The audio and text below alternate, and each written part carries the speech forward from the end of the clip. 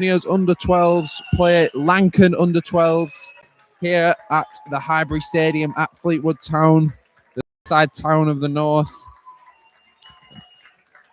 I'm Isaac Hunter. I'll be your commentator for this game.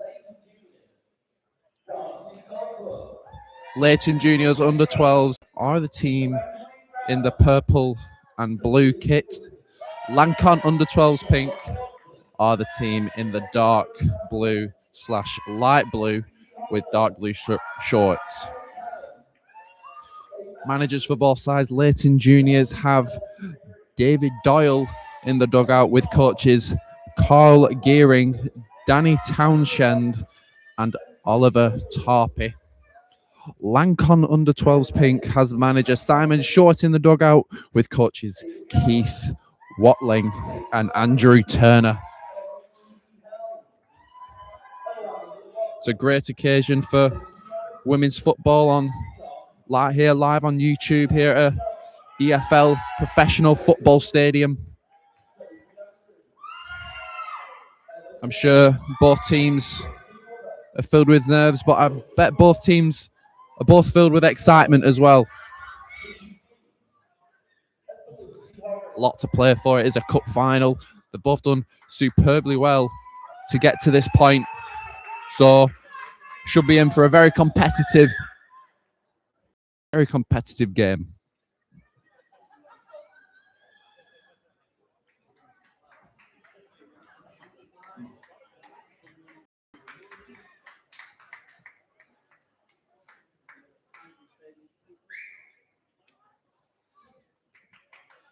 Teams getting into formation. It is a 9-a-side game, so shorter pitch, but still a lot of ground to cover for an under 12 side. Let's just hope they have the fitness levels. I'm sure they do.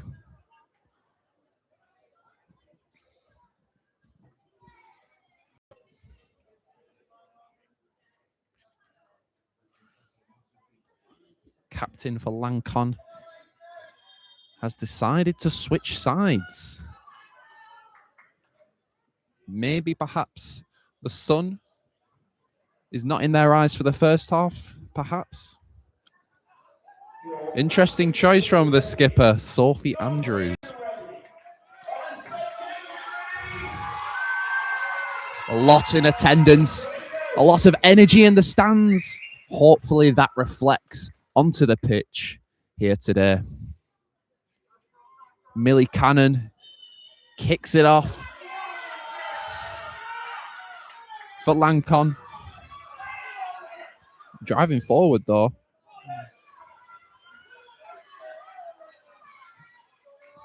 But Lancon deal with it.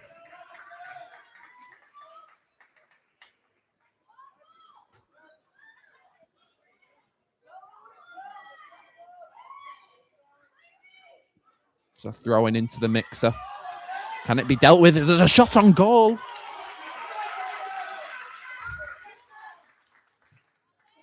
Keeper's equal to it.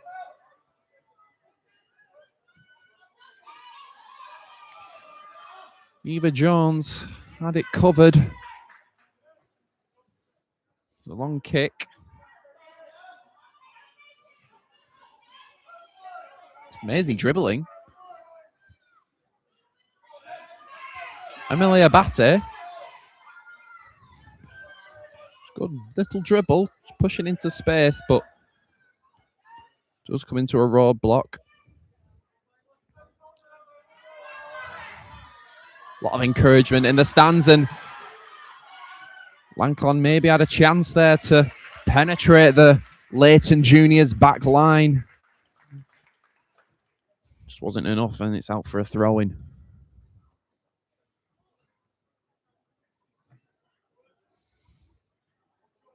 It's not a bad throw, it's in there. Changes in possession. Can it fall to a Lancon player? They get it cleared to Leighton. Can they counter-attack? She wins the 50-50, but Emily Ruby-Helm cuts it out. Middle of the park now. Shifty feet. But Jessica Glover is driving at the defence. It's back and forth action, and Leighton have a chance to open the scoring. And it's a great save. They managed to get it clear. Only as far as Kelsey Belk Gregory. It's a great opportunity for Leighton to open the scoring. Just couldn't quite make it work.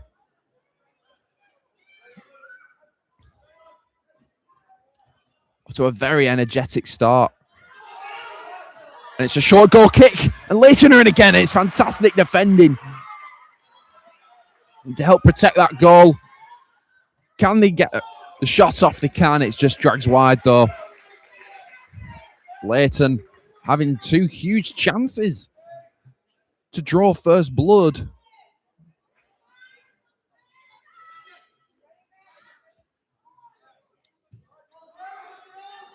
Goal kick goes short.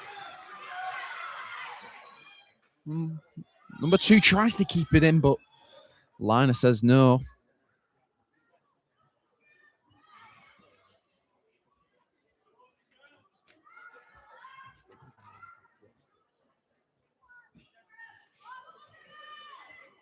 It's a throw-in for the mighty Leighton.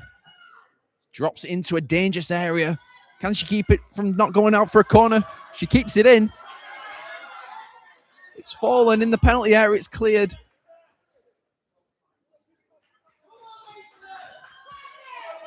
Leighton really pushing on now.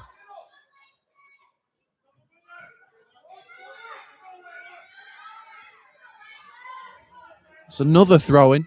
It's patient from Leighton.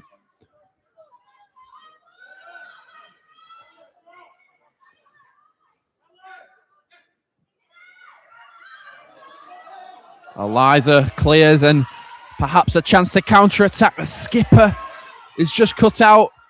And it's a good pass to Millie Cannon.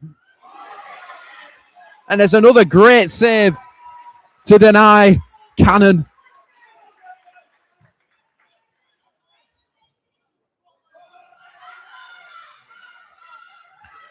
Andrews, some good hold-up play for there. Katie Lawrence, but it's Cannon again now. Shifty feet, past 1, past 2. Just gets tangled up though. So not a bad run into that final third. Cannon lets it go. It's a shot from Neve Rose Townshend. And a shot on target, testing the goalkeeper. Townshend, can she get to it? Pressures the goalkeeper, pressures the opposition enough to win a throw-in for her side. Cannon.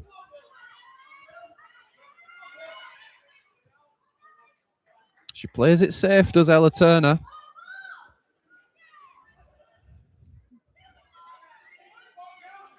I want to watch is Millie Cannon.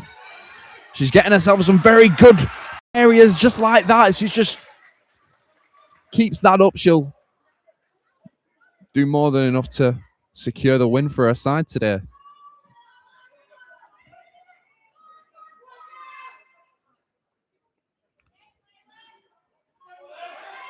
Can she get a cross in? She can, but it's good pressure from Lancon to diffuse any sort of chance being created.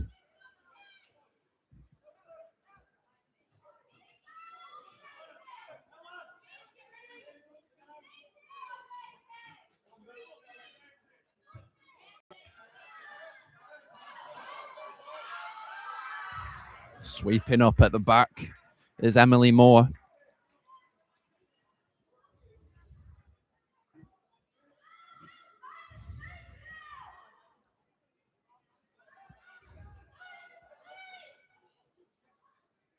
Lining up for a long throw-in. It's not bad. Can Leighton deal with it? It's a scramble. And chase is on now. Katie Lawrence.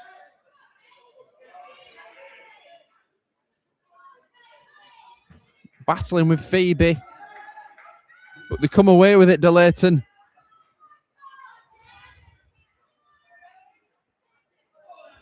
It just needs to break for both sides. It's good feet from Jessica.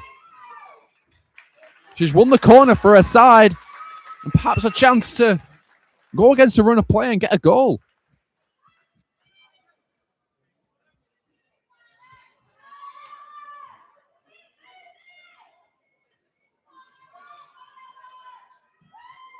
Law-driven corner. It's cleared. It's cleared again. It's a shot on goal. Maybe a cross. But Darcy. Good anticipation.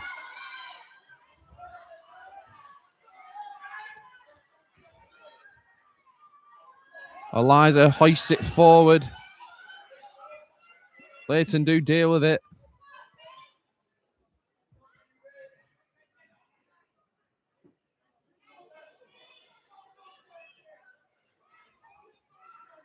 Phoebe not letting her pocket getting picked.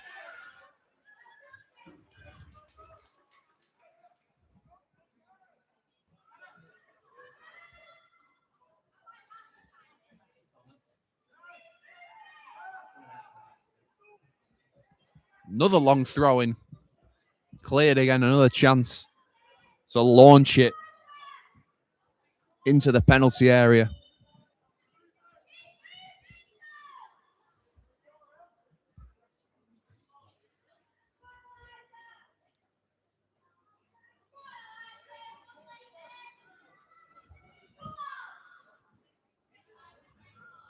Headed clear. It's back into the box. Townshend, can she get to it? And she can, but it's just a slightly heavy touch. It's quite unlucky, but she gets the throw in for her side.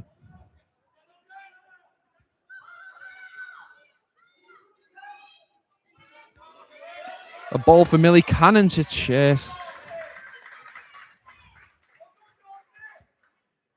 But it is cut out for a goal kick.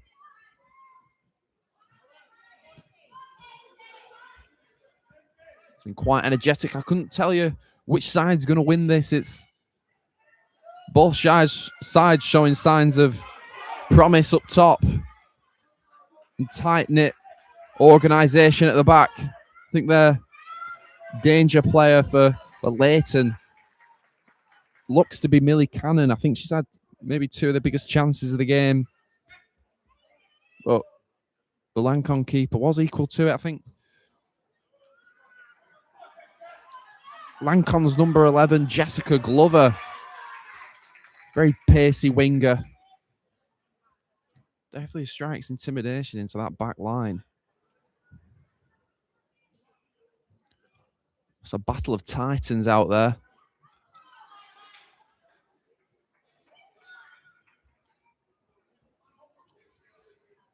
Not a bad throw-in. It's into a dangerous area to the skipper. It's good interplay. Jessica attempts to knock it past her opponent. Leighton deal with it really well, pushing them back into their own half.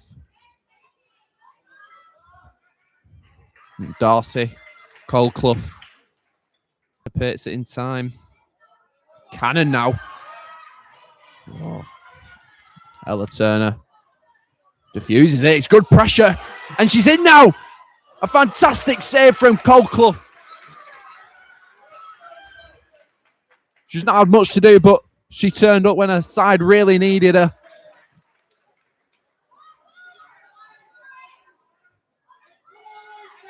In a cup final as well.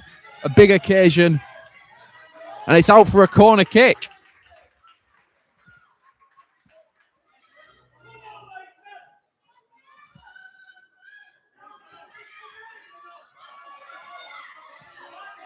In swinger.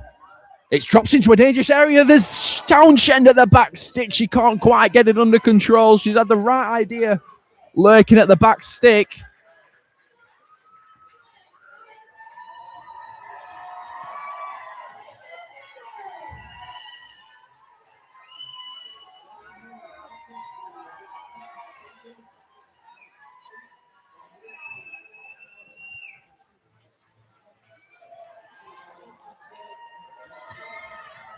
Bit of back and forth now, but Leighton have found themselves in space. It's Millie Cannon.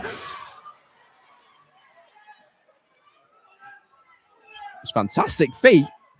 Tries to fire one towards goal. It's deflected out.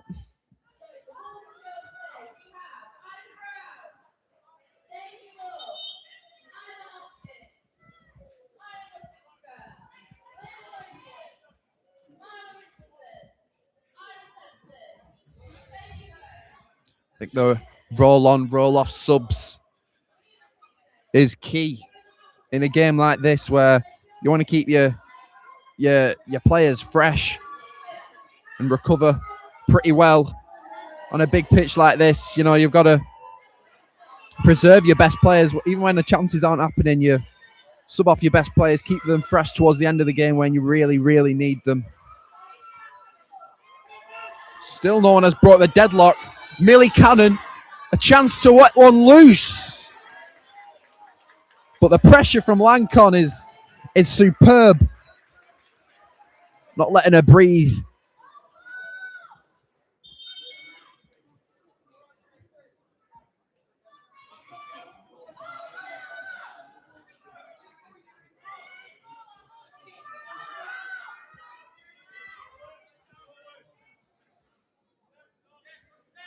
Alara.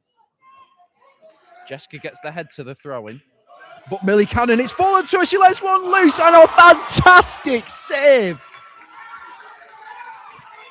And the crowd are really getting behind both sides now. You can't fault Leighton. They are really testing that goalkeeper. Just not quite drawing the first blood. It's in there again. Millie.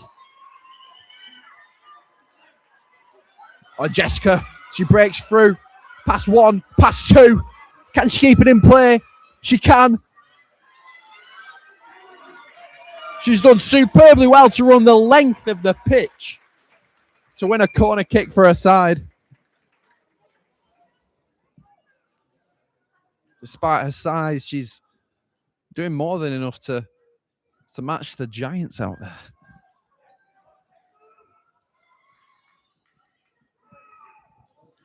Ball in. Chested away. Jessica wins another corner kick for her side.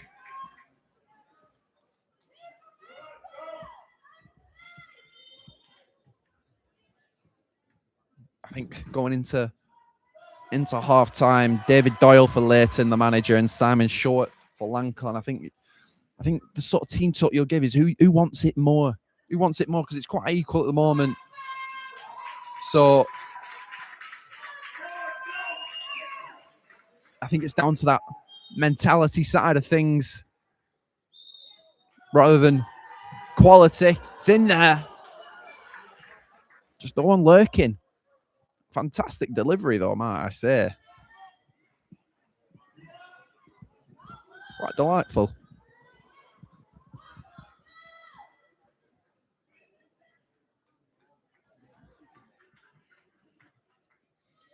Very clear, sunny day here in Fleetwood.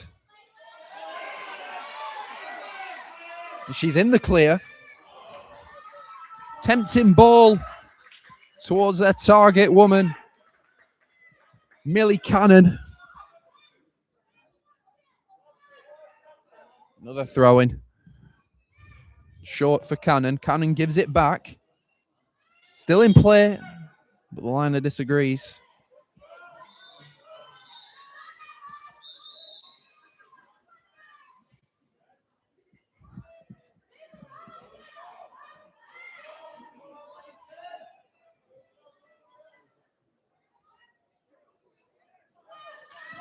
It's still on for both sides to win the Files and Lancashire Youth Football League Under-12 Girls Shield. I couldn't call it. It could go either way.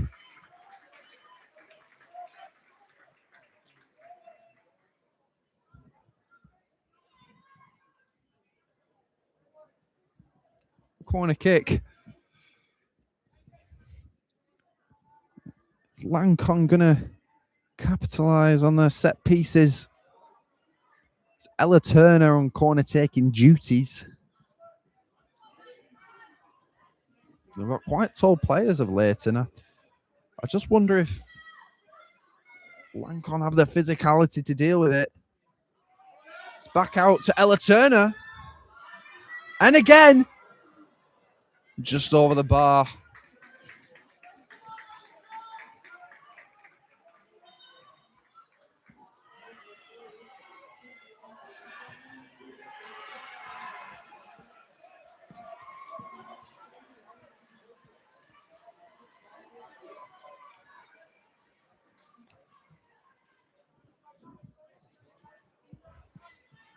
Goal kick.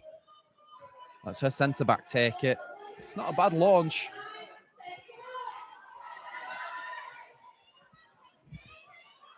It's cleared by Phoebe Duffield. Eliza Watling. It's got that long throw in her. Rory Delap. It's a really good spot for Jessica. She's done well to create the space to let one loose. Darcy Colclough was equal to it though to get down quickly enough. Millie Cannon with some good feet. She tries to burst through, force her way through. He goes out for a corner kick.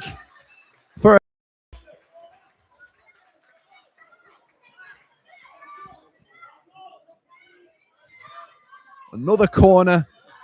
Game of set pieces at the moment. It's in there. It's another corner ball.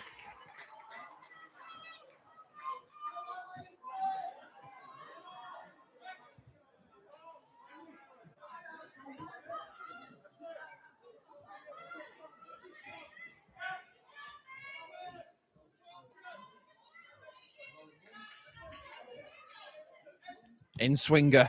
Into the mixer. It's still in play. Emily lets one loose. Using her physicality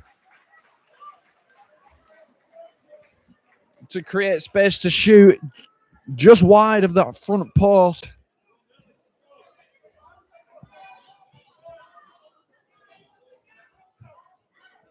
Short kick. Townshend. Feel like they're a bit isolated in that final third.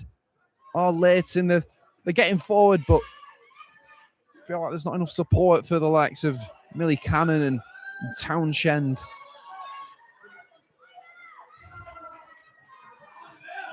I say that now, she's got options ahead of her.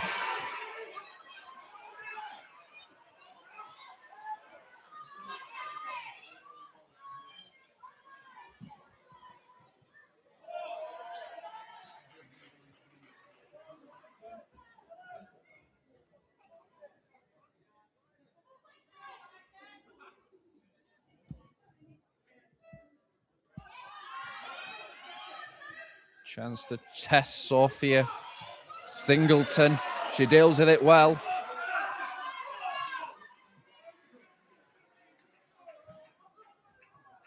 Jessica Glover doesn't quite win the chase. Townshend, she does come away with it. She keeps battling. It's good work rate.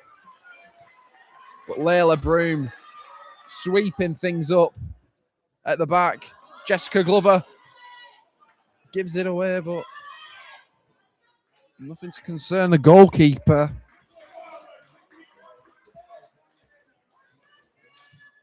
Launches it forward. Jessica Glover again. Knocks it in. Sophia Andrews is in there. There was a shot away from number 3, Emily Ruby Helm. Millie Cannon now. A burst of pace. Nearly taking on Ella Turner.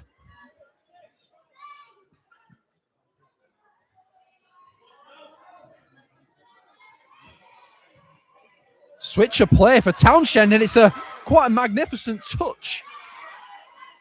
She does lose out. Glover Sends it forward. No one's on the other end of it. Good pressure from Emily Ruby. Back to Glover. Launches it up.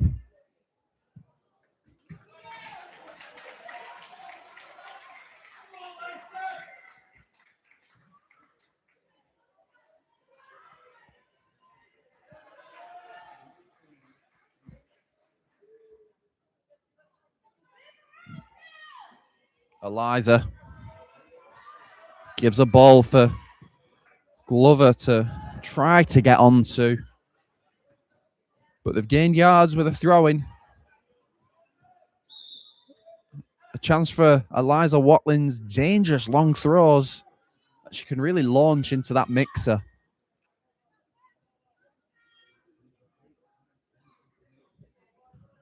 Ooh. What a clearance of flair. That little flick. It's another throw in. It's in there.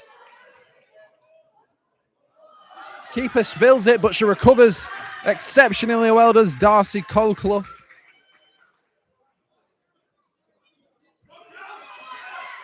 Puts the ball in a dangerous position. Lancon keep it in play. But she does make the safe decision to knock it out.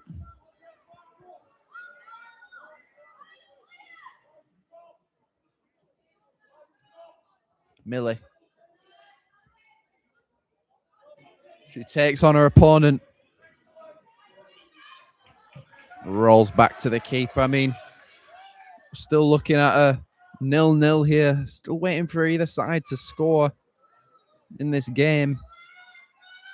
Jessica Glover again now on this right-hand side. She just can't quite guide it onto that penalty spot where Sophia Andrews was waiting.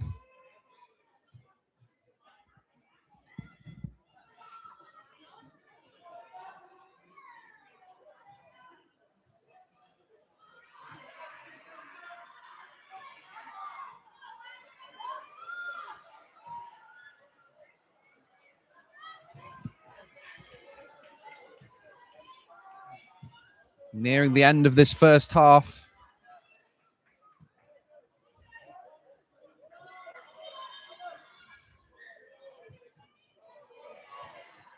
Making some substitutions now, Lancon, mixing things up. We've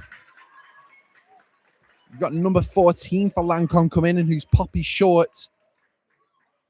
And number 7, Scarlett John.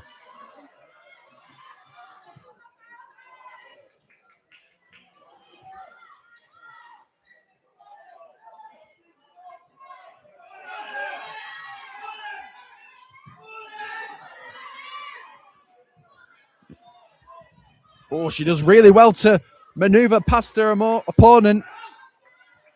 Attempting ball in there, but Sophia's there battling away at the top. And Millie, can she break free now?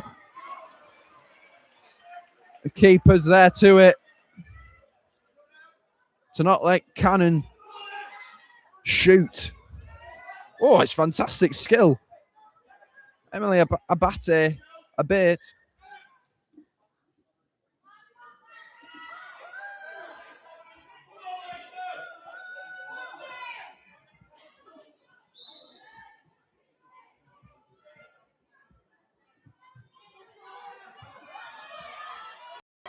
Emily.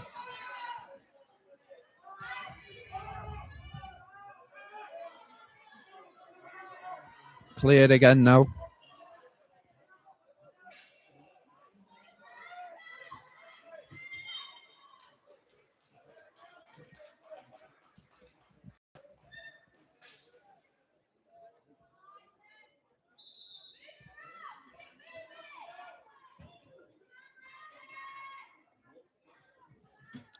Eliza. Back to her. Bit of ping pong football.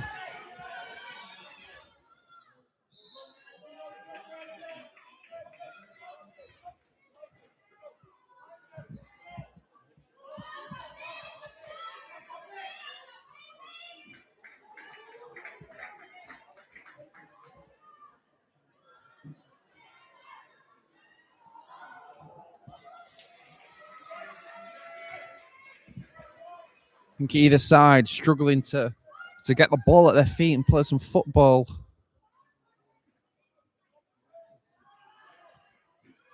You know, just keeps going out for throw-ins and set pieces where both sides haven't really capitalised on that yet. Millie Cannon chasing one down. It's out for a throw-in.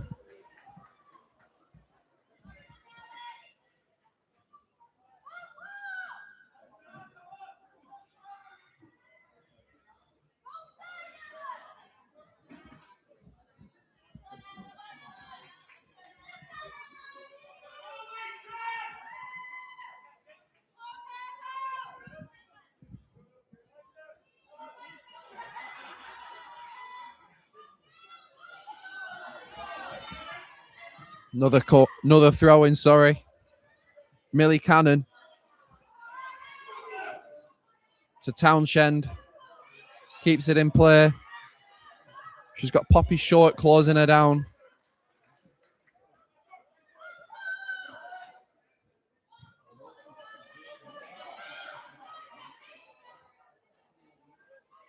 Millie Cannon now. She's in space. Shoots. It's in! Millie Cannon unleashes an absolute firecracker into that bottom left corner.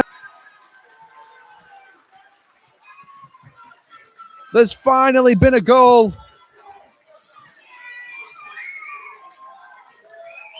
Just towards the end of the first half.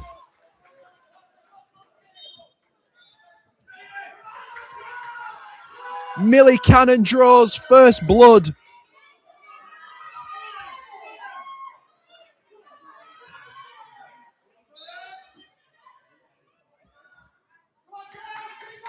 Crowd really getting behind Lancon though, so the captain for Lancon, Sophie Andrews, getting behind her team, telling them to get their heads up. But here's Millie Cannon again now, and it's cut out.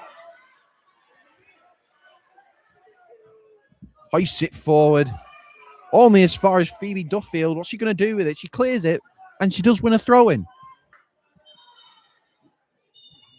And that marked the end of the first half here at the Highbury. 1-0 to Leighton Juniors.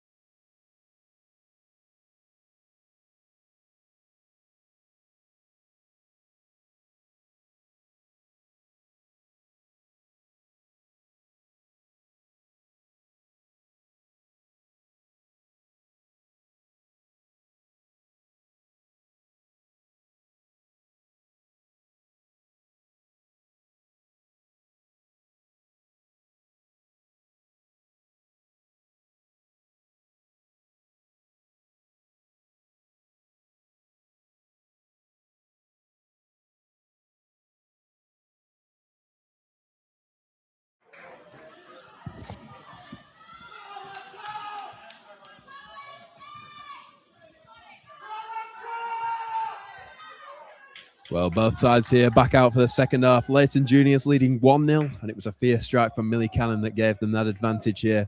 Will they be able to get a second in the second half, or will it be Lancon to come back? Well, we're back underway here as the ball's played into the defence.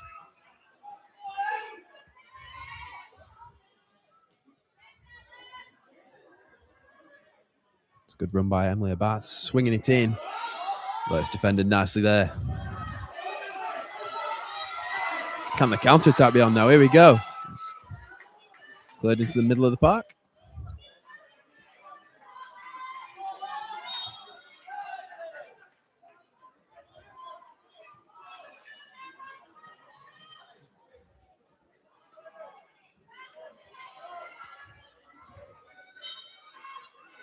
This free kick in the defensive half will be taken. It's hooked up the pitch. Nicely cleared though by a bat. She's been on the end of everything so far.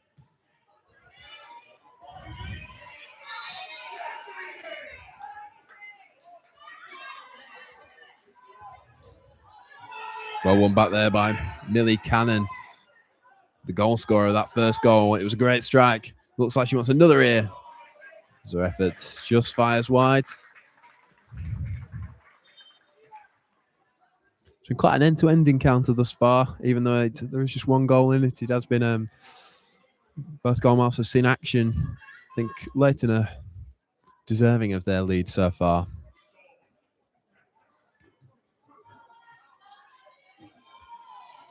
Millie Cannon definitely deserving of her goal.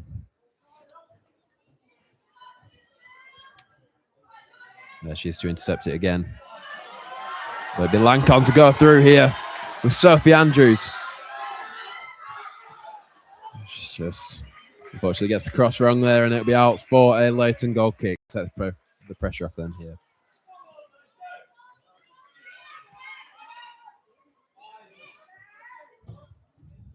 Goal kick taken by Bat.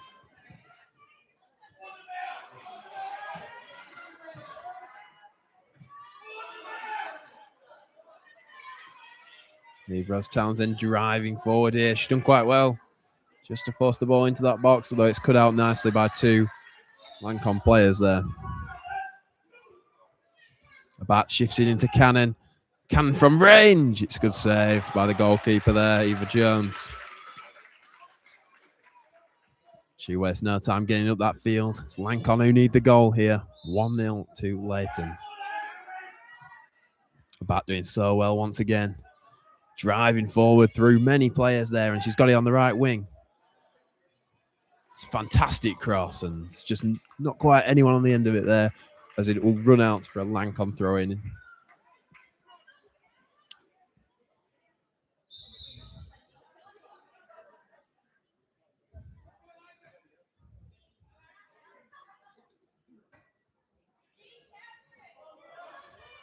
This will be taken by Eliza Watling, as Isaac, who commentated the first half, rightly pointed out that she has got a very long throw-in on her. She'll be able to get this up the pitch here. And there it is, the trademark throw. It's broken up in the middle by Cannon. She's still going here, takes it over to the right. But it's defended well by Ella Turner there, mopping up. Just knocking it out of play for a throw into Leighton.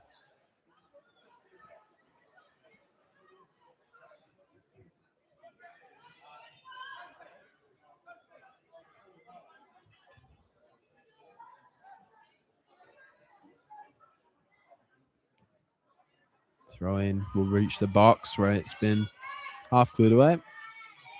And the resulting shot will go out for a Lancon goal kick there. No, sorry, the referee has given a corner, in fact.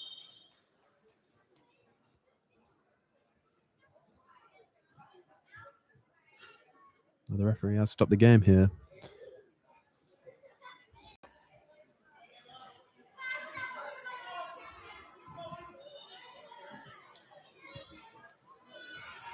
Straight off the training ground, that one, as the ball is played to the edge of the box. It's back to the corner taker. Under no duress here. It's a fantastic ball in. Touchdown. Oh, it's well defended. Fought for Cannon. Bat winning. Shooting from range. That is fantastic. And she deserves that goal so much. Emily Abat with a screamer here to make it 2-0 to Leighton. How about that? Fully deserving of her goal there. She's worked hard so much this match. And that is a goal to show for it. What a strike, Emily Abat. 2-0 to Leighton Juniors here.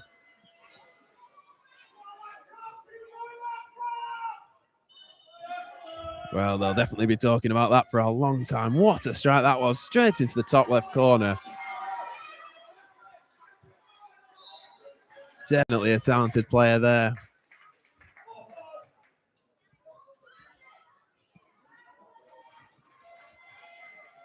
That was a fantastic strike to make it 2-0. The Lancon look to respond here. They've forced it up the pitch. They've got themselves a throw-in high up.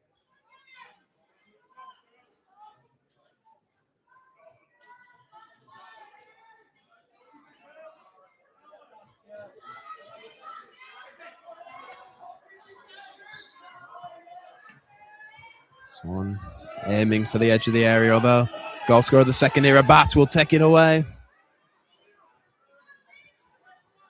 Oh, that is fantastic dribbling there. She's got it down the line here, down the right. Bat still going. It's another great cross into the middle. It's falling. And it'll just end up there for a goal kick. But how about that from Elliot Bat down that right-hand side, taking on many players. And there's some lovely skill moves being pulled out there by the number 20.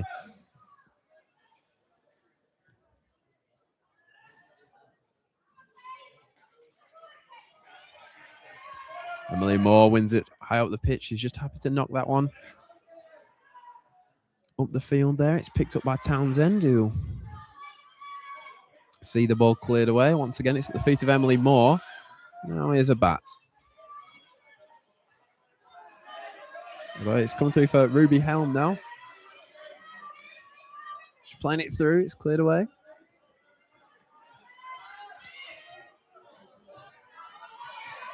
They come Lancon. And the referee has given a free kick there. Could be argued it was a bit of a late one from Alara Tomlinson there. Well, despite being 2-0 down, Lancon are definitely having a go at coming back from this deficit. By no means deterred by the performance Leighton have put in. They've definitely been in this time. They still are. Just maybe wonder if the next goal will change things here. Can they do that from this free kick? Referee blows his whistle. So it's over the wall and just over the bar as well. It's not a bad effort at all, that, from Ella Turner. Very unlucky there just to see that fly over the bar and not just dip under it. It's a good free kick. It will end with a goal kick from Darcy Coleclough.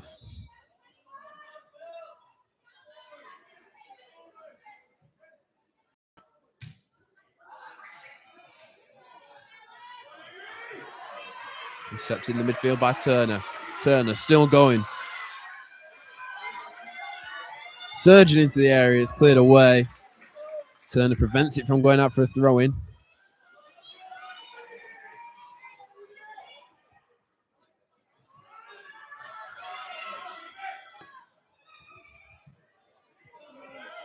Leighton seems so well drilled to be able to cope with the Lancon attacks throughout this match. Despite facing pressure, they've stood up to them well.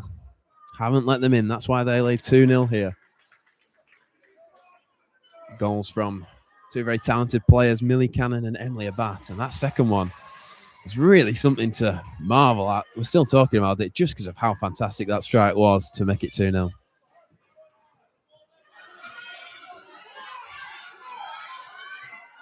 Georgia Fortune with it now.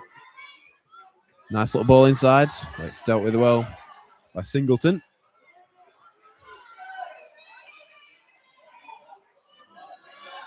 Well, it might break here. It's cleaned up nicely, though, by Cannon, dropping back there in the final third to defend it. And now here goes Neve Rose Townsend, who is fouled as she progresses through. It will be a free kick to Leighton. Maybe a bit of a chance for them to regain possession of the ball. It's been quite heavily Lancon in that second goal, but as I was just saying, Leighton have done well to weather the storm, and they'll take this opportunity to regain possession and maybe even have a strike at goal. This is a Bats who stands over it. We know how good she is from distance. It's not bad again. It's a good save from Eva Jones, actually, to prevent that going in. It might have just crept into that corner there. Definitely has a strike on her bat. That's been evident so far this game.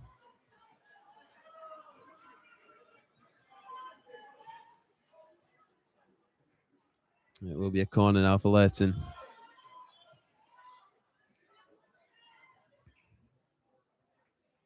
It's in. It's gone all the way through, and Phoebe Duffield has tapped it home from close range.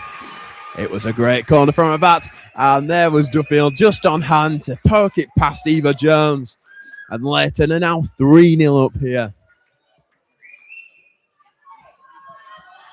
Very nice corner routine there. Sees them get their third.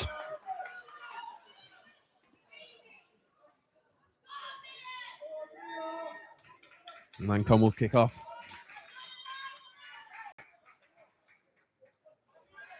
There has been a substitution made.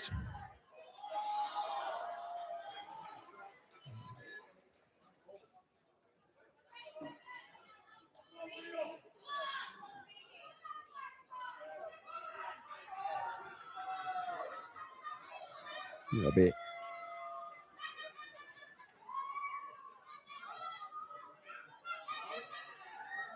Emily Ruby Helm and Layla Broom entering the field of play. Coming off is Sophie Andrews.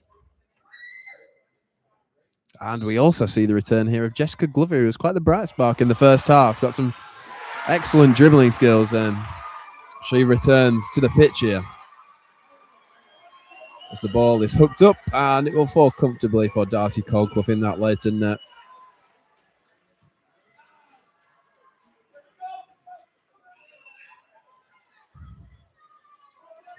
Now here comes Glover. First touches since coming back on. She's demonstrating her dribbling skills there once again as she forces a throw in. It's a good challenge by Cannon. She'll take the throw in herself here. It's broken up nicely. That girl again, Emily Abat. Ella Turner just prods it out there for a throw in to relieve the pressure off the Lancon back line. If you are just joining us here, Leighton Juniors are 3-0 up here versus Lancon. Goals from Millie Cannon, a fantastic strike from Emily Abat, and then a tapping by Phoebe Duffield from a corner. See Leighton 3 goals to the good here as Cannon will strike from range. Bit of an optimistic one. It's not bad though. Just curling wide of the net there. She was looking for her second goal of the game there after her first half strike. Saw Leighton go 1-0 up. It'll be a goal kick for Eva Jones now to take.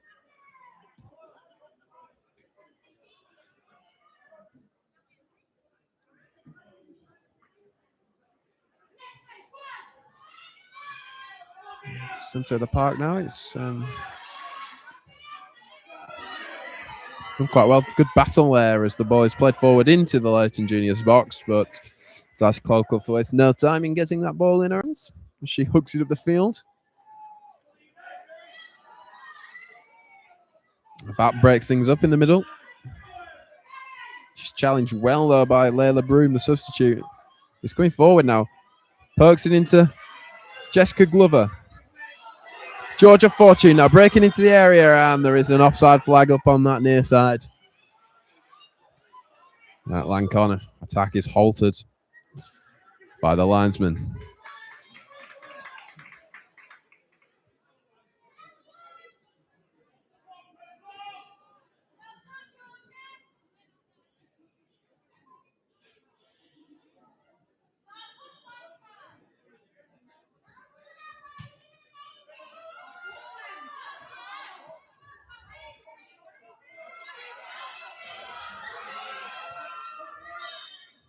It was Poppy Short there driving forward, winning her side a free kick.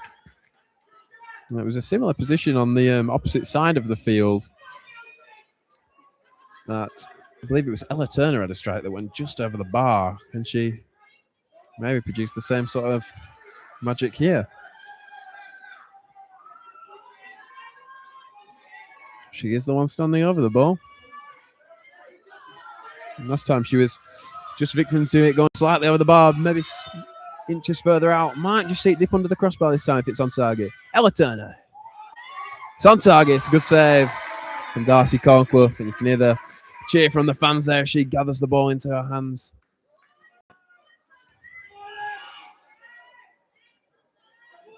As the ball will break now for Neva Townsend on this left flank.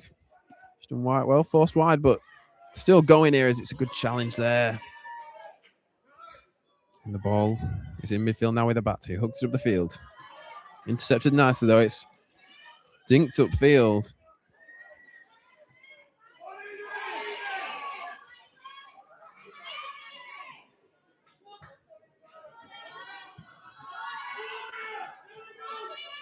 Plenty of back and forth going on through the defensive series. Mia Taylor's broken through. It's into Rose Townsend now. It's defended nicely though. It looked like a chance there for Leighton, but well defended by Lancon. And we're back doing fantastically well there once again. Sure you've heard us say that once or twice today. Ella Turner now. Moving it forward. She's doing nicely here. And she's turned a man.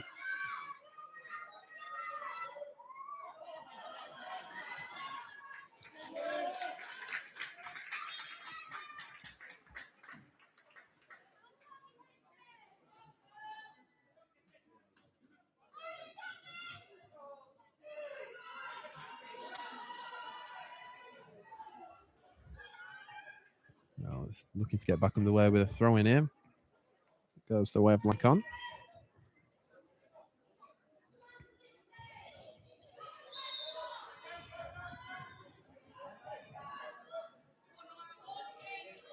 Yeah, despite what the scoreline reflects, it has been quite the end-to-end encounter. It is 3-0 to Leighton here. But Lancon have been no means not a threat of their own. They've been challenging all game, especially that first half was a close encounter. It was a Millie Cannon goal right at the death, really, of that first half that separated the two sides. Before that, it was a very even game, and they're still pushing forward here despite conceding the other two goals. Balls play up the field, defended nicely though.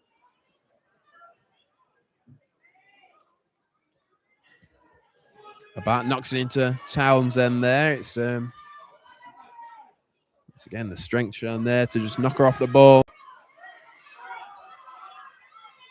Jessica Glover once again showing you what she can do when running at that back line. She's won her side of throwing deep into the attacking third there. She's done nice.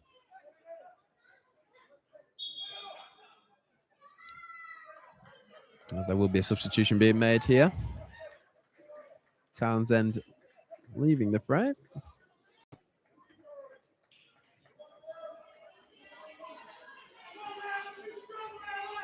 And Kelsey Belk Gregory will be entering the pitch.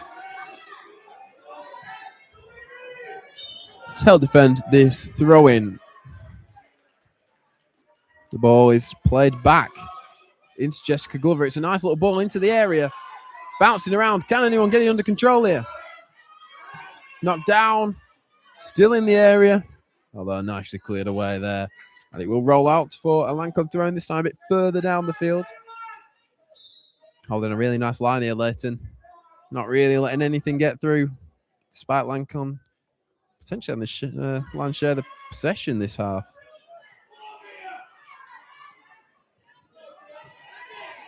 Look down the field.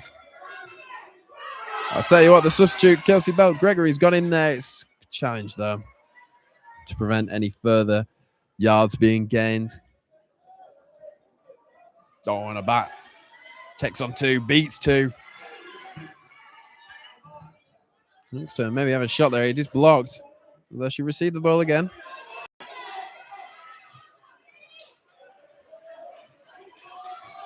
Now Poppy Short with some room to run into. Cannon will clean up though, as she has done many a time this half.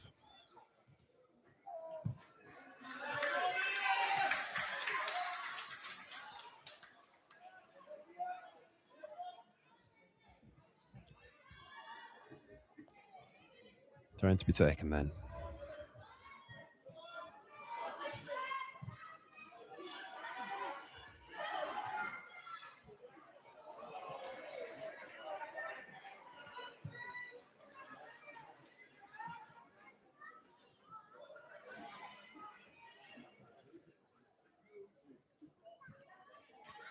Into the middle of the park. This time it'll go the way of Leighton, though, on the touchline. As Laura Tomlinson rushes to take this one.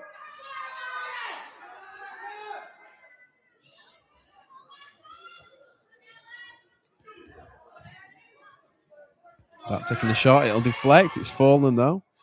Belt Gregory. It's great strength shown there by a bat. But now here comes Jessica Glover, who's really been the danger for Lancon this half. Definitely been the one to watch. And she's once again won aside a set piece with a dribbling ability. It will be a throw-in.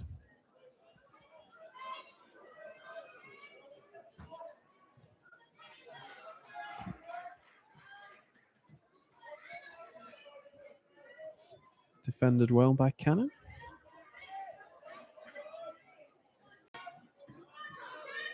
It's the ball to the back line. It might fall here. It's cleared away for now to the edge. Good defending by Tomlinson there. Before she's helped out by Singleton. It's hooked up the field now by Holden. Kitty Gleave with it. Now is Glover. Once again, so good at just keeping all that ball there for Lancon. Definitely the one that wants to get on the ball the most. That's cleared well down the field. It's done nicely there. And Ella Turner's done just enough there to see that out for a throw-in to her side. Cannon hooks it up. Now here's a bat on the ball. Trademark run down the right-hand side. This time, however, has been cut out. But she has gained some nice yards there for Leighton, and they will have to defend this set piece. Which Cannon does admirably, hooking it all the way back to Eva Jones in the Lancon net there.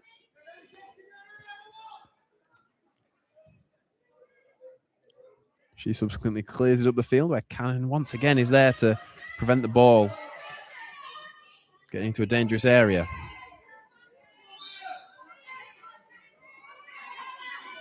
Here goes Belt Gregory. And she's put enough pressure on the defender there to win a corner for her side. Now, the last time Leighton had a corner, they scored to make it 3-0. Can they produce the same magic again here to make it 4? Find out. It will be a bat to take it.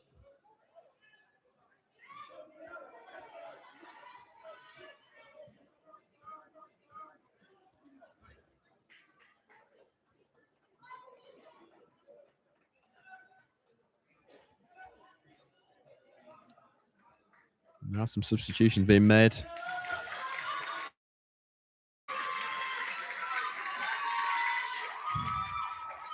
As we'll see Eliza Walting back on for Lancon and Charlotte Warburton on for Leighton.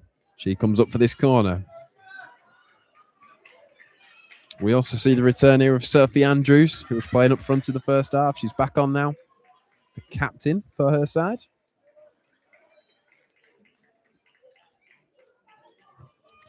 And last of the lot, we'll see Katie Lawrence join the field.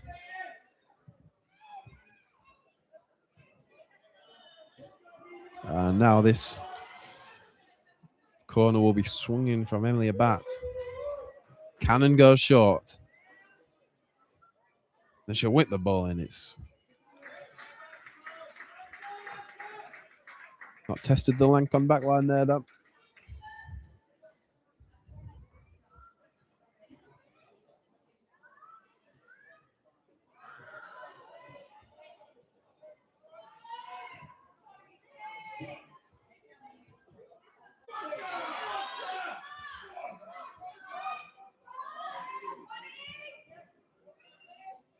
Boys cleared up the field there. Lancon getting quite familiar with the touchline as they have another throw in here, which will be sent down the line. It's a good header. Might just break in the middle. It does. Good pressure.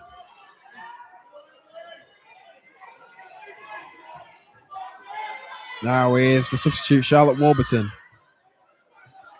Right, I might fall for the other substitute, Sophie Andrews.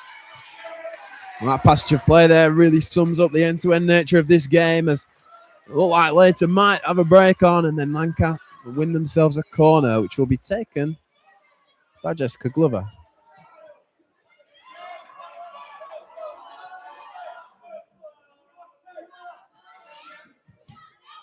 Glover's blowing. It's cleared to the edge of the area by Millie Cannon. Goal scorer of Leighton's first. First of third, that is. It is 3-0 to Leighton here. And Spelt Gregory's released here. Still has a chance. Still on. The ball will fall for Warburton. Oh, and it's off the post there and just wide. It's a good chance for number 4 there. Narrowly missing the back of the net from Warburton there. Would have been almost an instant impact there from Warburton if she'd have scored that one.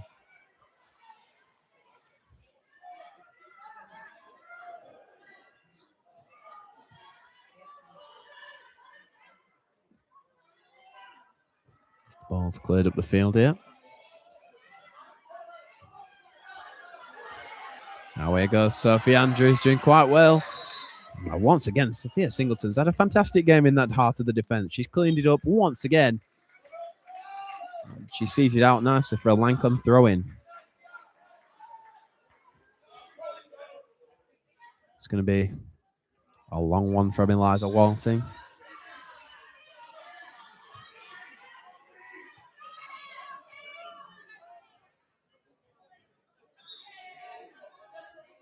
There it goes. Cannon with a nice touch just to get it out that box. Leighton still with a task to do defensively though. As the ball comes in, it's gone all the way through, and it will be a goal kick for Leighton. Maybe a chance to slow the game down now after quite a hectic period of Lancon pressure there. They'll be more than happy to just take their time with this goal kick, which will be taken by Emily Abat.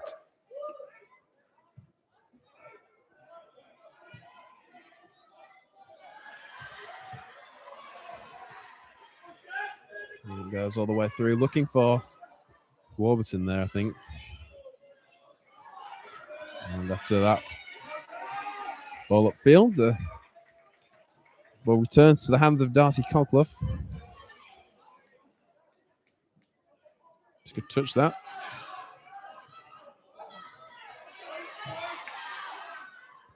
That's enough time now to clear it away.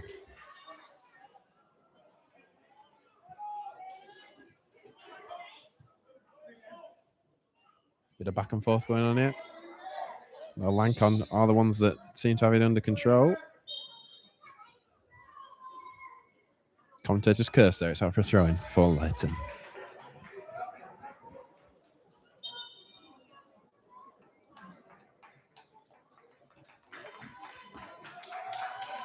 There's another substitution taking place here. I think that's Emily Moore coming off. That'd be Phoebe Duffield coming back on. Scorer of the third, taking the throw in here. And it's a great throw. It's been poked out of play by Katie Lawrence, and that will see Leighton enter the final third with the throw in.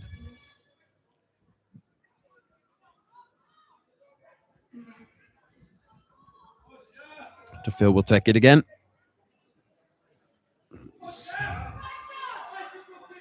Gone all the way.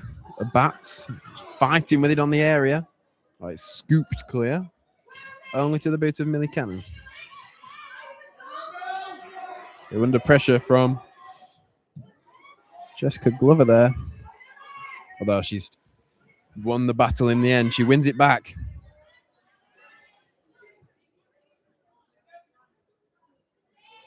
A bat clears it up the field.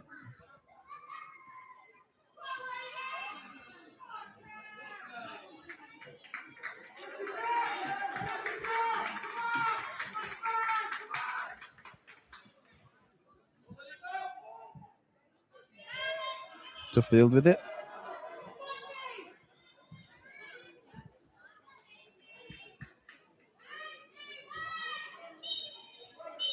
And that is full time. Leighton are the champions. It was quite the game. 3-0 win. It was Millie Cannon with that first half goal. And then the fantastic strike. The moment of the match. It's Emily about with a fantastic finish before Phoebe Duffield wrapped it all off nicely with a goal from close range from a corner. Leighton are the champions. They win 3-0.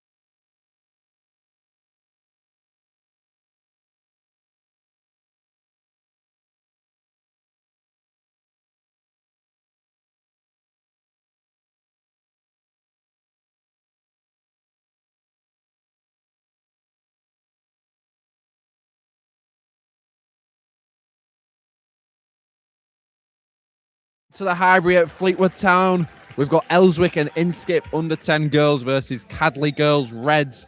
I'm your commentator for this half. I'm Isaac Hunter. I'm joined with James Crickmore. James, what do you think of this matchup? Well, we've already been treated to a very entertaining game earlier. I think this one should live up to the expectations as well. I think it's going to be a great game. Yeah, here at Highbury, great opportunity for women in football. I bet both sides very, very nervous, but I bet they're both filled with excitement. Hopefully, the weather can reflect onto the pitch today, where it's very nice and sunny, very bright, very clear skies. Hopefully, a lot of energy on the pitch today. High scoring game. Just a good game for the neutral. Manager for Ellswick and Inskip, we've got Andrew McLaurin with coaches Liam Bradshaw. For Cadley, in the dugout, we've got Stephen Thomas with coaches Stephen Hatch and Andrew Sidgreaves. Ellswick and Inskip are in the yellow kit. No, they're not. They're in the Vault neon yellow kit.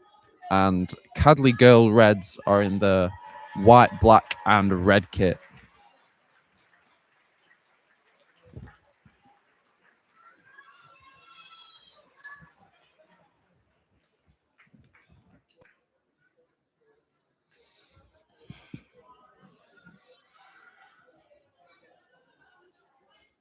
Both teams going into their team talks. Both happening up. They both got here into a final. Very competitive matchup. A lot of quality to reach a cup final. Hopefully it lives up to the expectation.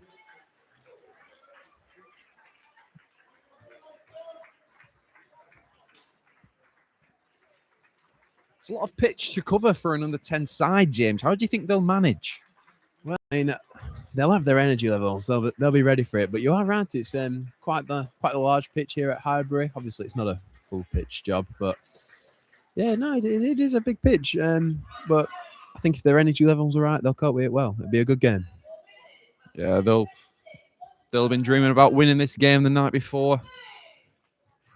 Hopefully, it can come true.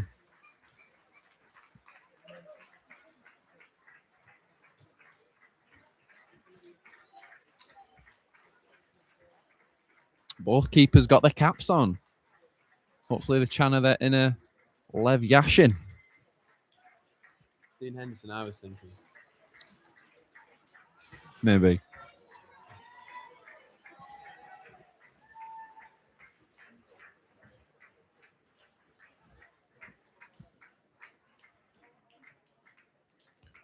Got the coin toss between both captains of each side.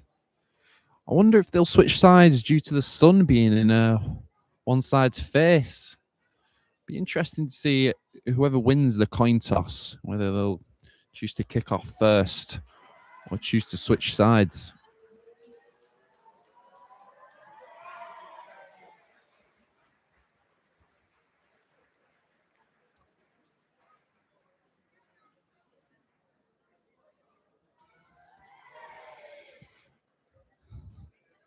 Ellswick and Inskip and Cadley Girls Reds are playing for the Under 10 Girls Cup in the Fylde and Lancashire Youth Football League.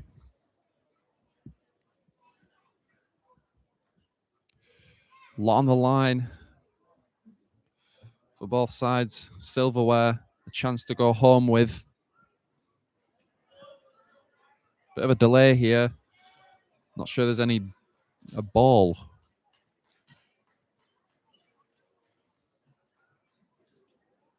Well, I mean, on that topic that you're just saying there, they've worked so hard for this all season. It all comes down to this one. As you were saying, it's a great occasion. What a stadium to be playing at such a young age. I mean, it'll be a great occasion. As you said, there'll have been sleepless nights last night, dreaming of lifting this trophy, and let's see who can do it as the ball finally makes its way onto the pitch.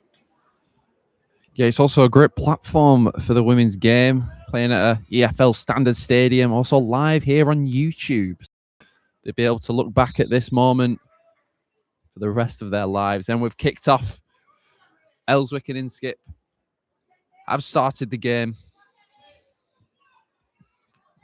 Both sides wanting to come away with the silverware and just powering through here. And he's cut out in the end.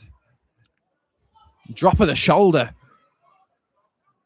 from Peyton Trinder. She's still going, is Peyton. She's got options. She chooses to go back.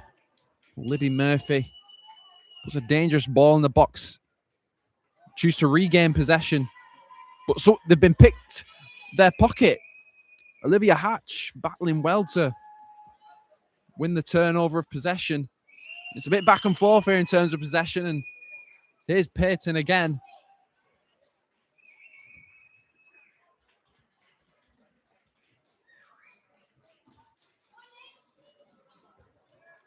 It's good play. Find the winger out in space. It's Olivia Hatch now. She plays it back. Bit of a 1-2. It's a wayward pass, but it's a good idea.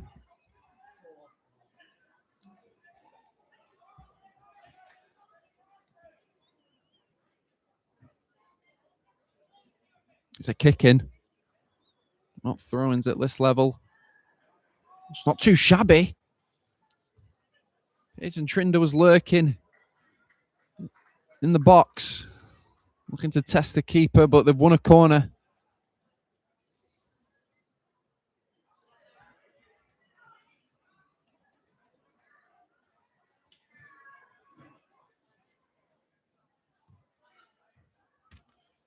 Lofted in there. Libby Murphy swings a foot at it.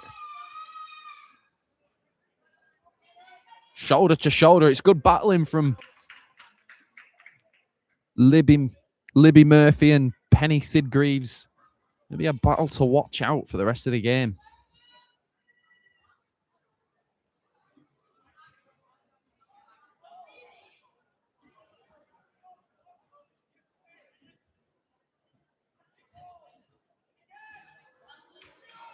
It's Peyton.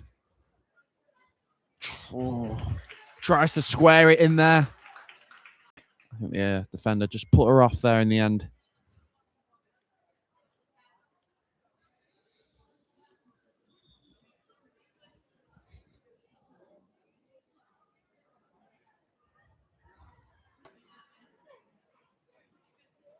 It's a delay here.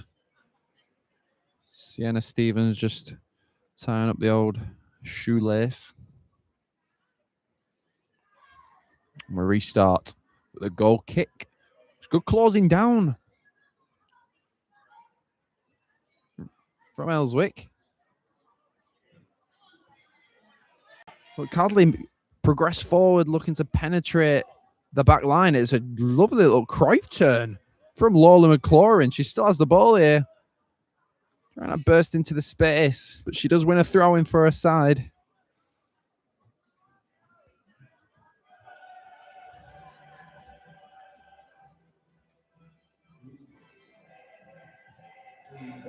A kick in, a chance to get the ball in the mixer. It's in there.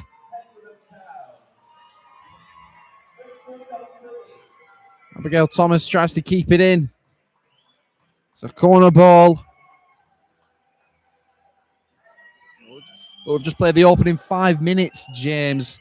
What are your thoughts on the two sides so far? I mean, I'm not a lot to judge off, but what are you saying?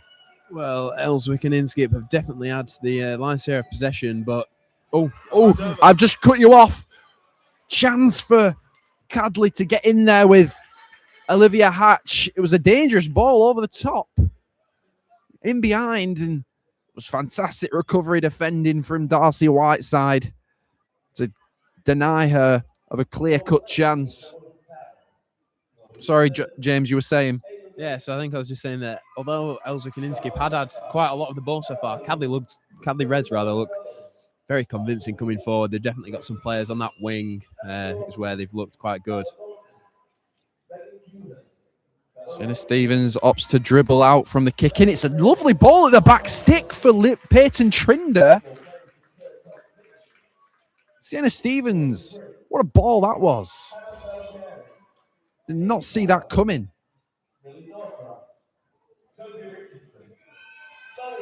Goal kick, opts to go short. Turns away from her marker, and Stevens is there again. I mean, we've got Libby Murphy now. Oh, it was a good run. Just couldn't keep it in play.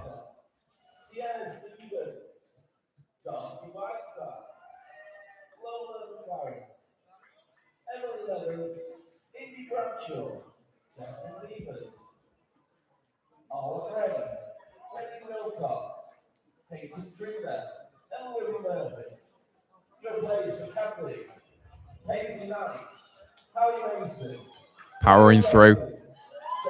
The turnover in possession now, and it's Peyton. Definitely a player to watch. I'm going to say Peyton Trinder getting on the ball a lot, advancing forward.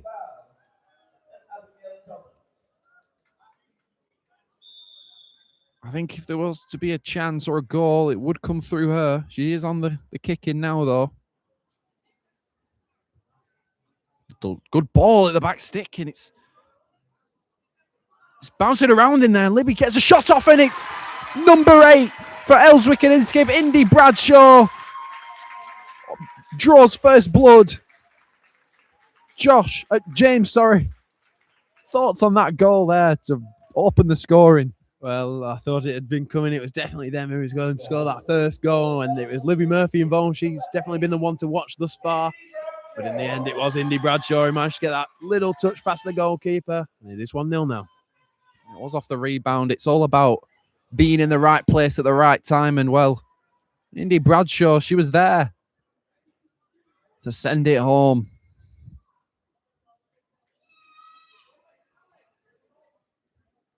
I just said moments before as well, if there was a goal, I thought it might come through Peyton Trinder, and it was her that delivered the ball into the box. Right at that back stick in the danger zone, and she does more than enough to help her side get back. Not get back, get into the lead. Stevens now. Just to hoist it forward, and easy hands for Paisley Knight.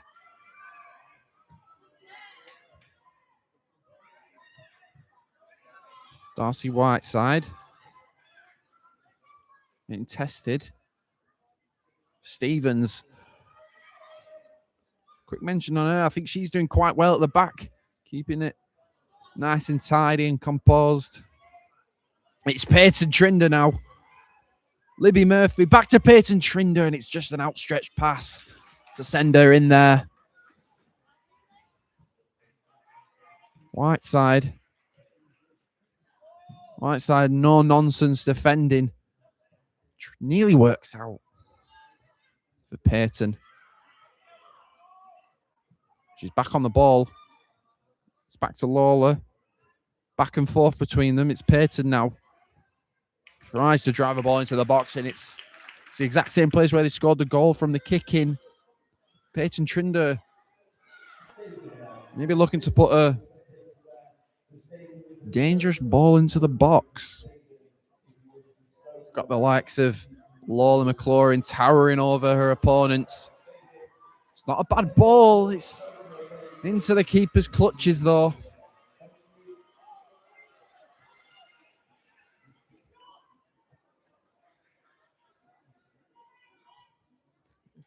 So just under 15 minutes left of this first half, and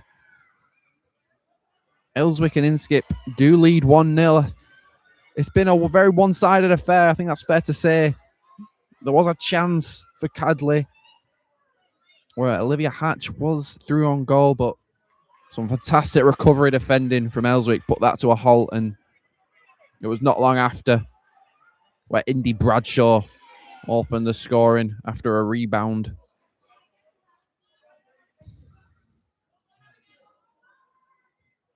Scarlett St. Val presses well, wins the ball back against Stevens.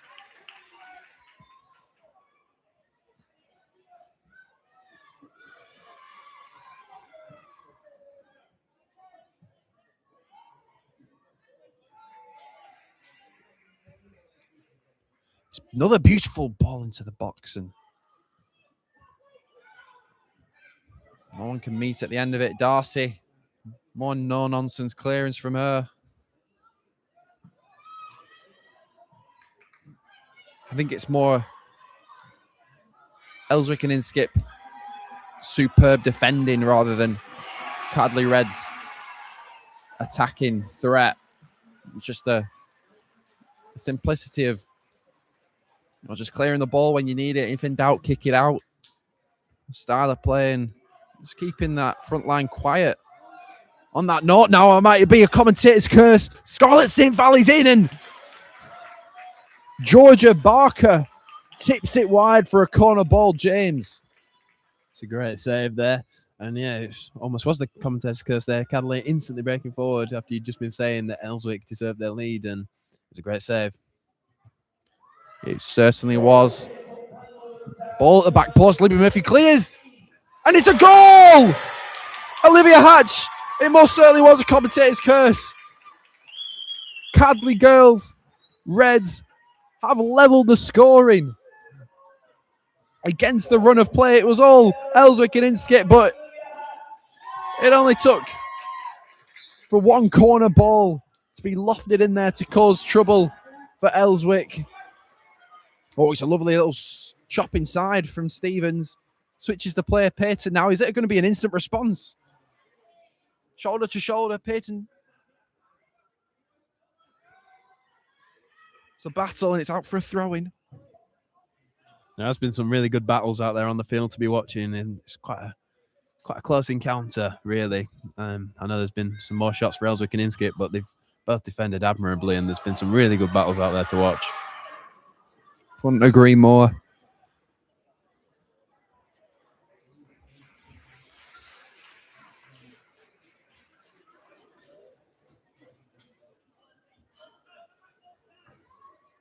Libby Murphy cuts it out, though. Maybe a chance for Ellswick Town. She gets a shot away, and it's whistles past that front post.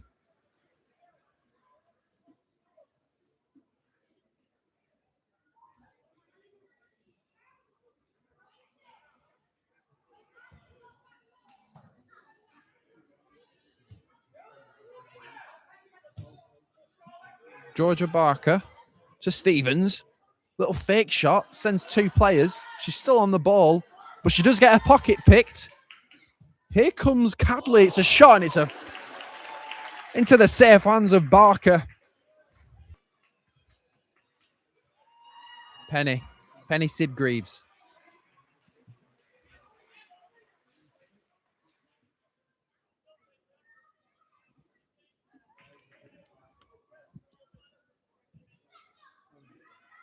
Substitutions for Ellswick and Inskip. Got Libby, the goal scorer, Indy, coming off to the pitch, as well as Lola McLaurin.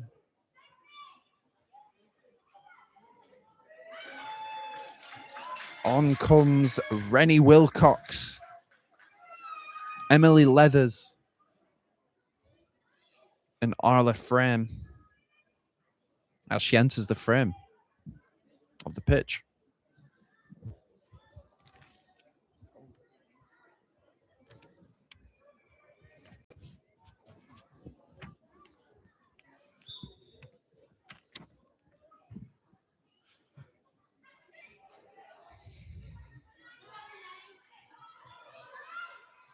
Oh, it's a good turn inside from Penny.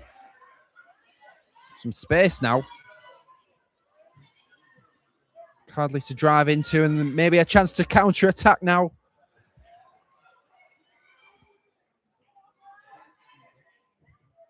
Jasmine Beaver is on the pitch as well. Sorry, I didn't mention that.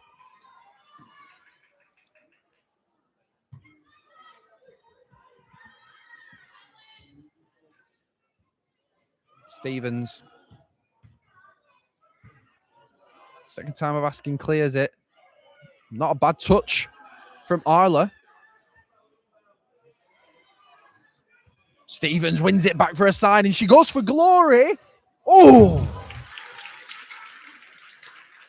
Got to appreciate the ambition. Really did test Paisley Knight there in the net.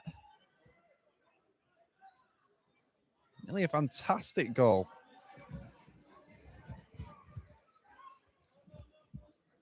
Outswinger into the box. Darcy gets turned, and here come Cadley. She has choices, but Stevens with the most crucial tackle that she's made all game. And from one tackle to a fantastic pass, Arla Frame wins the corner kick. Well, Sienna Stevens has been absolutely fantastic at the back for Ellswick and Inskip, and that tackle really is the magnum opus of to why she's been so good.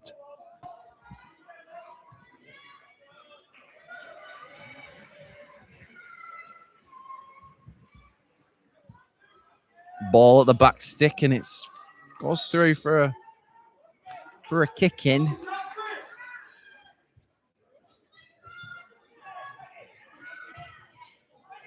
Darcy with a heavy touch, and Cadley sending another striker. She's in, and she scores!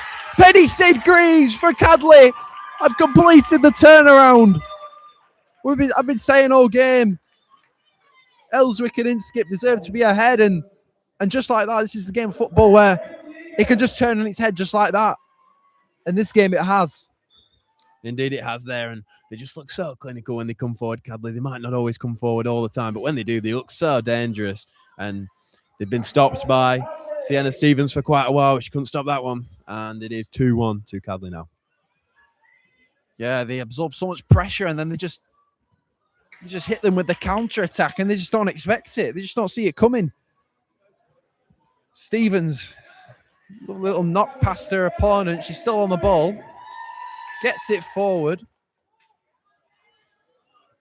Arla's created space to shoot. Oh, and it's a crucial. Was that a block? I thought I saw a block in there, but just manages to drag it wide. It was fantastic play from Arla Frame to use her body and momentum against her opponent to create space to shoot. Very, very unlucky. The ball forward. Sienna Stevens deals with it. I feel like I'll be saying that a lot more. Sienna Stevens winning the ball back.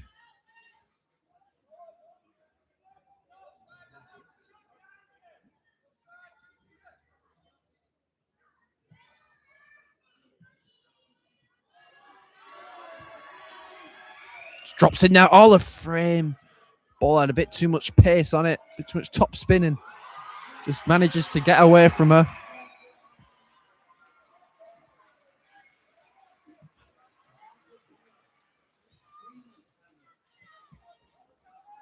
Darcy tries to deal with it.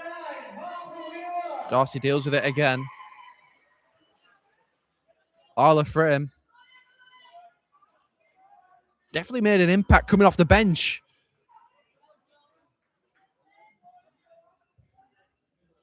Stevens.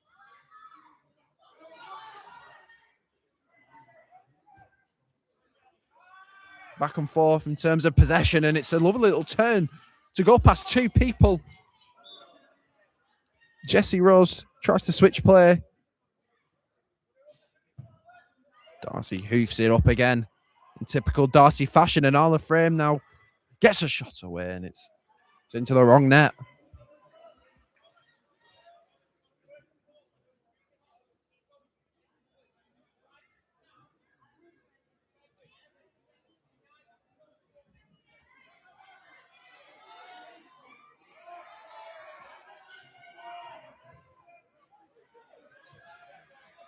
Darcy sees it through for a keeper, Georgia Barker.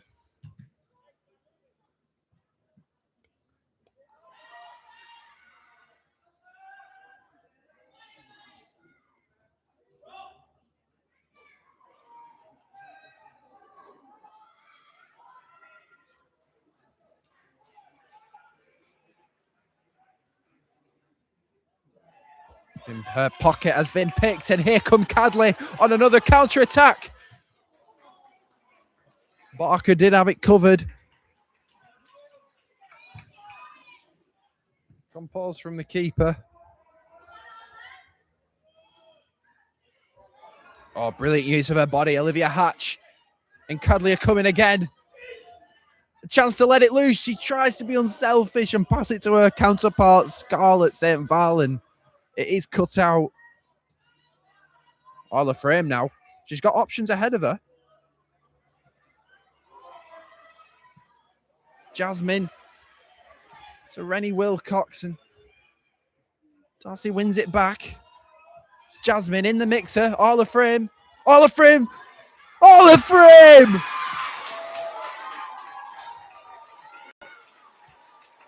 It's 2-2 as she hits the Gyökeres celebration. Striker's instinct to knock it home. James. Mighty fine turn that from Isla Frame there, and she has deserved a goal. She created the first, and yeah, it's an excellent goal, and we're back level here. So Desmond 2-2 here at the Highbury. Very, very exciting first 25 minutes. And they're in again, Jasmine. Whistles past that near post.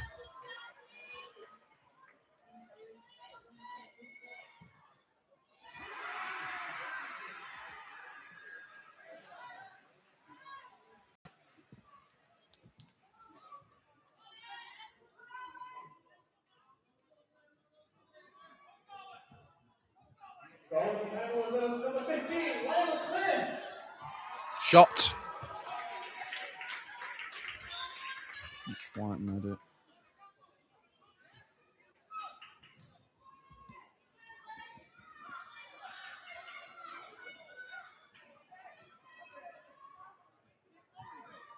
Both teams definitely rising to the occasion of playing in a professional EFL ground.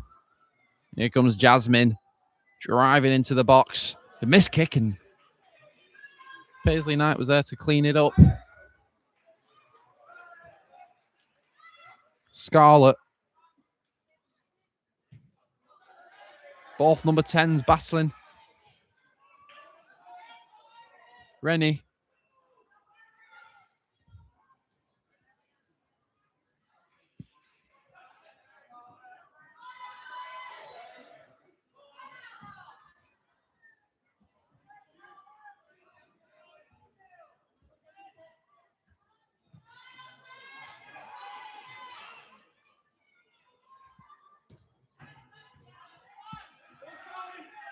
Scarlett's in space now. Struggles to get past Darcy, and here comes Jasmine. Chops inside, and oh, fantastic ball and an even better touch. Abigail Thomas inside for Scarlett St. Val. Oh, and she can't quite keep it in play. Good run of play though, that from Cadley. Yeah, it was a nice little turn that as well, to just make some room, get off the defender's back, and it's, yeah, as I said, they look dangerous when they come forward. They do. They really do. And that's how their 2 goals have come about. Oh, it's a dangerous ball. All the frame. In on goal. Can she get a shot off? She can, and it flashes across the goal.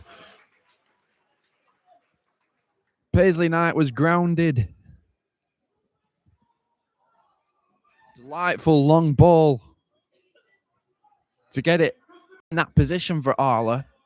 Maybe did just get ahead of her. Could have had a better angle, but nearly came off. Emily Leathers turns around. Patient play, Sienna Stevens. Sienna Stevens pressured now. She's calm and composed. Very calm and composed. Gets past her marker and goes for glory. It wasn't bad effort. Didn't mind the idea from Sienna.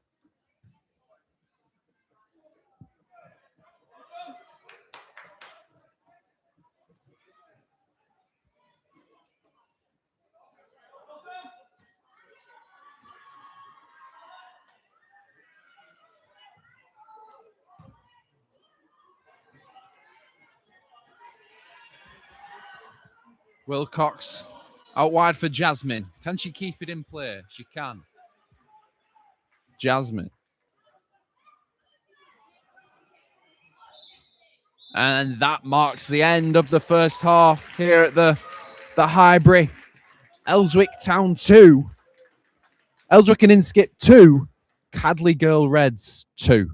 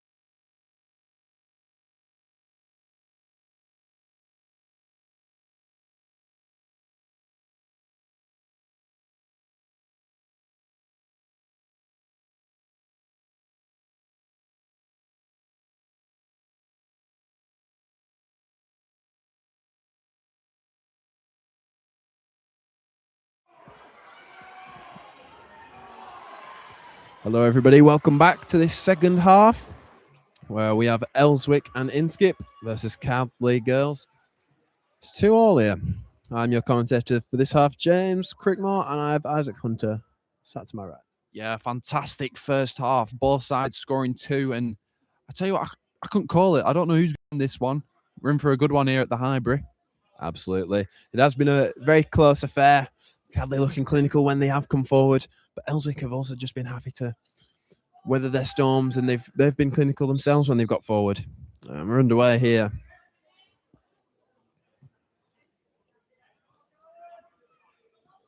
Sienna Stevens just on the ball there. She has definitely been the star player this match.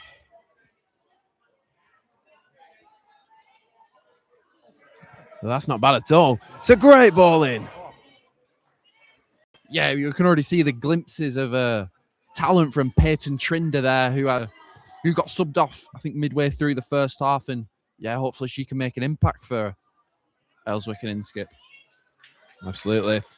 She might have a chance to do that here with this corner.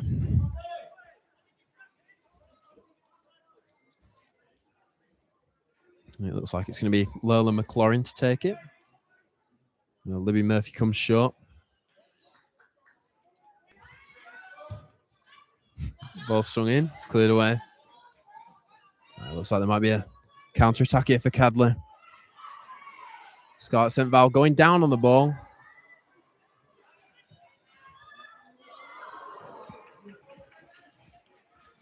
That will result in a kick-in, which has been sent long up the field.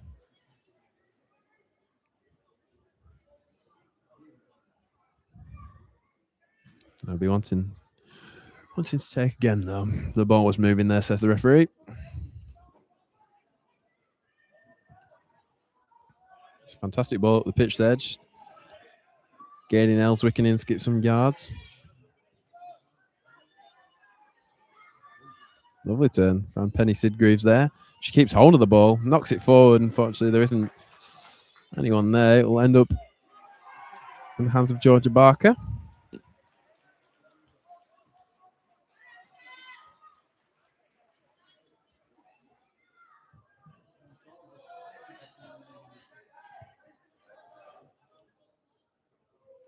It's good defending there from Belarus Slater just to knock that one out of play. Ellswick and Inskip will restart with the kick in here on this far side into the final third.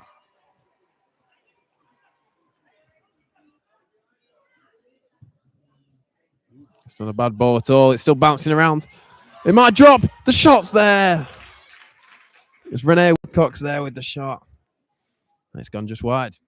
I think it's them set pieces for Ellswick and Inskip. They've had their first goal come from that kick in, and it nearly came again there at that corner. It did indeed. It was Indy Bradshaw with that first goal for Arla Frame. Added a second. That was to draw level. It's a good runner from Libby Murphy. He'll swing it in. Defended nicely, though. That is a fantastic turn from Penny Sidgreaves. But the shot will come in from range. It's no trouble there for Paisley Knight, who gets things going again.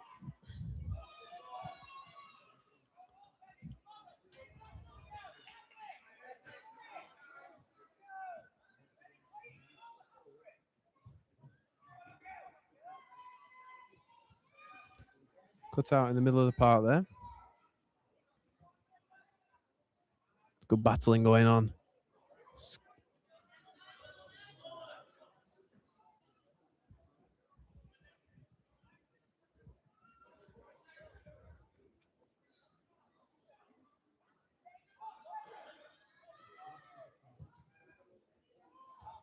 Almost went all the way through there, that cross. Oh, and it's been turnover of possession here. Well, that's a great challenge there from Marshall. Still not out the woods though. Leland McLaurin keeps hold of the ball. Edge of the area, it's swung in. Oh, and there was their fingertips on that. There was. What a save that was to deny Peyton Trinder. That was a great stop. Paisley Knight, take a bow. That was a fantastic save. Guarding that net with your own life. I love it. Could have quite easily dipped in there. It was moving. Yes, just enough on it there to send it out for a corner, which Lola McLaurin will once again be on hand to take.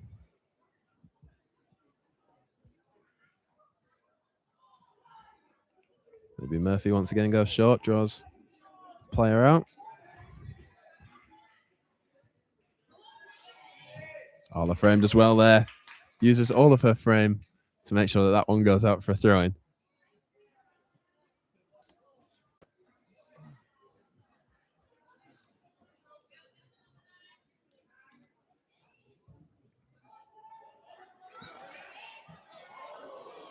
Renee Wilcox here. Winning a throw-in. And if you remember back to what Isaac was saying, I think he was right to decide that Ellswick and Inskip had most of their joy from these set pieces. This time it's a bit of a short one. It's worked out nicely. They've created room. The shot comes in, but it has trickled wide. Paisley Knight there, just happy to see that one go out.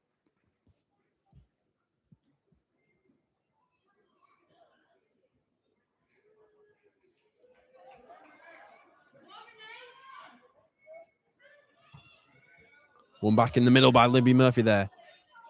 She can really run with it. Here she goes into the area. Swings the ball in. It's just got over the bar though. Libby Murphy's definitely been one of the players of the match. She's been up and down them flanks all game.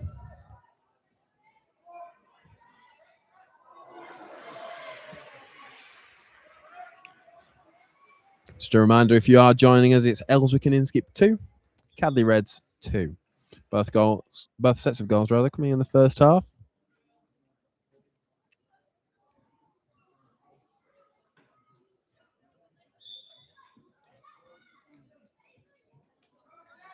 Knight gets us back underway here.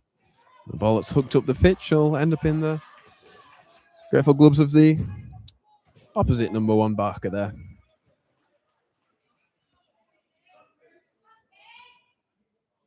It's a great challenge that from Peyton Trinder. Just to see that one out of play.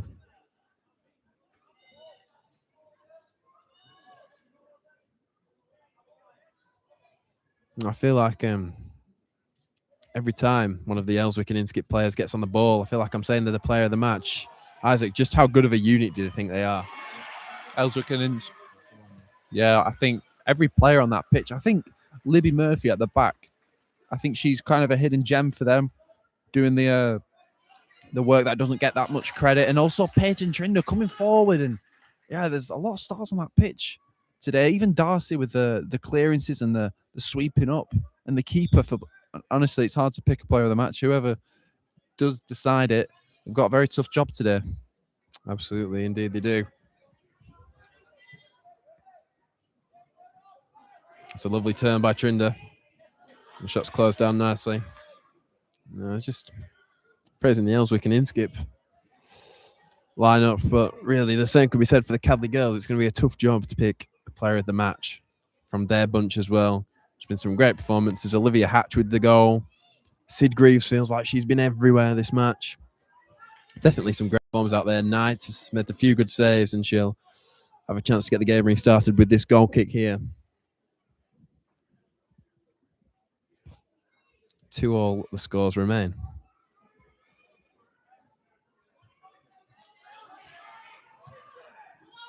Happy to play out from the back, Cadley. It's obviously something they've been working on the training ground because they seem quite comfortable to do it.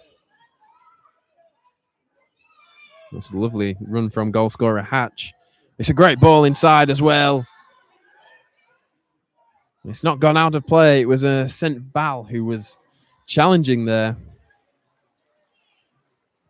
Now Ellswick and Inskip might be able to turn on the pressure themselves. We've got a throw in here, which Peyton Trinder, as we're well aware, is fond of.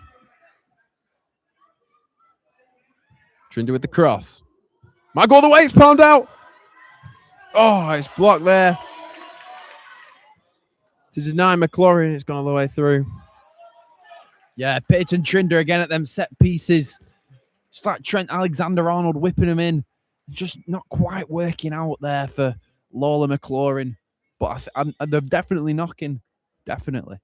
Indeed, and it was a close one there from McLaurin, and that might be her final action of the match as she looks to depart the field here. There'll be 2 substitutions here. I think that's St. Val also leaving the field. In their place, we have Jessie Rose Alsop coming on. And Indy Bradshaw. Oh, sorry, Indy Bradshaw coming on. Forgive me there. Indy Bradshaw coming on. The goal scorer of the first. That's a great pass. Now he's out of the frame. Shooting! And it's a fantastic save from Paisley Knight. How about that? Once again, tips to get it over the bar. She delivers again as Paisley Knight. Wow, what a save again to tip it over the crossbar. Oh, the frame did put her boot through it, and yeah, really testing that keeper. This goal is coming. It is indeed. They're really going for it now. I think Ellswick and Inskip, they've got Peyton Trinder and Arla Frame on at the same time. They're the 2 to watch out for.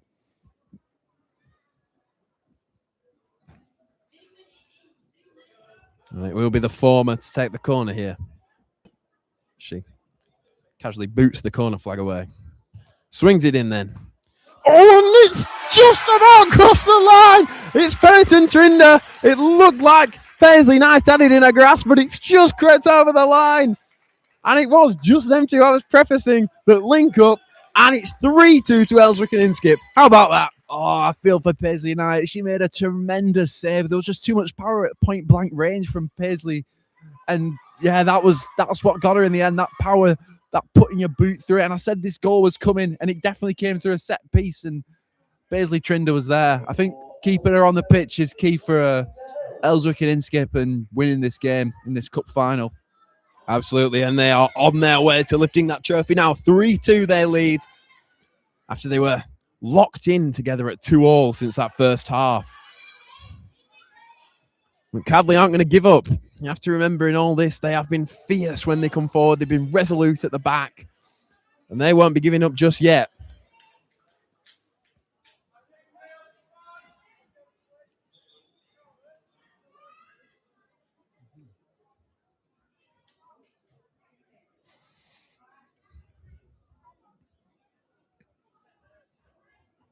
I think there's been a substitution. This time, Scarlett St. Val actually does go off. I'm not reading the wrong team sheet. This time,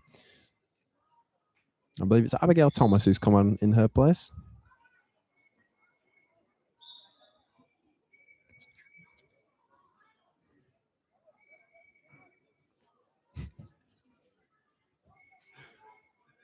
Intercepted there in the middle of the park. Brought forward nicely as well. Libby Murphy taking over. Gets through one. Swings it in. It's cleared away nicely though.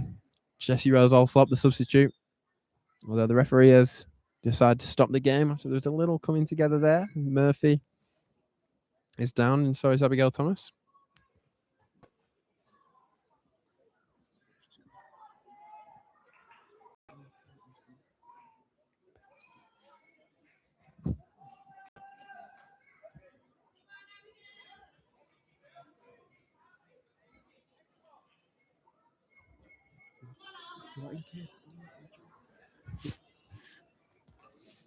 And we'll get underway with this drop ball here, which has been picked up by Ellswick and Inskip.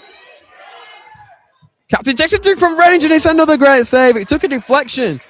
So I bet Paisley Knight saw that one later. She's just tipped it wide for a corner. We've just been talking about player of the match earlier, and Paisley Knight has put herself in there. She's made about 5 or 6 tremendous saves to keep her team in this tie. Absolutely. And she won't need to do anything from this corner as that one just nestles into the side netting there from Arla Frame. Now we've discussed the duo of Frame and Trinder all match, and it unfortunately does mean that Trinder has gone off just after them two linked up to score the goal. In fact, there's an interesting substitution going on now. Paisley Knight, who we were just singing praises, has been replaced by Hallie Mason. Big boots to fill. Absolutely. I agree with the sentiment. Big boots to fill indeed. Paisley Knight with a cracking performance there.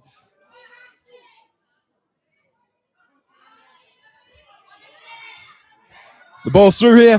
It's out of the frame. It's a great save from the goalkeeper.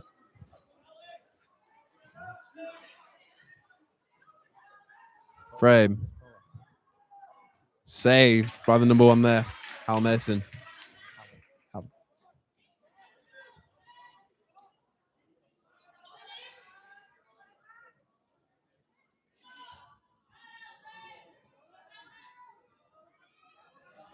Ball breaks. Does have Arla Frame ahead. It's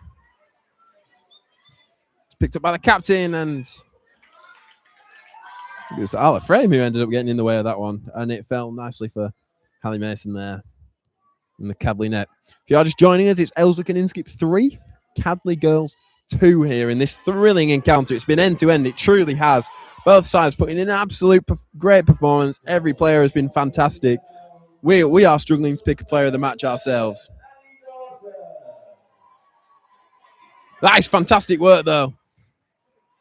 It's swung into the box. It'll go out for a corner. And we know Arla Frame is fond of these corners.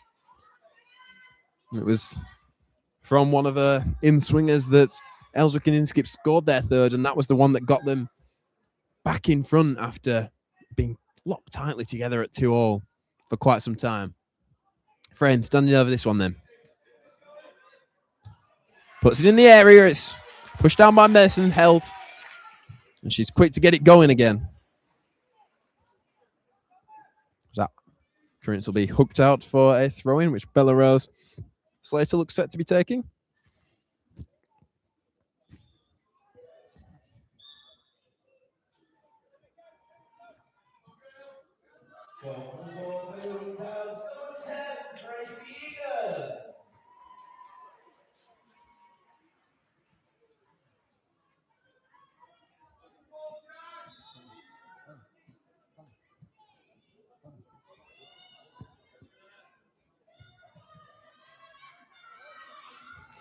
Indy Bradshaw, goal scorer of the first, just penalised for a handball there, I think. Captain of the side, and she must be very proud of her side. At the moment, they are on their way to lifting the trophy here.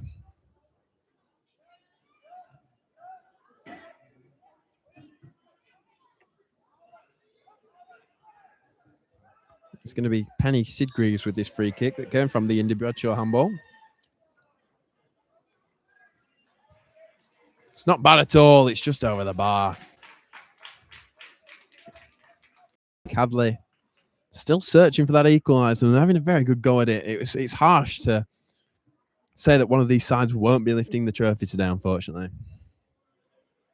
I just wish both teams could win. They really deserve to. If there was a way. Oh, it's going to fall for out of the frame here. Knocks it inside for Bradshaw. Although it was cleared away. Olivia Hatch is coming away with it. Great physicality shown by Hatch, as she has done all game. Fantastic work. But the ball ultimately ends up back with Indy Bradshaw in that midfield.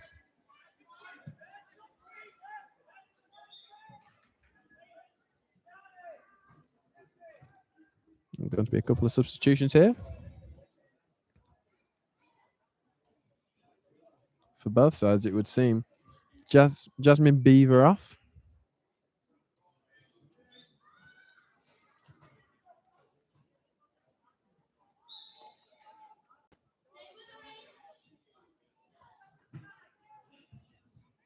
And I'm right in saying that is Peyton Trinder returning to the side. Instrumental in their lead. Now here's Frame, also instrumental to the lead. Goes down. Shouts for a penalty. It's actually on the edge there. Just on the edge. The referee deems it to be a free kick. I think it was coming together. It was just outside the area there. Yeah, all of Frame getting in them dangerous positions. Really damaging that back line for Cadley.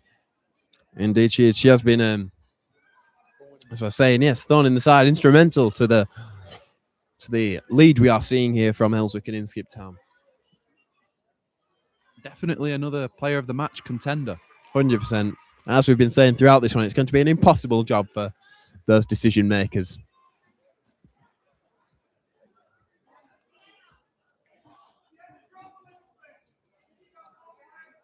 Here's Frame, who won the free kick, stand over it.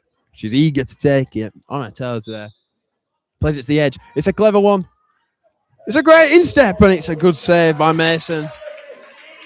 That would have been Sienna Stevens, who does deserve a goal, to be fair. She's been fantastic at the back. And while we frequently praise those forwards and those wingers who've been doing such great work on the attack, Stevens has been there every time Cadley come forward. Yeah, definitely much an unsung hero of that second half. Been a bit more quieter, but she's doing the work nobody watches, nobody sees, covering when people go forward and, sweeping up every now and then. Absolutely. It looks like we'll see another one of those unsung heroes return to the field in Libby Murphy now, coming back onto the field of play, the energetic player.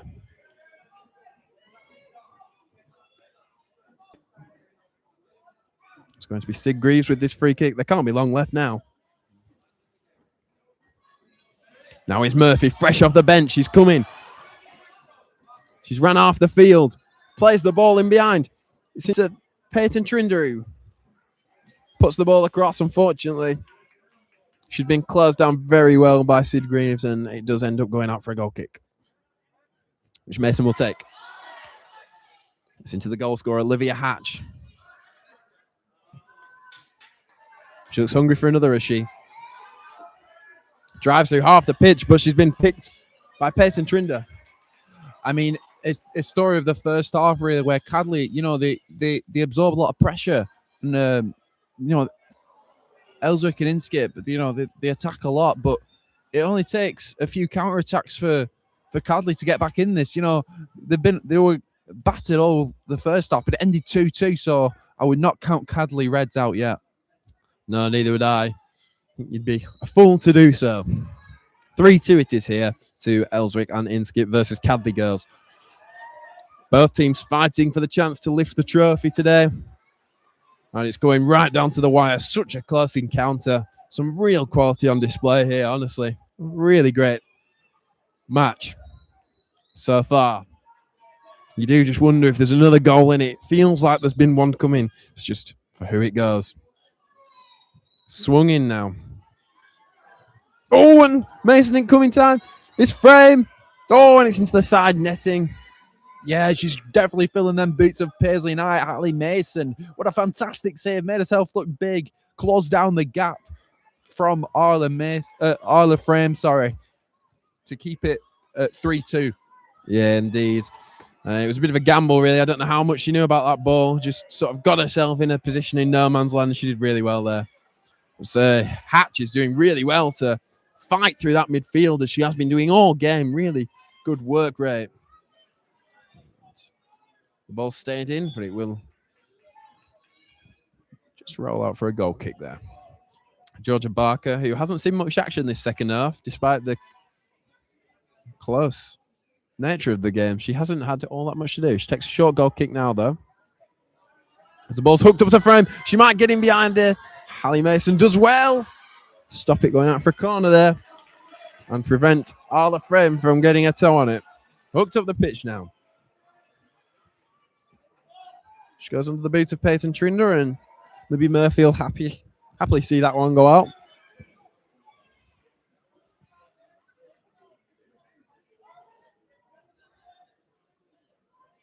This will be time for a substitute now as Peyton Trinder departs the field once again. And Lola McLaurin comes on. She had a fantastic chance in the first half that just narrowly escaped her. And yeah, she'll be glad to get back on the field, try to get that goal that just deceived her in that first 45.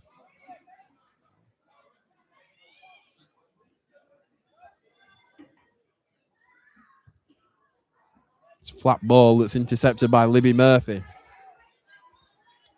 Murphy has players arriving with her. One of them's McLaurin. It's back to Murphy now on the edge. Shot blocked. Hatch now will bring it forward. And gives it to Abigail Thomas. She's got St. Val ahead of her. But it's swept up so well by Darcy Whiteside. And it's cleared away. McLaurin now has the chance to bring it forward on this right-hand flank. She's done well there. That frustrated stamp of the boot there from Penny Sigreaves tells you all you need to know about how close this match is. Cadley just can't quite get that goal in this half to make it 3-0 and would send it to penalties. As the ball is swung in. Hatch once again, the difference maker to stop it going through. And now it's broken for Abigail Thomas. Shoots! And it's well saved by Barker. Look, I said earlier, you can't count Cadley out. They're having them counter-attacks. They just need to finish their chances. Absolutely. Ellswick coming forward now. Nice little turn from out of the frame. It's swung in there. The ball's gone through the legs. It's McLaurin picks it up now. Turns. Still in the area here. It'll fall. The shot comes in. It's just wide. Well, that was a great chance. It just went through Mason's legs. And it looked like McLaurin was on hand to tap it in, but it didn't quite fall correctly.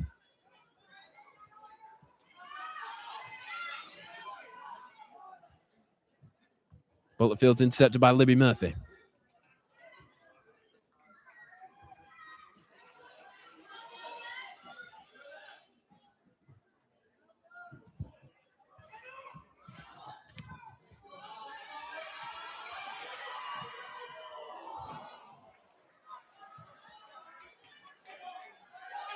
Now here's Thomas. Murphy's block will see it out for a corner.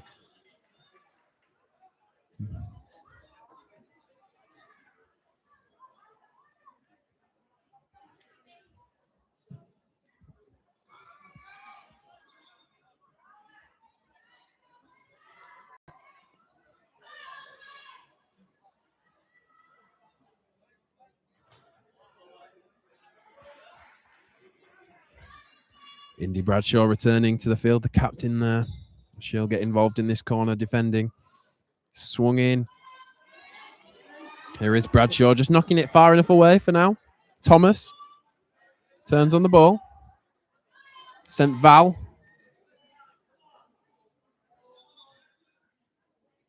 And there has been a stoppage there as Thomas appears to be in a deal of pain here. following that late challenge.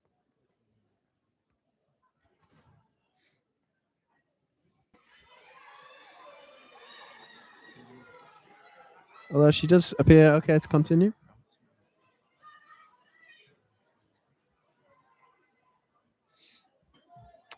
We are approaching the end of this fierce encounter. It still remains Ellswick and Inskip 3, Cadley 2. As it stands, it will be Ellswick and Inskip lifting the trophy in around 2 minutes' time. Swung in by Thomas. The block is a strong one. It's hooked up the field. Now it goes out of the frame, but it doesn't matter. Ellswick and Inskip are the... I think the final whistle has gone. Are the frame played on anyway. But Ellswick and Inskip are the champions. It's finished 3-2.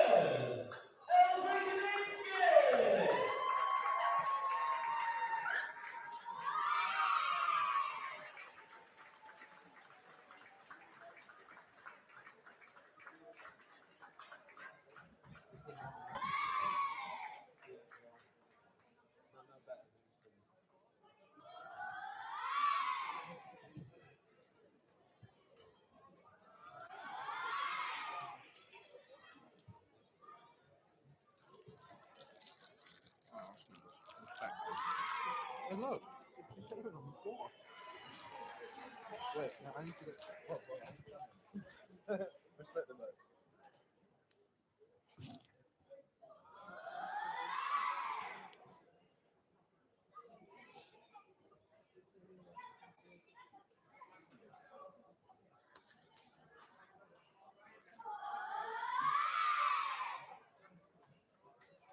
Right, let's tackle the bees. Still going.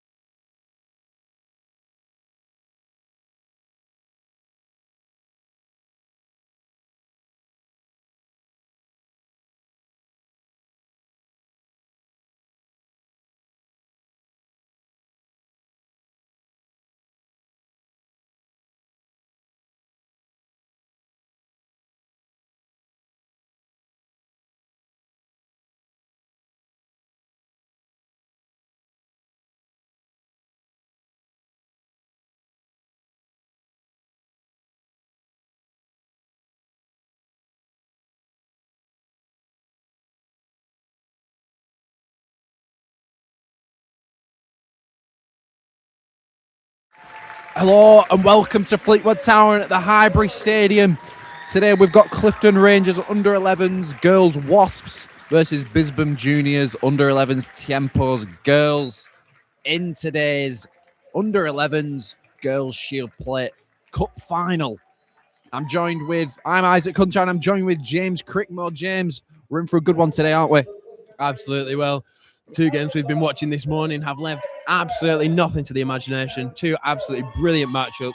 Fantastic players on show. I'm sure we've got more of the same. Both teams will be up for it today. Couldn't agree more. It's quite a big pitch, I will say.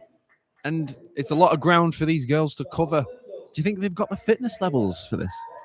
Absolutely they do. They'll have been preparing for this all season. This is their magnum opus. This is the one that they are ready for. And yeah, they'll be able to do it. I can't wait for it. It's going to be great. Yeah, this really is great. Great platform for women's football here, live on YouTube, playing in an EFL professional stadium. I reckon both sides are really nervous, but I bet they're both filled with excitement as well.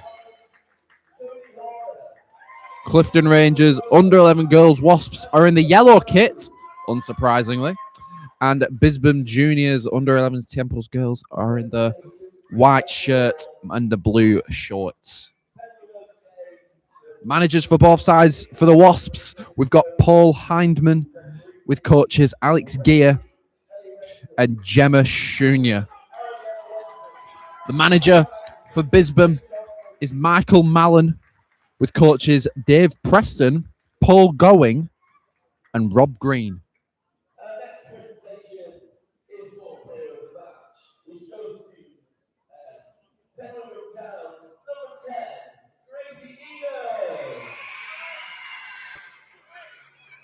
It's a nice sunny day here at Fleetwood, the seaside town of the north. We've got quite a good turnout here in the Parkside stand.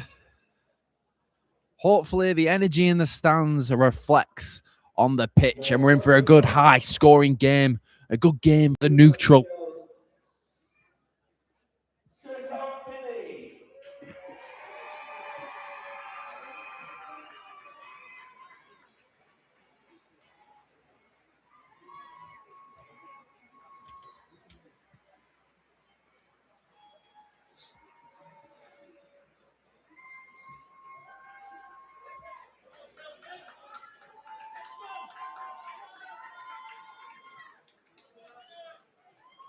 Lovely clear day. The sun is shining down on the pitch.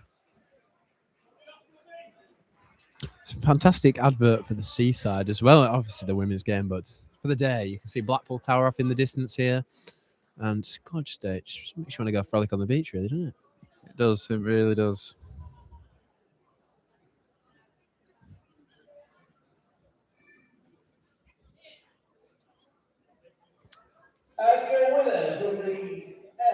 Just waiting for the coin toss to decide who wants to take kickoff or if they want to switch sides. Perhaps if they do switch sides, perhaps because of the sun in their eyes in the first half, or they want to have the sun in their eyes in the second half. I don't know. If they do change sides, we'll see how it plays out. See how influential it is in the game, how big of an impact it is. Here in the cup final, you know, it's not your regular old game. Anything can happen, whether you're a massive underdog or you're the huge favourites. You really never know what's going to happen in very high-stake games like this. Both captains for the side, number 22 for the Wasps, Harriet Taylor.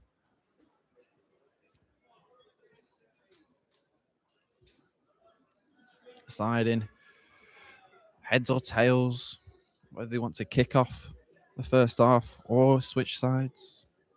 Looks like Bisbon have lost the coin toss. And the Wasps are ready to kick it off here at the Highbury Stadium on a beautiful Sunday afternoon.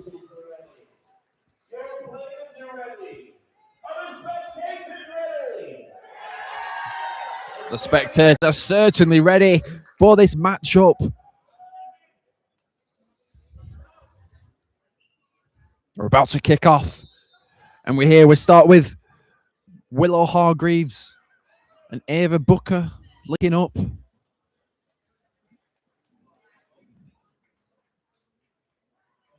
It's a 60-minute game, so we've got 13-minute halves.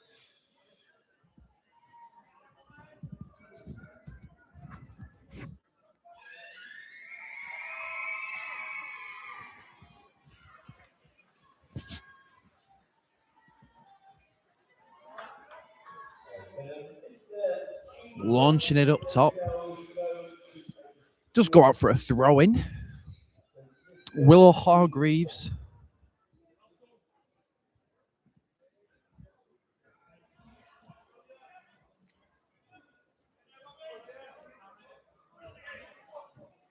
Good battling from Bisbon. The number 9, Mia Mallon. Battling well, but the number 9 for Wasps is charging forward. Daisy Waring puts it in a good position. But Ivy Langton does her job as the keeper and clears it. Launches it long.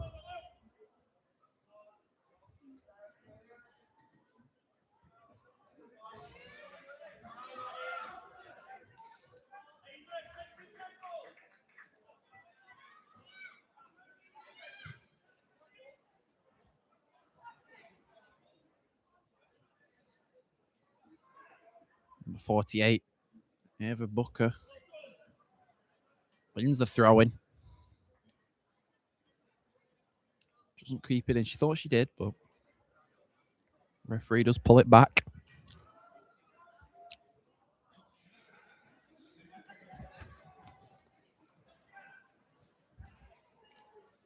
Miss kick. They do manage to get it clear, though. Chance to break.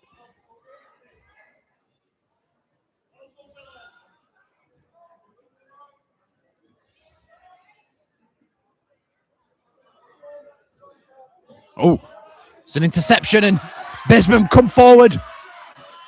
She gets a shot away, does Nuala Price. Just hits the side boards. Yeah, well, that's the first opportunity of the game there from Price, and it was a little blip in concentration maybe from the Clifton Wasps back line there. But yeah, seems like game going now. Biggest chance of the game so far. We've only played around 3 minutes, and it's a short goal kick. Cody Horner, little flick, doesn't quite work out. Another big chance to add their name to the score sheet for the first time in this game.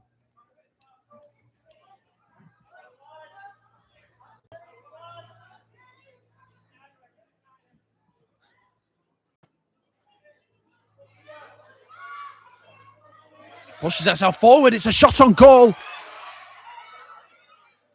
The Wasps deal with it, manage to get it clear. Huge chance for Mia Mallon. There was a force of really good save from Alia Parkinson. Pushing it out, parrying it in the right position.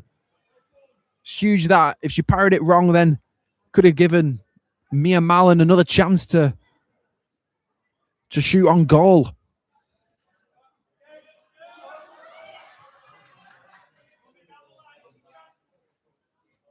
Well, Hargreaves, can she get it clear? No, she can't.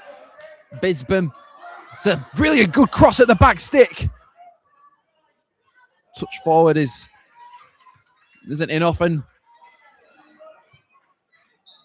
Emily Heineman dribbles it away.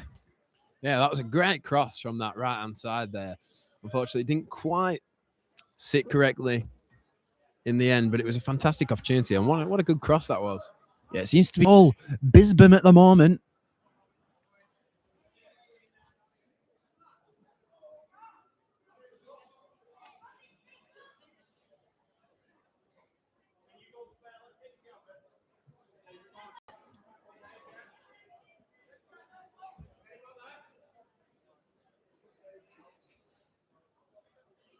Restart here after some shoelaces came undone. This falls. It's a lovely little touch inside of the number 6. She powers her way through. Wasps are doing well to deal with this onslaught of attack. It was Darcy Byrne, the number 6 for Bisbon, who had that huge chance just then.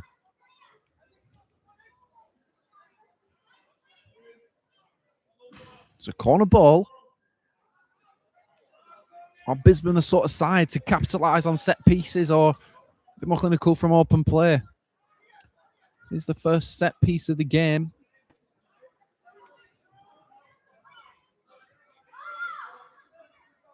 It's looking like an in-swinger from Cody.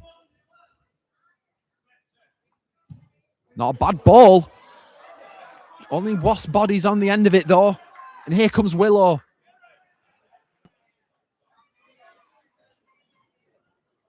Erin Falconer plays it safe and knocks it out. Nothing risky. It's only early days.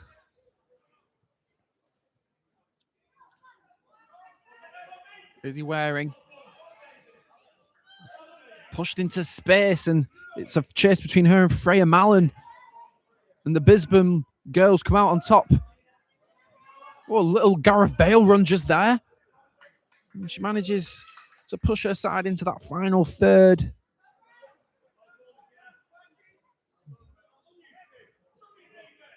Ava Brooker tries to put a ball in, but Maya Mallon skips past 2. Forcing her way through, pushing through the bodies, and Emily Hyman gets it out of danger. Mallon definitely seems to be the one to keep an eye out for here. She seems to be everywhere across that front line, making the defenders' lives really hard, although they have coped with it well. She regains possession of the ball there. Yeah, just singing her praises, and she just won the ball back. Good work rate. Definitely a player to watch at the moment. Even chasing them dead balls, and just what you want from your number 9, your striker.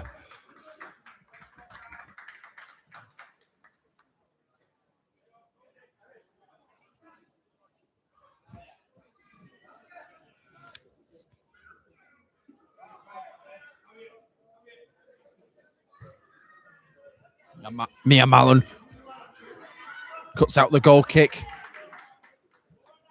I think the Wasps have really struggled to fly it out of their own half. And here come Bisbon again. A chance to shoot. Daisy Waring's there to diffuse any sort of tension in that box.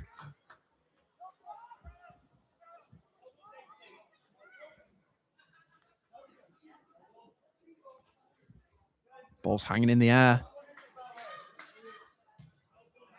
Harriet Taylor deals with it pretty well.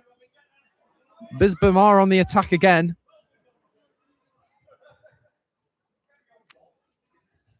Well, I mean, the Wasps are defending so well. It's like a hive at the back there. There's all back defending. And, of course, I'd say it's been Darcy Byrne and Mia Mallon really testing it, but they've just been able to take the sting out of the game when it matters.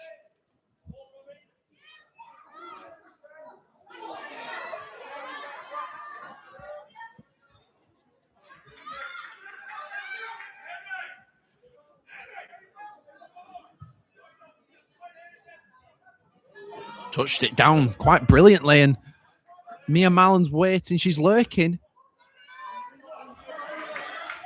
Nuala Price charging down this right flank, and Erin Falconer knocks it out.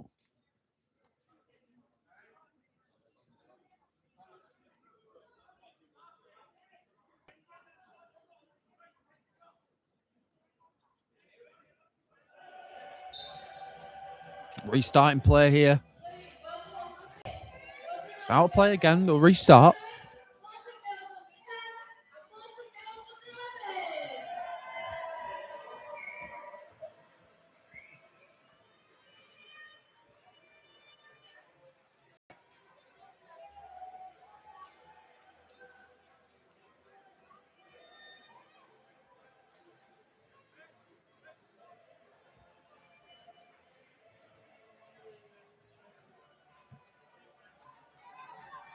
Ball forward.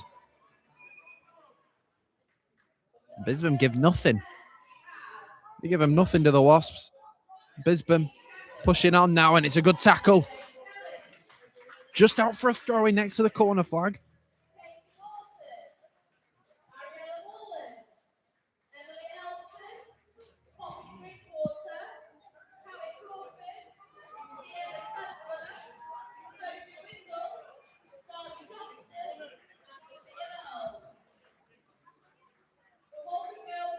The throw-in.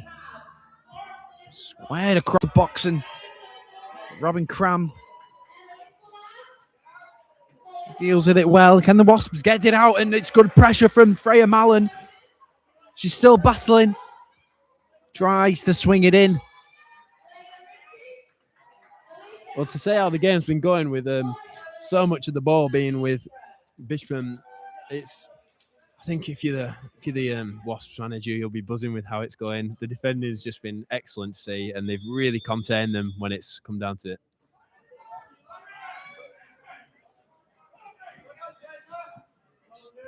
In their half now, and the Wasps are pressing well.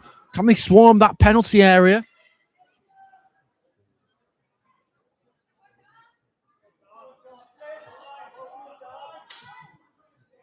Bisbon are just charging forward now. She's still got the ball. She gets a shot off. Oh, second time's a charm. Doesn't quite work out.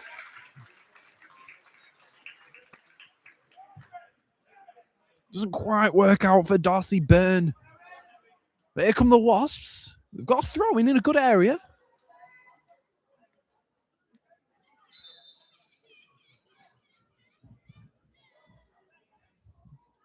First real chance for the Wasps in that half. We've got a substitution. Scarlett Little has stepped onto the pitch, as well as Betsy Pugsley.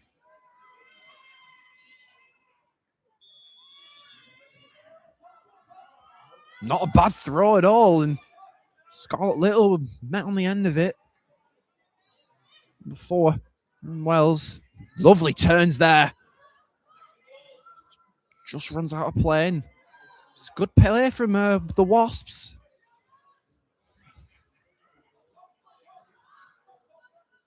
Not bad throwing. It's a miss kick, and Betsy Pugsley, can she get a shot away? She can't. She tries to saw poke it with her right foot and couldn't quite guide it in. It was a fantastic run to be in there, and best chance for the Wasps to go against the run of play and get a goal.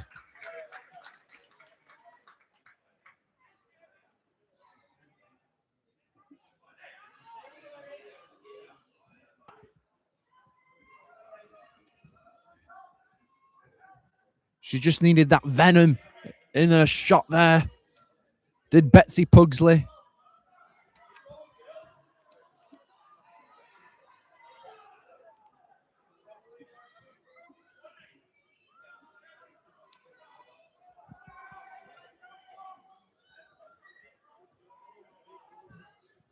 Ball is in there. Marlon battling, and it's Noella Price to... It's not a bad run. Can she get a cross in? Isabella Rowland dancing around until it did go out from the byline, and here's a goal kick for Alia Parkinson.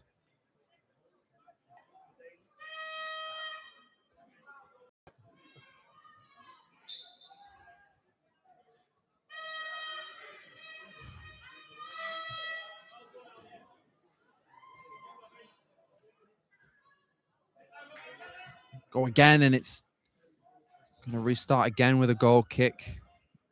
Bisbon with a very, very high line of press, not allowing the Wasps to play out from the back, which is resulting for Alia to just go very direct. Maybe look out wide with their wingers available. We've got another substitution. It's Summer Rhodes coming onto the pitch, and here's her first touch now, and it's very good.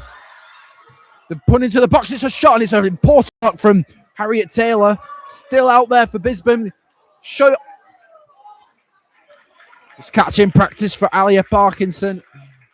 Once again, that chance was fashioned by Mia Mallon. She's everywhere. I'm just trying to think the Wasps might need pest control to get rid of her. That was very good.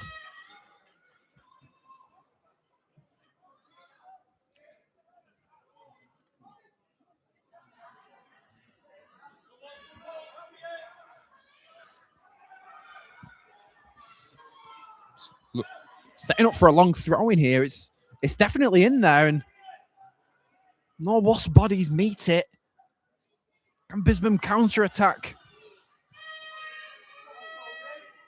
Beautiful feet. Here's Darcy Byrne.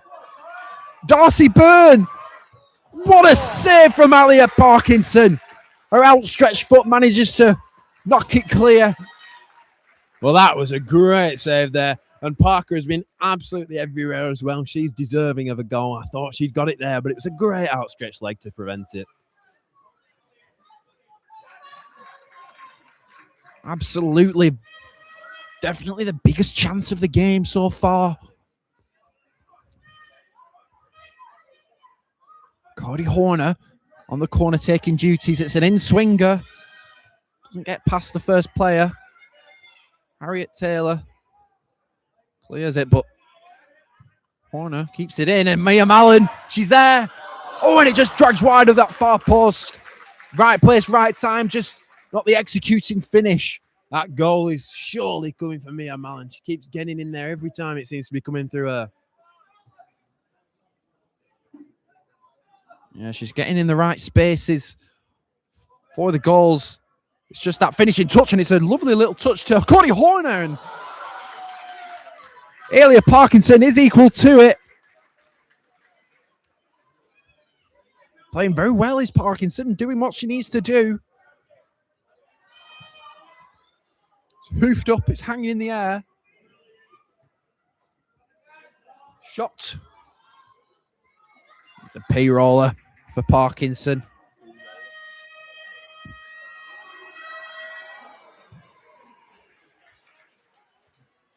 Heads it out.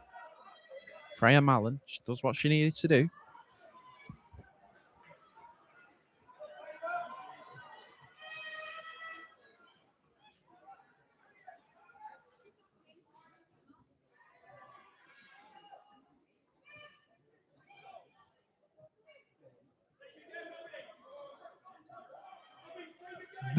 Byrne couldn't quite keep that in there. So throwing in the Bisbon half. The Wasps lift it in. It's bouncing around. Does get to a Wasp player, and there's a push in the back there, and the ref says no.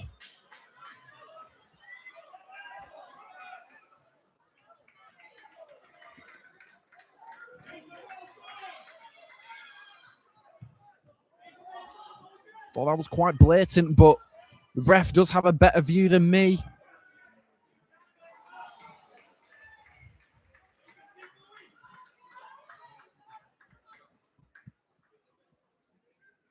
I don't know.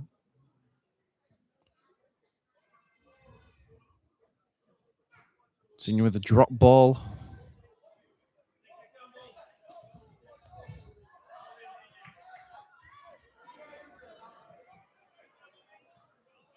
The Wasps get control of it.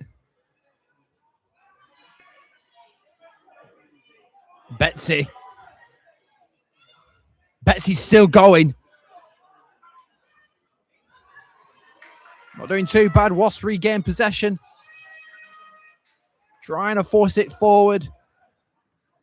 Good pressing from Bonnie Townsend-Jones. Wins the corner for the Wasps, and it's their first corner of the game. Looks like Ava Booker is going to be on this. Now are the Wasps going to be clinical from set pieces. Still waiting for a goal here in the under-11s girls play final for the Fylde Lancashire Youth Football League, FYFL.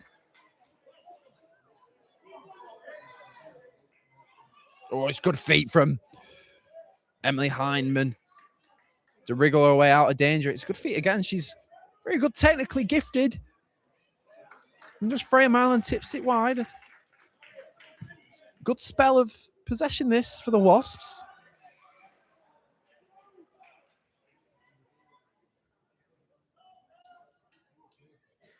Just going to crowd that box of the Wasps.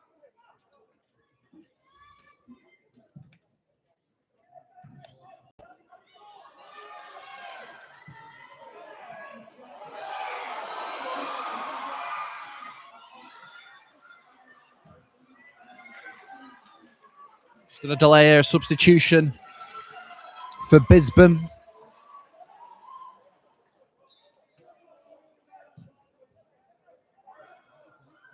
For another long throw in, and it's in there. It's knocked about, but out for a kick.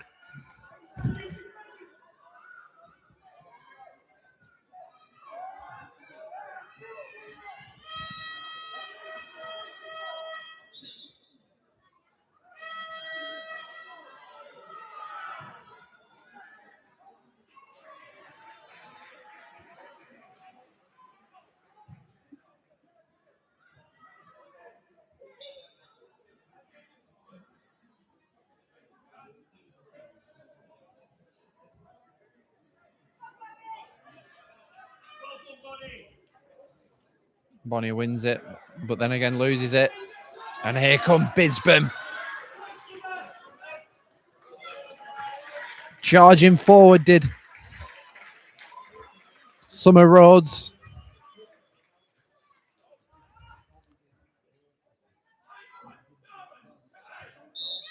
Foul throw. Throwing for the Wasps.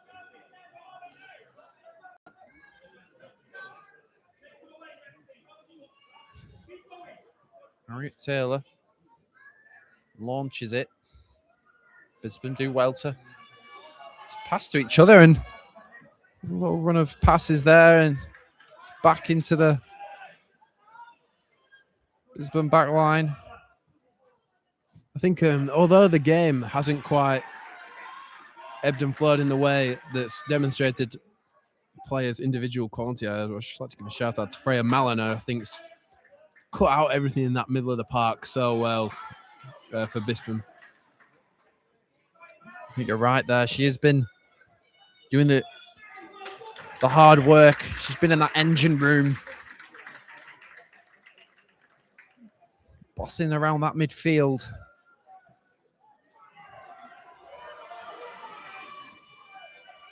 Isabella Rowland, a lovely turn, and she's coming down this left-hand side, and it's dealt with well by the Wasps. I can't fault the Wasp defending. They've had a lot of pressure, and there's been a lot of times where the ball has been in the final third, and they've done well to deal with them, contain like the likes of Mia Mallon and Cody Horner and Freya Mallon, them stars, and they clear it when they need to, and they tackle them when it's most important. Mia Mallon on the ball now. It's dealt with well from the Wasps again. Can they get it clear again? Lovely little touch to nip round her marker. Betsy Pugsley. This is what I was talking about. They do well in them sort of positions, not letting them breathe, suffocate them out, and then just clear it.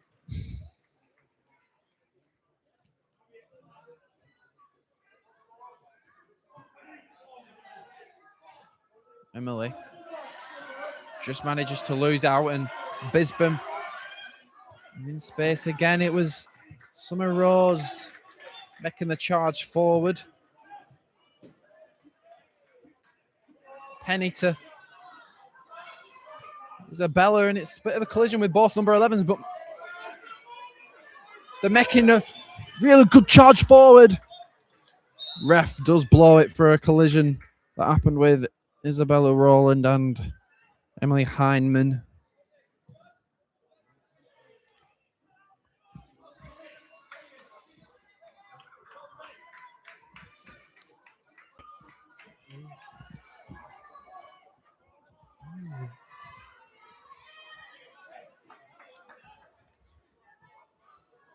That must have stung.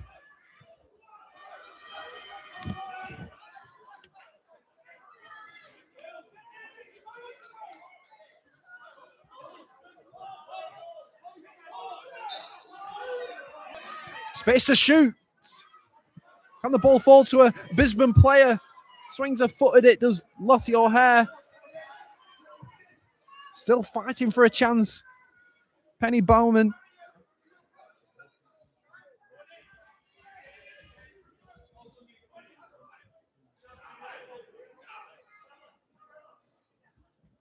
Penny Bowman evaluating her options. It's a corner ball.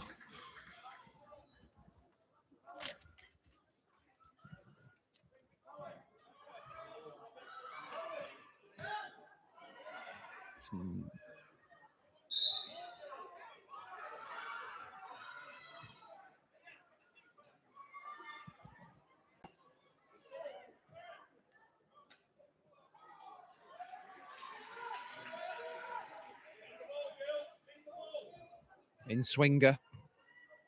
Not a bad delivery. Oh yeah, Parkinson does collect.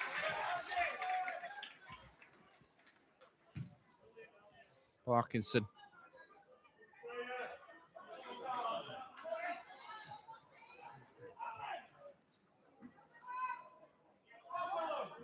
Cleared away. But I think both sides defending well. You know, it's 0-0 for a reason, and reckon it's because of that defensive display. And Mia Mowen, she's opened herself up, and it's a scored over the bar. And wow, she's done tremendously well to put herself in that position, shifting and moving, sending her defenders left, right, and centre. And oh, it was point blank range, and all she had to do was get it on target. James. Yeah, I think the chance was fashioned incredibly, just nudging the defender off the ball and then turning inside. It was just unfortunate. Maybe a bit too much time sometimes can get to players. Huge chance to open the scoring now, but biggest chance of the game, definitely there. And who knows, Alia Parkinson could have saved that. She's shown that she can make them tremendous saves.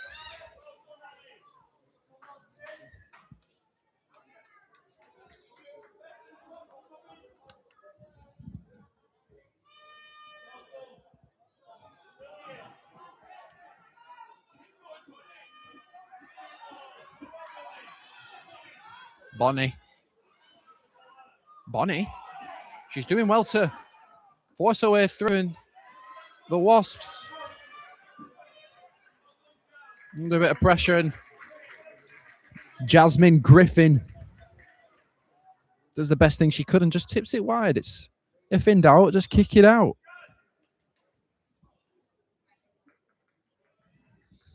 Just throwing. Oh, it's breaks for Willow Hargreaves, and now it's the Wasps' turn to counteract. Options ahead of her.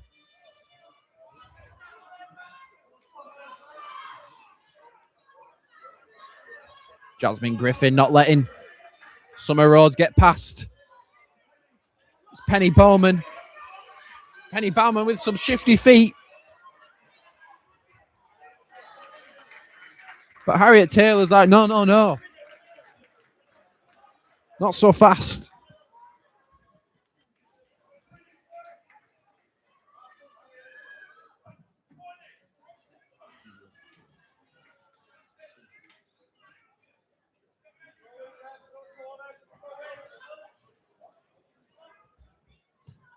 Lofted in. It's cleared.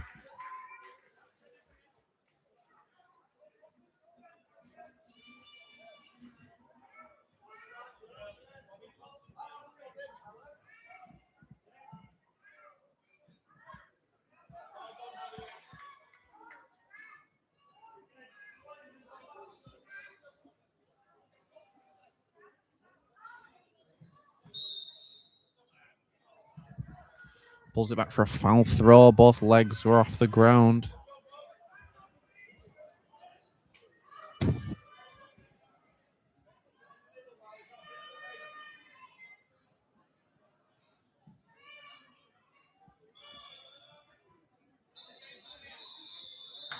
And that's the end of the first half. It remains goalless at half-time. Clifton Rangers under 11 girls Wasps 0. Bisbon Juniors under 11s Tiempos girls 0.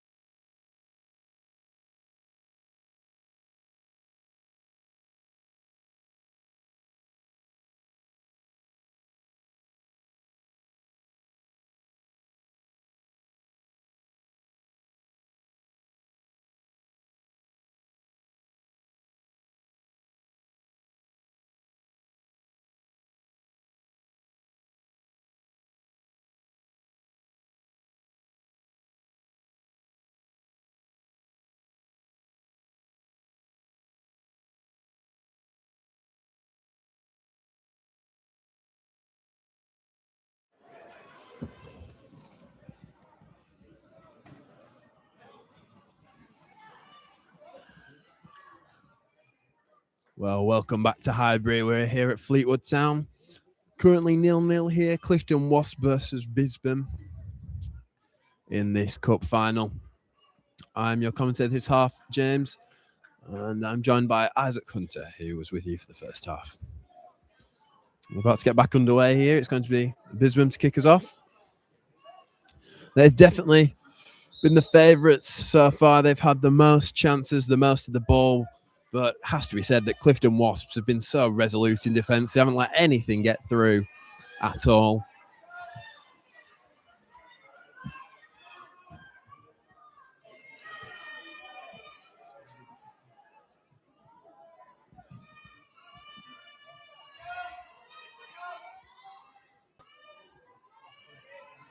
On the ball there is Summer Rhodes. Knocking it inside to Bowman. Back to Rhodes.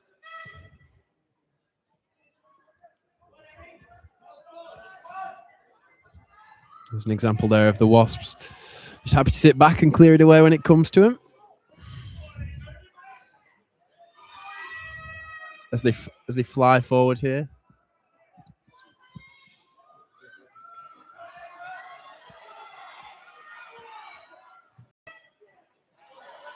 Bit of a battle in that midfield that Freya Mallon wins a free kick from. She was quite the player the first half, cutting out everything in that midfield. Alongside Mia Mallon, sharing the same surname. She was fantastic. Everything on the attack was going through either her or Darcy Byrne.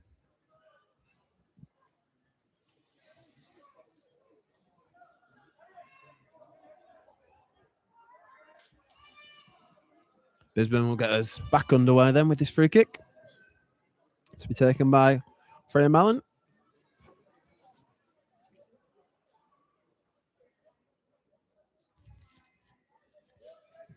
Once the shoelace has been tied, there we go.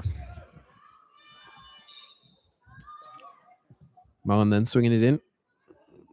It might run all the way through, it does.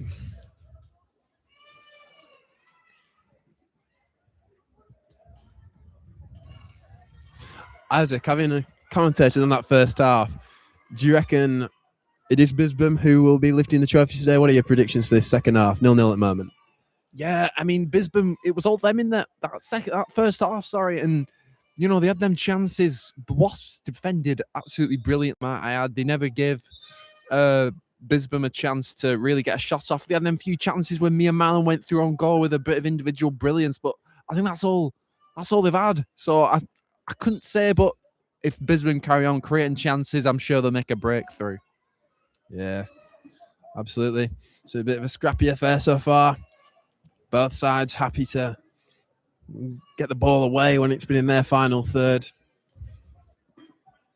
But it can be argued that Bisbon definitely had the foot on the ball more often. Yeah. Nicely won by Summer Rhodes there. She had a fast start to this second half as Rhodes. Still has it here. It's a nice searching ball. Nobody making the run though. And it'll end up at the boot of Elia Parkinson, who made that fantastic save in the first half. What do you think about that save, Isaac? Which one, sorry? The one in the first half. The leg save early on from Mia Mallon. Oh, of course. Alia Parkinson with brilliant first half display. I mean, she's really kept her side in it, you know, getting down quickly and, you know, reacting quick enough to them attacks that Bisbon have been creating. Absolutely. Oh, the ball just slips through the Bisbon defence there, but it's cleaned up nicely by Amelia Santos-Thompson. That ball crosses the line for throwing for the Wasps. Quite deep into Bisbon territory here. Wonder if they've got a long throw equipped.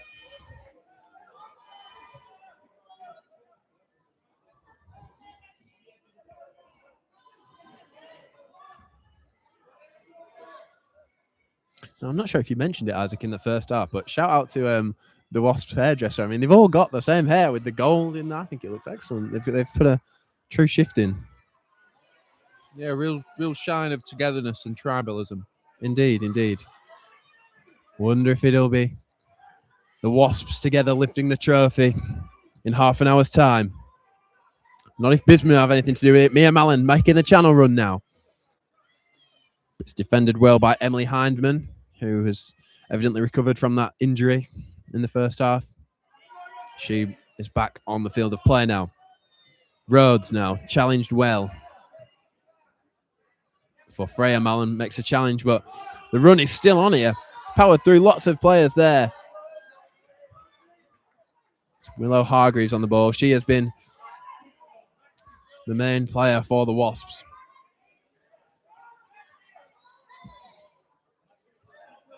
Hargreaves again. And that ball will end up with Ivy Langton. Really not had much to do at all, Langton. In fact, that could be the first touch she's had of the ball all game. Now a Mallon chasing. Parkinson, though, with the ball in hand.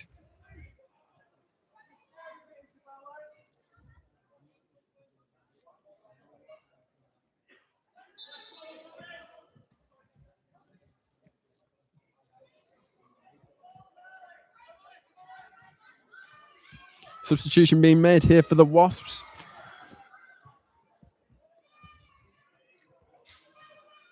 Entering the field again is Harriet Taylor.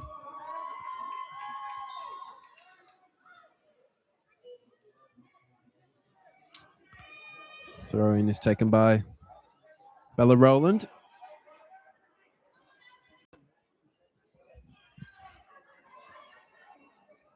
Now here goes Hargreaves. Oh, that was the one. She got round there. It looked like a clear entry on goal. Now it's Rhodes. Rhodes for Bisbon, driving forwards. Challenge. Freya Mallon picks it up.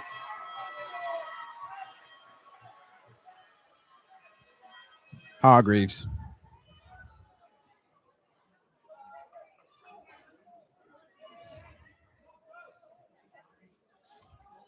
Foot's with Rowan now. O'Hare supporting with her. If it runs, it'll go for a corner. But no, Roland keeps it in play. Plenty of time for a cross, which is held by Parkinson.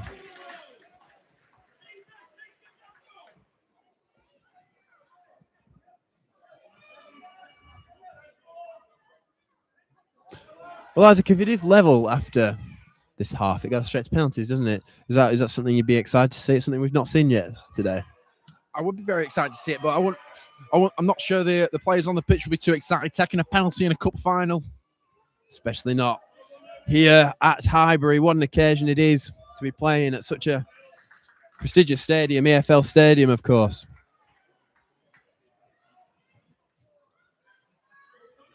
It'd be a high-pressure scenario, one I'd want to avoid myself if I was in the same predicament.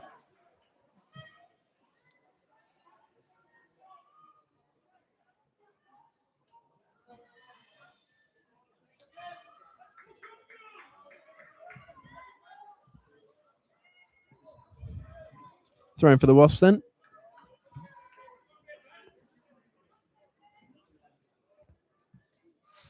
Cleared back out by Rosie Preston. That back to where almost exactly where it was taken from.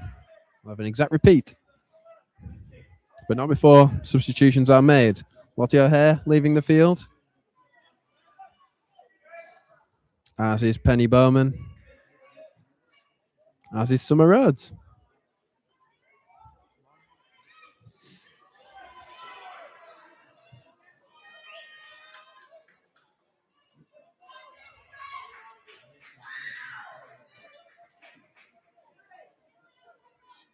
We're also now waiting on Elia Parkinson's. This is to be tied, of course. Quite a challenging task when you're a goalkeeper and you've got those gloves on, I can imagine.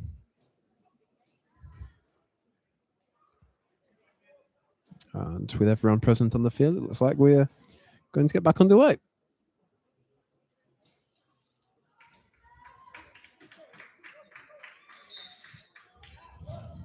Long throwing by Taylor. Once again, cleared away by Rosie Preston. This time it'll be a corner for the Wasps.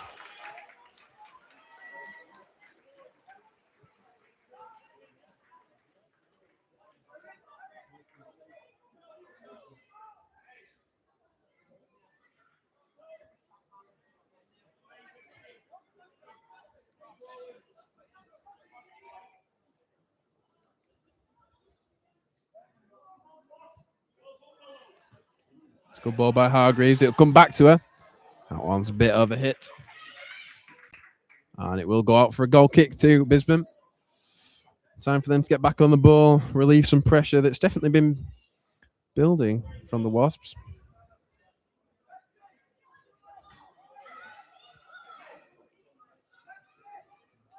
And it will be Ivy Langton to take this one. Really not had a lot to do, Ivy Langton, has she?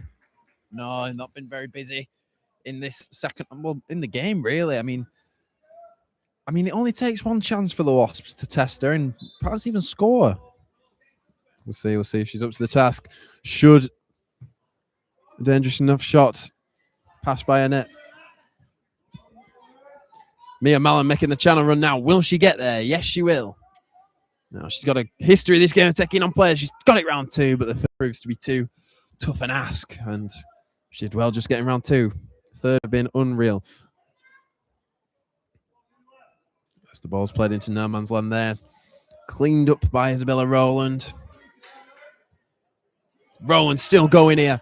Pokes it through, but the offside flag has gone up on Mia Mallon, and it will be a Wasps free kick.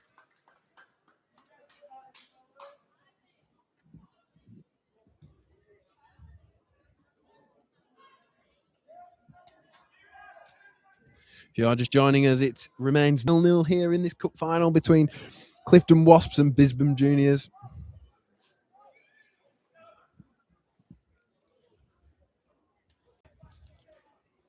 Whoever wins will lift the trophy. Of course, if it remains level, it will go to penalties here at Highbury in Fleetwood. As this referee has blown up for a free kick, I believe.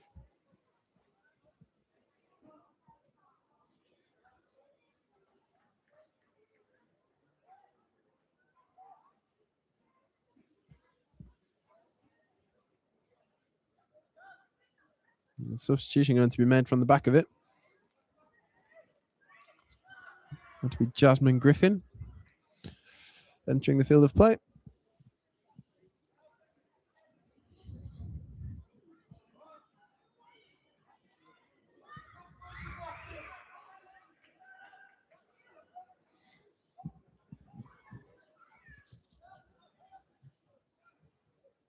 Ball at the field's picked up by Mia Mallon.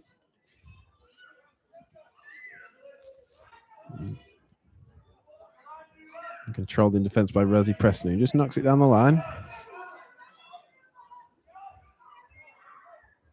Wasps with it now. Hargreaves. Boland cleans up. And then Freya Mallon will hook the ball out of play. 0-0 it remains here.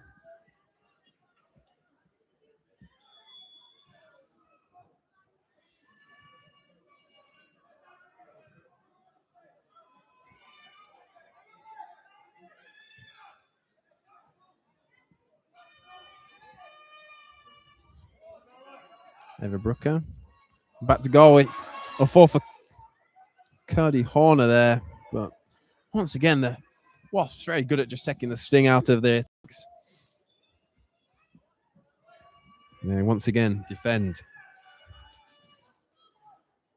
Yeah, you're spot on with taking that sting out. They just really swarm their own goal and not let a shot in at all. Yeah, it's like a hive of players back there.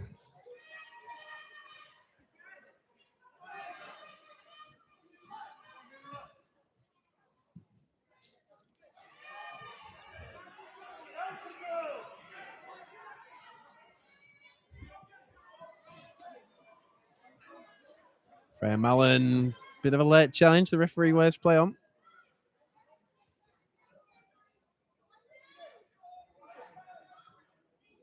It's a nice little turn that from Booker. Still with it. Rosie Preston there once again. Cleaning up at the back, making sure that the Wasps aren't the team to break the deadlock. I'm sure after all their hard work, it'd be sweet like honey if they were to score the first goal.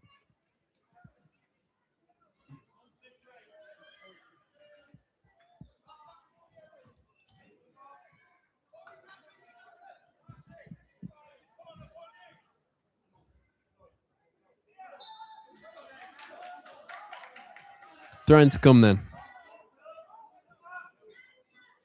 Searching long into the box. Freya Mallon clears away.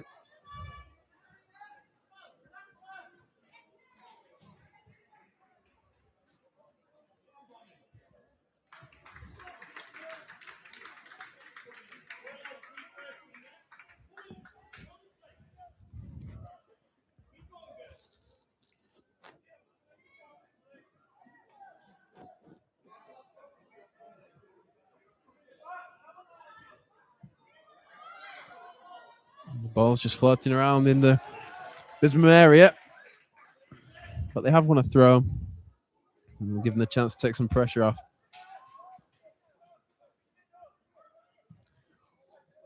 It's getting later and later in the game, Isaac. Do you think the next goal will be the one that wins it? Absolutely. I mean, there's not been any goals so far. And if there was a goal, you think that'd be the only one. We'll see what happens as we rapidly approach the pressure of penalties. I think as the game goes on, I think more teams will take risks and they'll open up a bit more. Well, here goes Freya Mallon, maybe opening the defence. Takes round two. Mallon. Oh, and it's off the post. It was so close there from KD Horner. Mallon did such good work to get it round two. Horner with a little trickling shot. Just evaded Parkinson, but it hit the post and it wouldn't quite go in the corner there. So unlucky. What a huge chance that is. Biggest chance of the game. And it comes through Mia Mallon again. She's at the heart of everything Bisbon creates.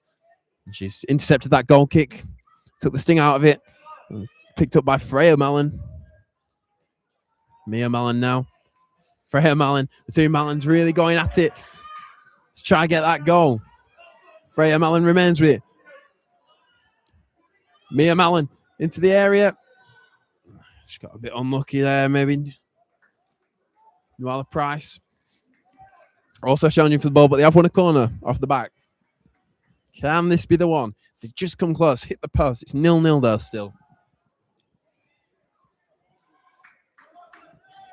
As we enter the final stages of this game, penalties do loom large.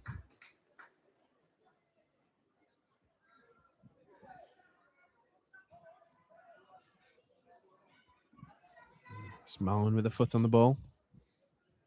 Cleared away from danger. It'll go out for a throw into Bisbon.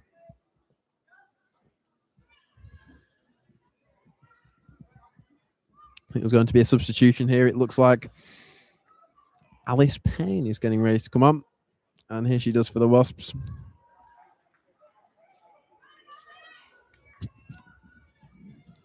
It's Jasmine Griffin coming off. They're going to be taking them for Bisbon halfway into the Wasps half. Freya Mallon, it's gone out for a Wasps throw-in.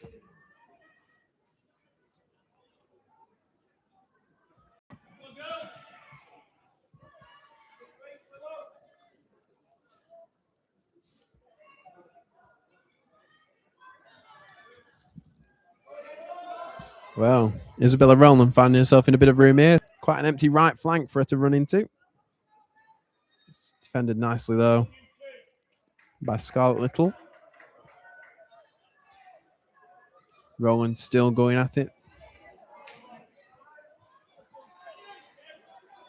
Keeps it on this right channel. She's done so well there. She could do with some help, maybe. And in the end, it has come to nothing. But nice work to keep hold of the ball there.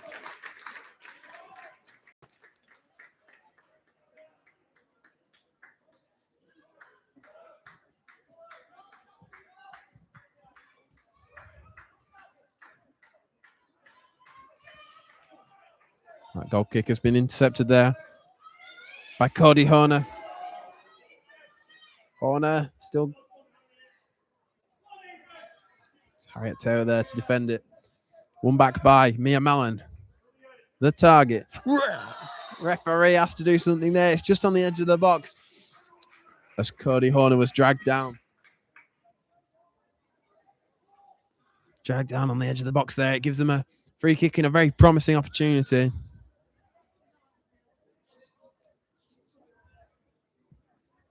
I wonder it will be to take this one.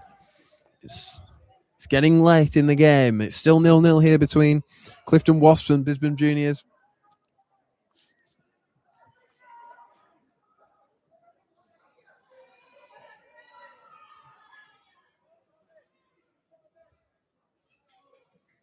It's going to be Horner who won it to take it.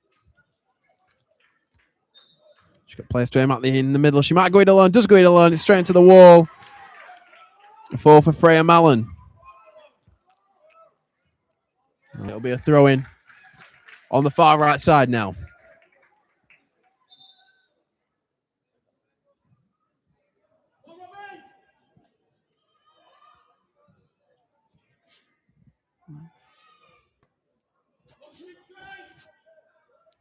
Robin Cram entering the field now.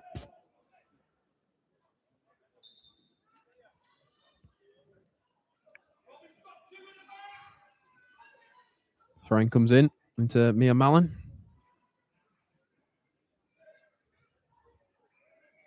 Still in that corner. It's not going out of play. It'll fall now. Horner. Right, it's cleared away. It'll be Hargreaves to take it over halfway. Byrne with a darting run. It will end up a goal kick, though. Parkinson will have the chance to restart for the Wasps.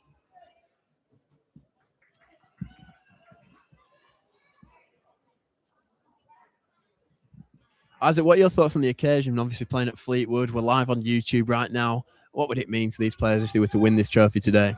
I think it's just this experience in general. It's just great for the women's game, getting it out there, getting it the exposure it deserves. And, getting the trophy, I mean, that's just a bonus to this opportunity that these girls have been given. Yeah, well, I'm sure they'll be very proud of themselves for reaching this final. And obviously, it's a great story to tell playing at Highbury, an EFL ground. And a very nice ground as well. I'm sat under the arch right now.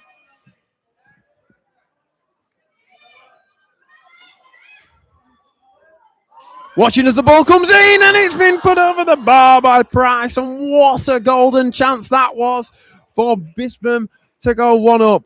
Isaac, how has that not gone in? Each chance just gets bigger and bigger. I don't know how that hasn't gone in. I mean, it came in at pace. I think it's more difficult than it looks, but a huge opportunity. Just trying to hit it hard and low, but you know what? There's still more time in this game for Bisbon to keep knocking on. They are creating chances. It was a fantastic ball in and just too much on it, unfortunately, from Price. But they'll come again here with Horner, who has been quite instrumental in this second half. She's using her physicality really well there to fend off two players. Feels she's been kicked there, goes down. Referee says no. And keep the ball in their half here, Bisbon. It's with Price.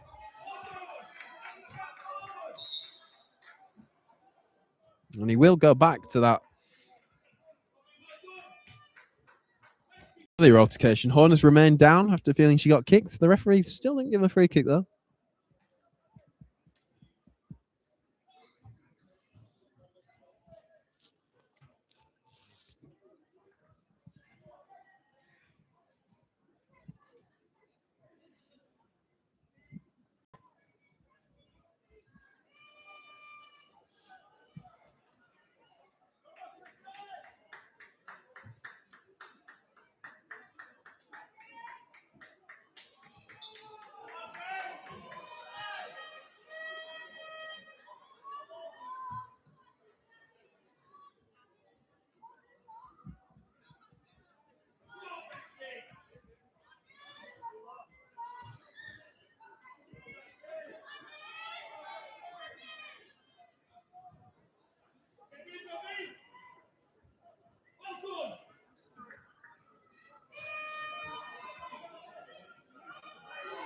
Wasps clearing the ball now.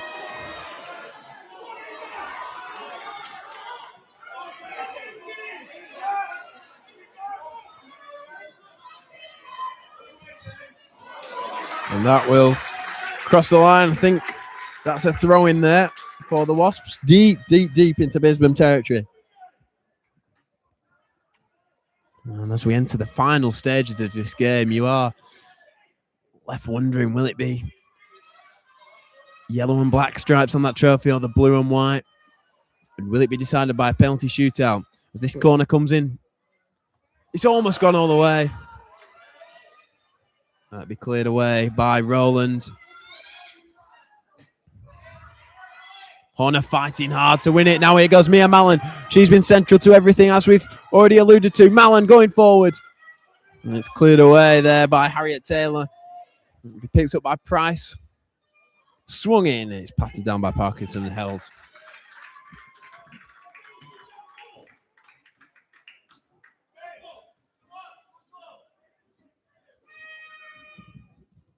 Ball launched up the field now. Rosie Preston will chase it. And winner throw in. Nicely done there by the defender.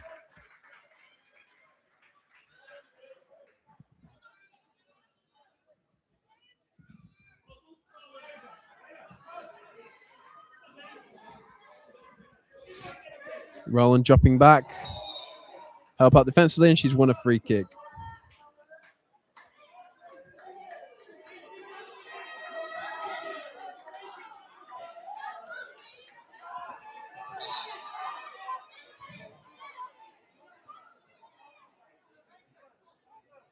There's been some substitutions made now.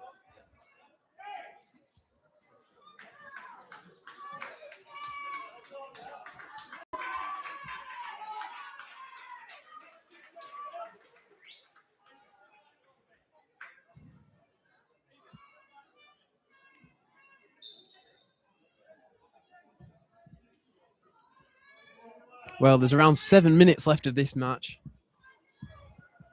Still 0-0 here. In this one it was Clifton Wasps versus Bisbon.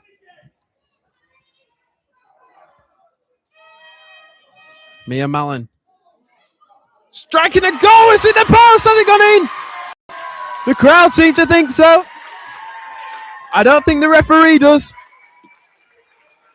No, he waves play on. Can Bisbon get back in time now to defend this? Wasps are three up. Well, the crowd went mental here. They thought that had gone in. Mia Mallon. We are just checking the video footage to see for ourselves. Isaac, what do we think? Well, the Wasps, meanwhile, have a throw in. The crowd really seemed to think that had gone in. What do we think, Isaac? Oh, I don't think so. I think it just came off the bar and did not quite bounce over the line. I think the ref made the correct decision. Yeah, he seemed unmoved there. I think it was Mia Mallon with that strike, and she's deserved one all afternoon. She's been grafting hard up top, making a real nuisance of herself. She's got the ball here now, actually. Once again, forcing the Wasp back.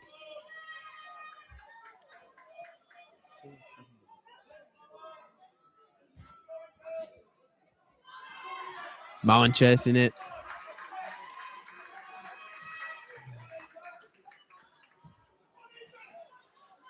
That header now might fall through for Hargreaves. But Langton does well. One of her rare touches of the ball this game.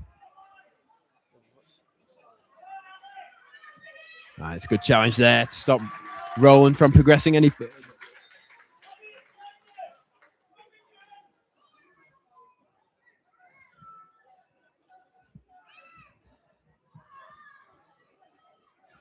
Will be a throw in this final third. I think it's Roland to be taking it.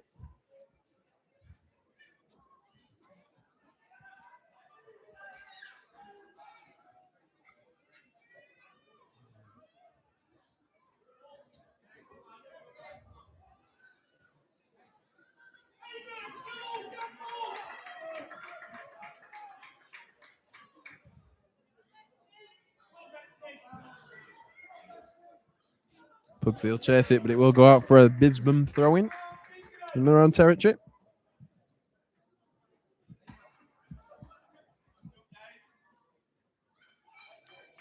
Five minutes left in this encounter.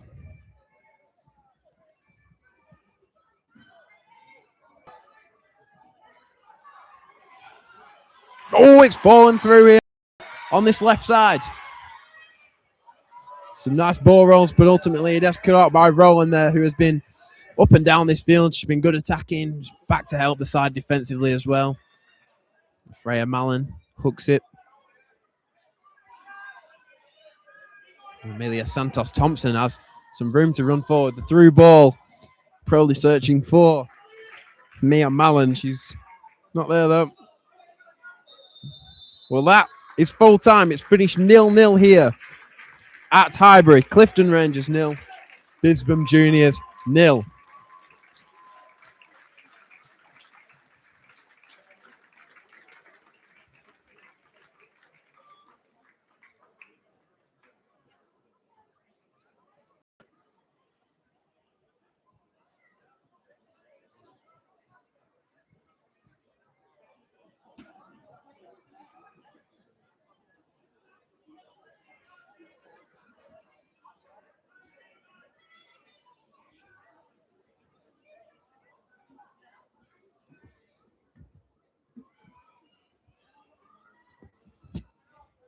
Of course, the 0-0 draw does mean that we got to penalties here. Both sides sitting down with the managers to learn their instructions, learn the order of who will be taking the penalties.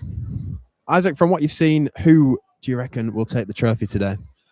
I don't really know. I mean, Bisbon, if they've not finished their chances, could that reflect onto the penalties maybe? I don't know, but we'll see what happens. I mean, it's a high-pressure situation, penalty shootout in a cup final. You can't get more pressure than that. You're so right, you can't. I mean, from what we've seen of the goalkeepers, Parkinson, when she has been called into action, she's made some great saves to keep side in it. Whereas Ivy Langton, we don't really know. She's had about 3 touches of the balls, and they were all goal kicks or passes, really. So I mean, you'd argue that Parkinson's the more warmed up of the two goalkeepers. It just depends whether Ivy Langton maybe concealing herself as might mean that she saved herself for the shootout. What do we think about that? Yeah, you're spot on with Alia Parkinson being the busier of the lot. Maybe that will benefit the Wasps. Yeah, she knows who she's up against. Well, I think the key takers will definitely be Mia Mallon. She's got a good strike on her, as we've seen so far. There's plenty of girls on that team who deserve a goal, though. There's been Darcy Byrne running things in midfield. Freya Mallon has done well in midfield. Isabel Rowland, Summer Rhodes, both doing well when they've been on the field as well, helping up front, but also dropping back defensively and putting a good shift in. I think overall, you do have to argue that Bisbon should have edged it in the full time, but if you can't score your chances, what can you do? I think at the end of the day, whoever loses wins. I think both teams can hold their heads up high, leaving the Highbury. You know, both putting a really good shift in. They're both as good as each other, clearly, because it ended 0-0. So I reckon both teams should be really proud of their performance today.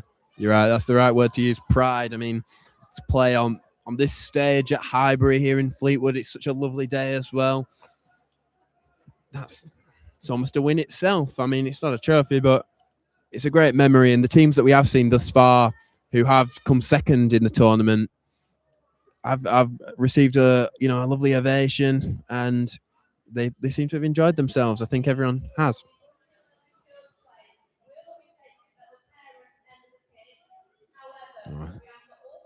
We're just receiving confirmation that penalties will be taken just in front of us here at the end where all the spectators are. So in front of that crowd. Well, the Wasps look up for it as they get up. They're the first of the lot up. And they're up there pumping their fists. They look ready for it. As Bisbon look to join them now.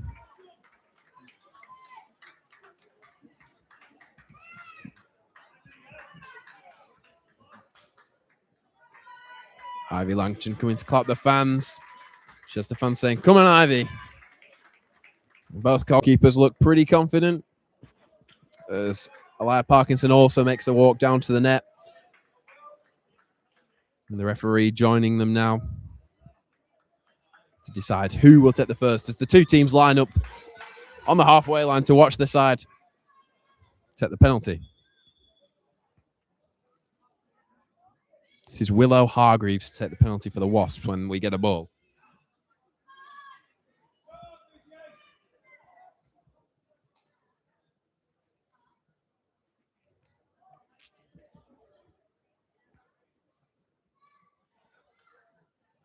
And the two captains speak to the referee here. And he's done the coin toss.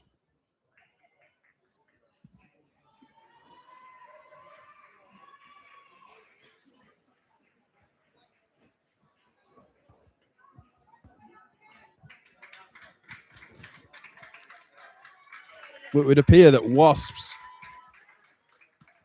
have chosen to defend first, and it will be Bisbon to take the first penalty.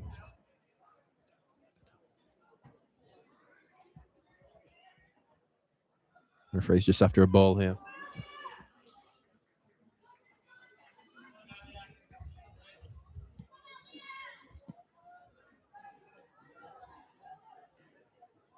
Well, in an interesting turn of events, the first penalty will be goalkeeper versus goalkeeper. Quickly, what do you think about that, Isaac?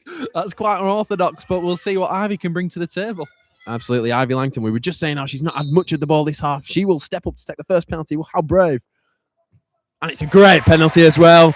Langton sliding it into the bottom corner past Parkinson. How about that? Yeah, you usually see goalkeepers taking penalties and they absolutely smash it. That was very well placed. Absolutely, and not bad for a goalkeeper at all there. I think this is Willow Hargreaves coming to take a penalty now. Places the ball on the spot. Can Langton score and save the first penalty? She can indeed. That is a great save by Langton. It was straight down the middle, but she knew what she had to do. She stood tall and she saved it brilliantly. And next up for Bisbon.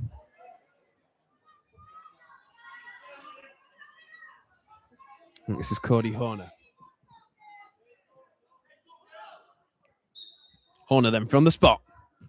That is a fantastic penalty. Straight into that top corner, and boy, does she deserve that. Oh, yeah, what a great finish right into the top left corner, roof of the net. It's an absolutely brilliant penalty. No chance for the goalkeeper. Stick anyone in that net, they wouldn't save it.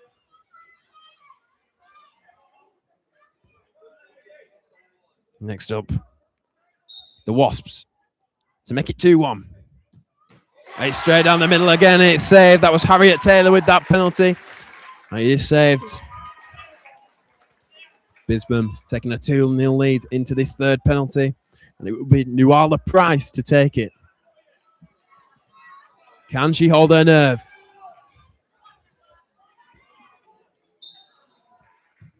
Price, that is brilliant. They've obviously been practicing their penalties over at Bisbon, because that is another penalty into the top corner. Isaac, how about that? Wow. Honestly, they must have been practicing this beforehand, because, wow, they're taking this penalty by storm. They are. 3 absolutely brilliant penalties. No chance for Parkinson, unfortunately. And well, if Ivy Langton saves this, Bisbon will be the champions. And it's missed. Bisbon win the cup. That was Emily Hardman with that final penalty as the Bisbon players rush over to Ivy Langton. They'll jump on top of her there as they've won the penalty shootout 3-0 after it being 0-0 at full time. They are the champions. Congratulations, Bisbon.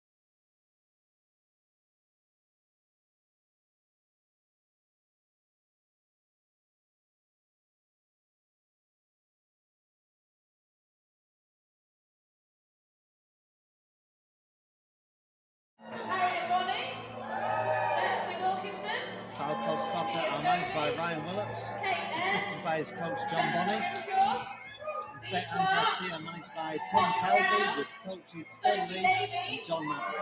We have Coulton and Ola Wilmer. For St Anne's Pearl, we have Amelia Norris. So the excitement is building here.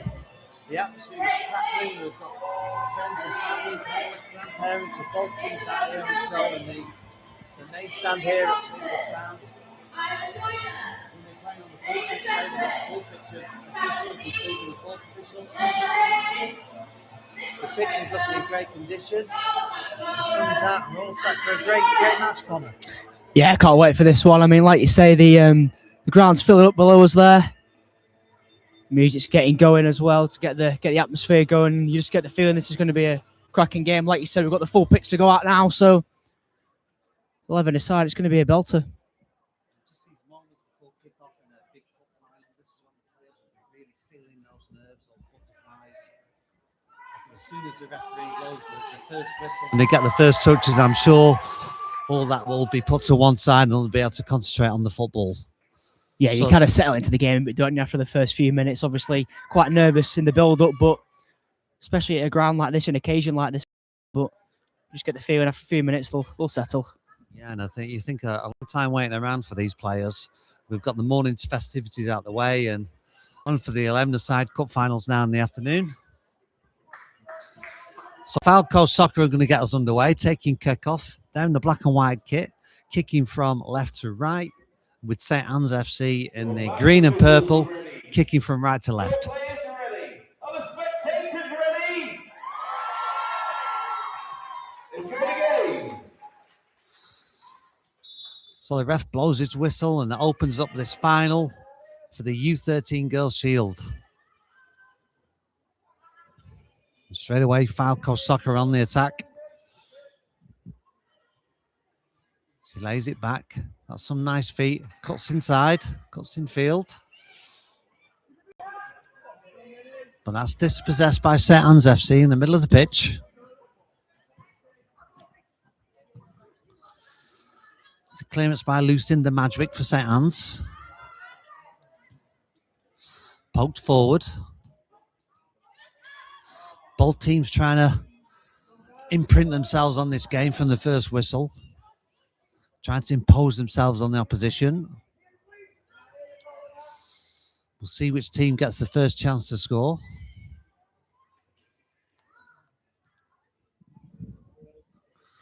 And good work again out there on the left, laying it back to the centre back.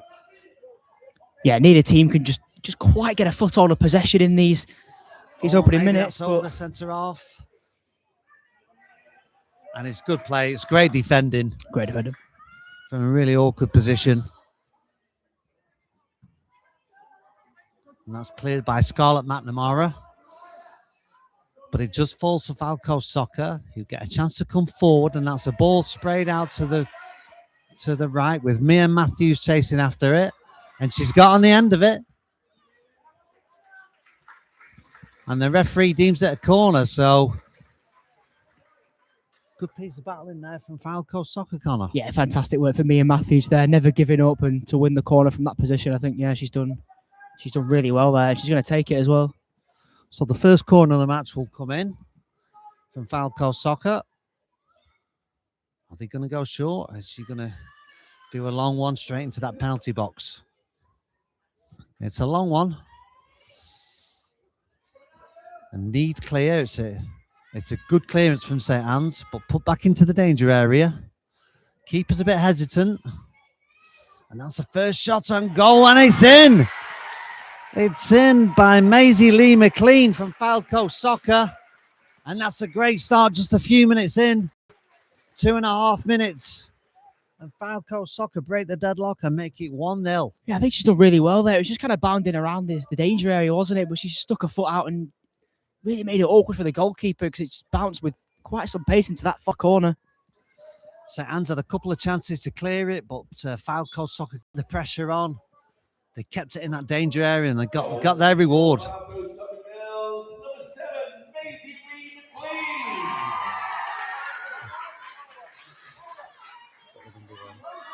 Said it was near.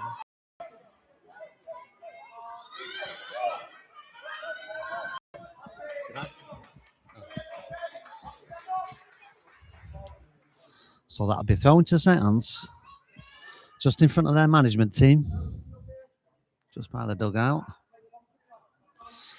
Thrown forward.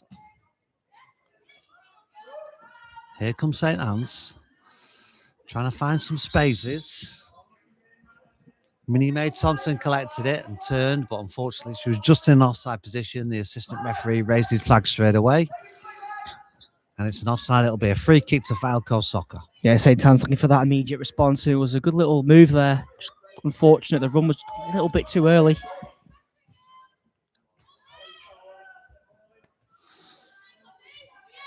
good battling from Mia Matthews. Trying to play it forward, but number 16, Scarlett McNamara for St Anne's got in the way of that. And it's a throw-in for Falco Soccer. And it's well defended again. Bit of space for Mia Matthews.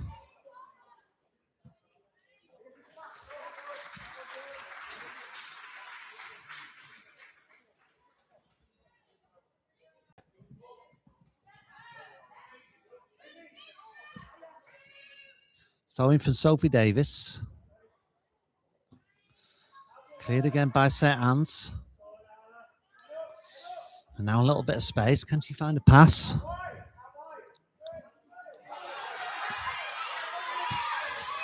That's excellent determination to win the ball back. Harriet Bonney there, number 10 for Falco Soccer, showing some great determination. Winning the throw for her team. Yeah, she's done really well there, and that's a great throw-in.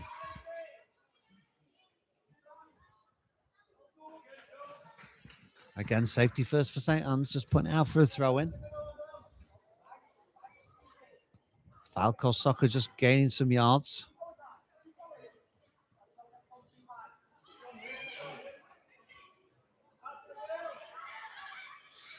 It's a nice play again. Some nice passing the ball to feet from Falco Soccer. But St Anne's come away with it. Here's Minnie Mae Thompson, but she can't keep hold of it. The defenders have done a great job there, dispossessed her. And here's Poppy Brown. Some nice feet and a beautiful pass.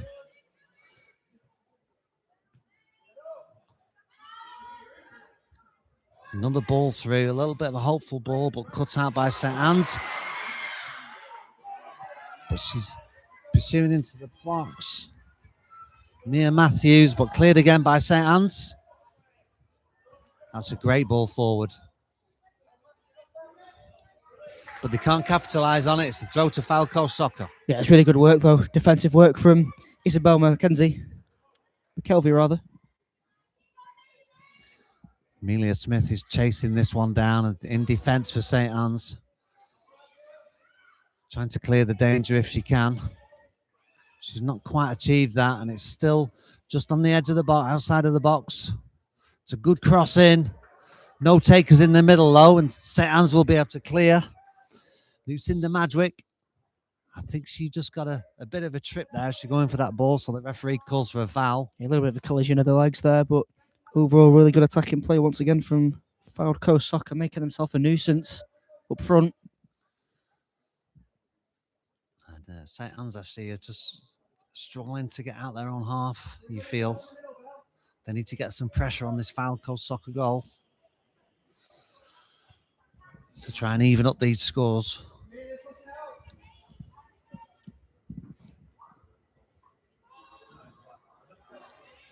It's a good goal kick, but once again, Falco Soccer win it in the middle of midfield.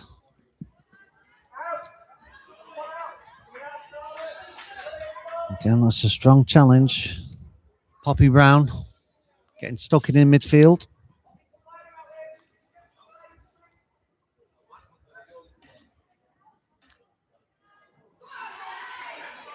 The left back's just misjudged that one. Here's a great attack. The cross comes in, but the goalie gathers it well. Excellent goalkeeping from Amelia Duran. Yeah, she's done really well there. It bounces just before it reaches her. That could have been dangerous, but good hands there. The kick's not gone far, but St Anne's can gather it. Lucinda Madwick in the right back position.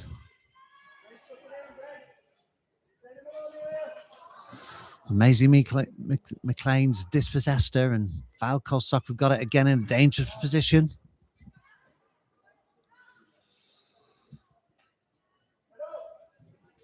It's a ball forward by St. Anne's, but it only goes so far as the touchline.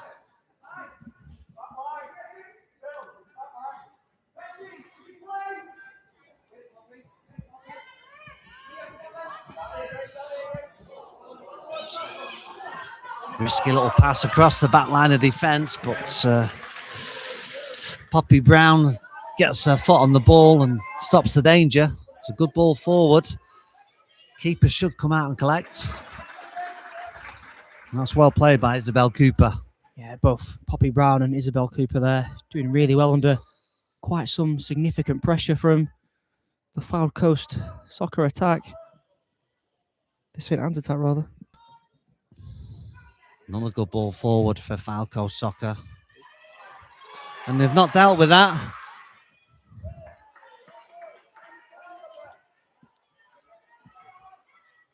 And Mia Matthews is putting the pressure on, and she's won it. She tried to play it inside to her centre forward, but the St. Anne's defender just came and closed her down. It's a real battle in this midfield. I think it was brilliant work from Amelia Smith at the back, though. She had a lot to deal with there, but she's managed to come out on top. Excellent play there from Falco Soccer. Spraying the ball around us. Here's Mia Matthews shooting down the right. She cuts inside. She beats one. She can't beat two. And that's out. Almost out for a corner, but not quite. St. Anne's FC struggling to clear their lines at the moment. Now's a chance for them to advance the ball down the pitch. Nice. Excellent play there. Nicola Coper. Yeah, she'll be annoyed she didn't win the throw in there because she did everything right up until that point. This is a bit more like it from St. Anne's FC. And they're playing in Falco Soccer's half.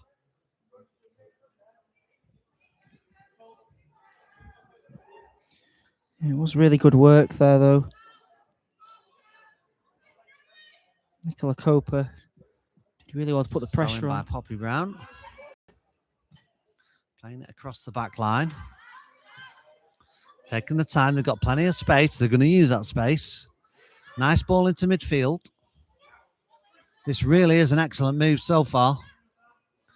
And commentators curse as soon as I say that the move breaks down. It's a great defensive block, though, in fairness. By Once again, a nice deliberate ball played out. Here's Mia Matthews on the right-hand side again, that right-hand channel. She's so effective down there. She beats the fullback and gets a cross in. It's a dangerous cross. But the centre forward can't get on the end of it. you just wonder whether it may be going to fall to Minnie May Thompson there. Not quite. Good goalkeeping. That's a good kick out. It's gone over the defenders. Chasing back to their own goal, towards their own goal. Minnie May Thompson is putting the pressure on. She's won it. In a good position for St. Anne's. Can she get a shot off? That's an excellent block at the back there for Falco Soccer. Nicola Coper gets a cross in. Keeper can only palm it away.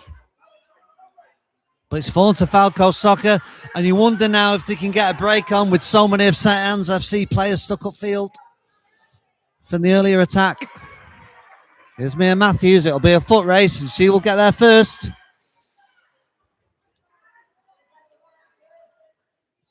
But that's well tidied up by Amelia Smith.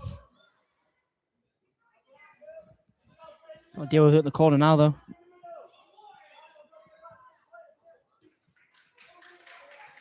The referee says it's a throw to Falco Soccer right down near the corner flag.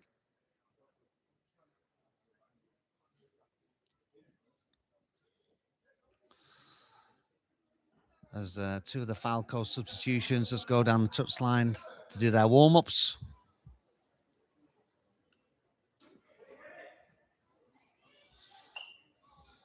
So here comes the throw. Is it going to go long? It is. It's into the box. but well cleared by St. Anne's. That's some good defending there. Very diligent. They followed that ball all the way. But a shooting chance. She gets it on target, and the keeper gathers. Sienna Barnard with a long-range strike. It's a good effort. She wrapped her foot around it quite well, but goalkeeper equal to it there. Amelia Duran. Good hands. Once again, played forward, but intercepted by St. Anne's. You just feel Saints are starting to get a foot in this game now after a little bit of an uncertain start. Maybe the nerves have just diminished.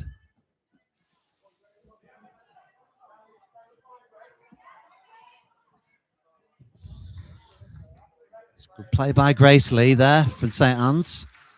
Picking it up in the left back spot. Trying to play into midfield. Trying to get a foothold into this game.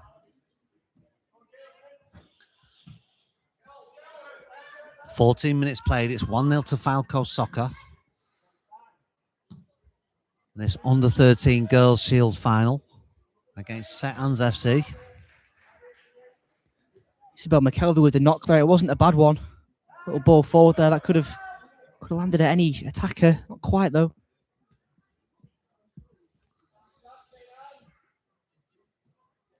It's another good ball forward into a danger area. But Lucinda Madrick will close that one down and play it forward to Tabitha Deans, whose pass only finds a Falco Soccer player. And I think that's a little trip on the St. Anne's number 6, Isabel McKelvey.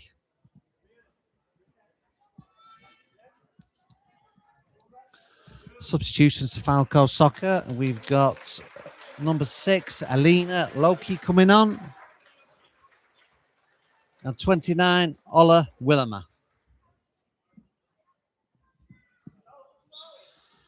So Falco Soccer are the first team to make some substitutions. We'll see if that makes a difference.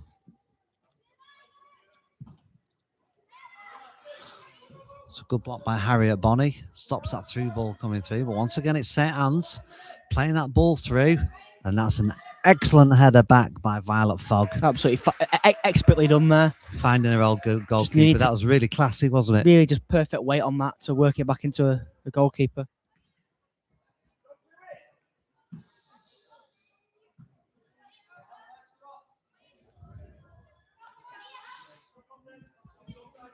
Nicola Coper just can't control it. So it goes after the throw. It's going down the line for Falco Soccer. Here is Loki. It's a good battle between those two. And that will be a throw into Falco Soccer. Yeah, excellent battle between both number 6s there, both putting the body on the line. Really good physical battle to watch down that side then. Not much in it. 1-0 still to Falco Soccer. But here are Falco Soccer. It's a speculative effort. Keeper will gather. Under pressure from the centre forward, but that's no problem. Yeah, I think as soon as Bonnie took that touch on her knee, I think everyone in the crowd was just thinking, oh, go on then. And she went for it. Didn't quite get a hold of it though, unfortunately. Excellent control by Nicola Coper, and she's carrying on. She's going down this left-hand side, taking on the defenders. And that's strong defending by Serena White. Seren White, sorry. My apologies. And Falco Soccer is just sending another substitute out to get warmed up. 2 more now. I'm sure they're going to keep revolving it as the match goes on. Keep those legs fresh. Yeah, it's a lot of distance to cover, and it's getting quite warm down there. You can see with not many clouds in the sky at the minute, so substitutions are going to be key. So throwing to St. Anne's. Scarlett McNamara with it. Into the box. But clear Falco Soccer.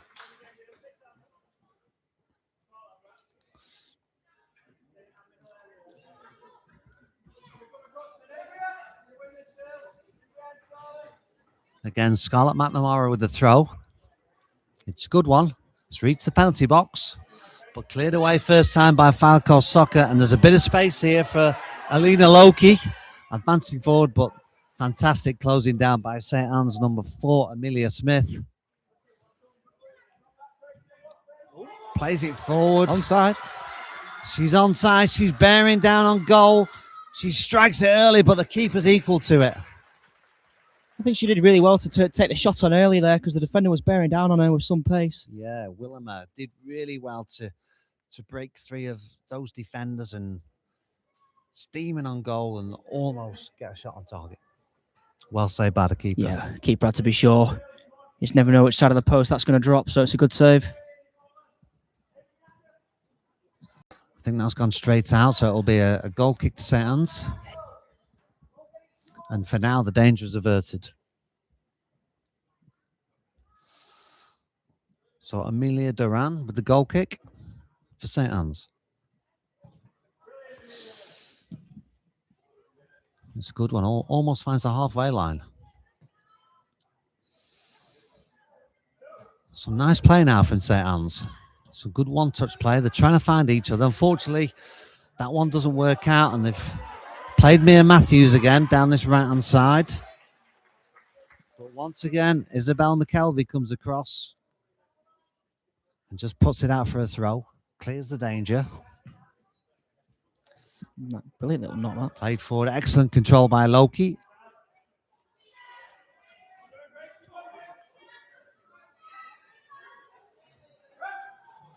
And once again, McKelvey's there. More substitutions for Falco Soccer. Got number 12 coming on, Mia Scobie. And number 23, Bree Howe-Cotton. And number 12, Mia Scobie. And we've got number 14 for St. Anne's, Layla Haley coming on. And number 11, Tabitha Deans. So wholesale changes by both teams. We'll see if that has an effect on the action. It's a long throw in. Danger hasn't cleared yet. Long shot from well outside the box. Goes straight to the keeper, and it's a chance for St. Anne's to clear. And the attacker wasn't far off, just latching onto that there either. Made a really good supporting run. Once again, it's a great kick by the keeper. And then expertly headed back to her own goalkeeper by Violet Fogg. Brilliantly done.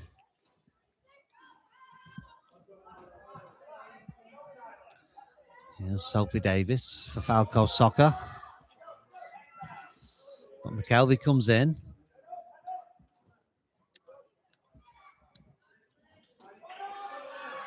Good ball out to Willimer again.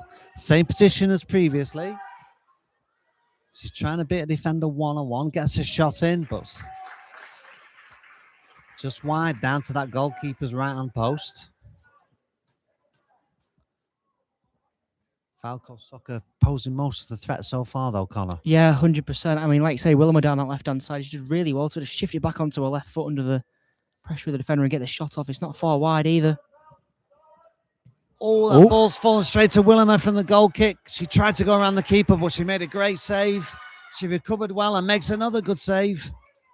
And St. Anne's are able to clear it. Yeah, she's had to recover really quickly there, but she's done it really well, the goalkeeper.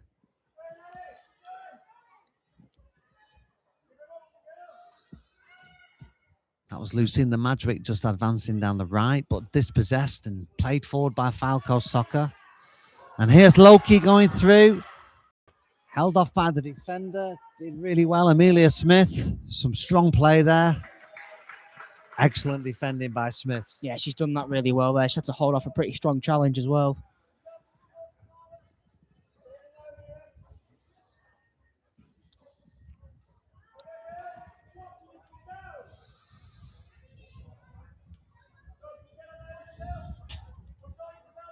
Played forward by Lucinda Madrick.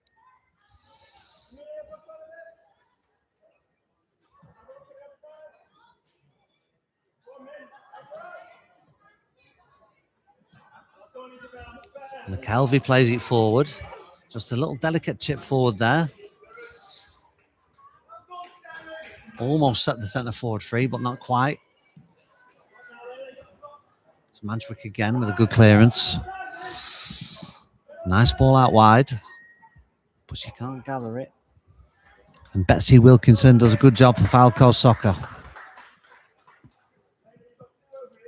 You feel at the moment they're just happy to hold on to their lead. Yeah, possibly. I mean, like we said before, they were close to making it 2 on a couple of occasions. The 2-0 lead going into half time would be massive. Both teams obviously know that. But just over 10 minutes.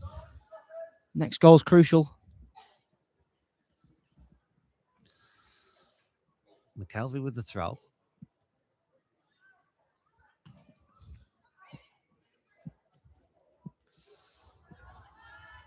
And a chance to attack, but no, cleared away. Some strong defending again by Falco Soccer. Some good play by Scarlett McNamara, but the pass is intercepted once again. And the deflected clearance almost falls for Falco Soccer, but cleared by St. Anne's.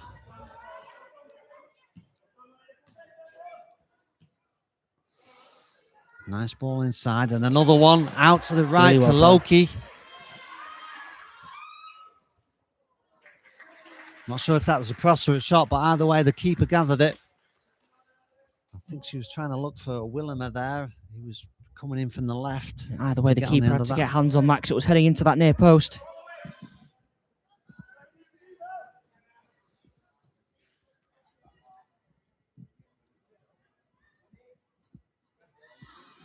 Picked up by Falco Soccer in midfield. Beautiful ball play through for Loki, and another one. It's Willimer. She pulls it onto her left, cracks a great shot and tipped over the bar by the keeper expertly. Great save by Amelia Duran. And William be frustrated there because she just got forced wide by the pace on that pass, but she still managed to get a really good shot off. Goalkeeper's forced to put it over. It's a great save.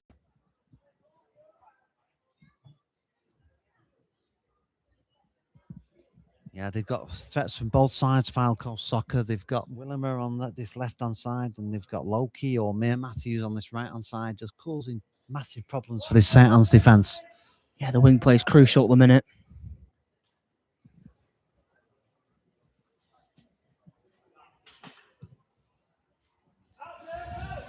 That should be cleared by St. Anne's, although Falco Soccer have got it back. And they played it out to the corner taker, but unfortunately she was just offside. The assistant referee flagged it. And there's some more substitutions for Falco Soccer coming on. We've got Kate Edge at number 14. And we've got Jessica Grimshaw coming in at the back.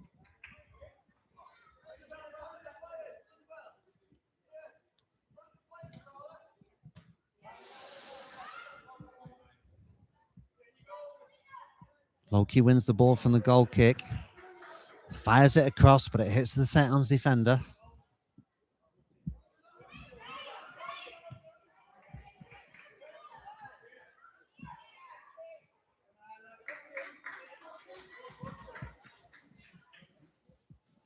That was Mia Scobie trying to advance it down the line, but unfortunately could only just run it out, and it's a throw to St. Anne's.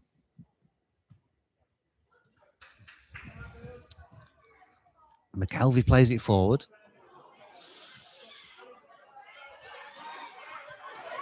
And here's a charge from the back. Spirited charge by Betsy Wilkinson there. A really good reading of the play from Betsy Wilkinson there because she saw the space before she even had the ball. Done really well to glide into that extra space, but couldn't quite keep it in.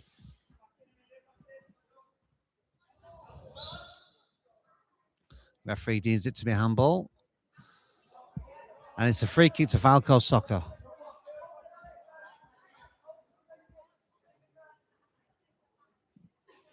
I think they were thinking about the short one, the fast one there, but I think they're just going to take this opportunity to get a ball into the box. It's going to be Willimer with it. I'm sure she's going to stick it in the box. And there we go. Great It's ball. a great free kick. McKelvey's underneath it. Cleared away by St. Anne's. They dealt with that really well. And now the chance for maybe a break. They've got a bit of space coming. That's a good ball forward. Betsy Wilkinson charging back towards her own goalie and does well, puts it out for a throw in, takes no risks. Minnie May Thompson was bearing down on her quite some pace, so had to She stick was it out. gaining with every step, wasn't she? Absolutely was. Had to stick it out. Got another substitution here. Another sub for Falcos.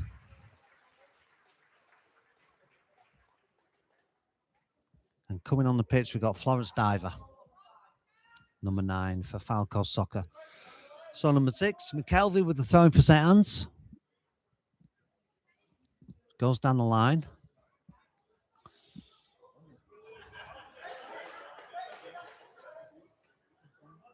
That's blocked off, but it's going to be a corner. I think she thought it was going to be a goal kick. That's why she blocked off the offensive player, but it was actually going out for a corner. Used really good strength as well to do that. Really good defensive play. Unfortunate to concede the corner, but it just took a slight nick on her on its way through.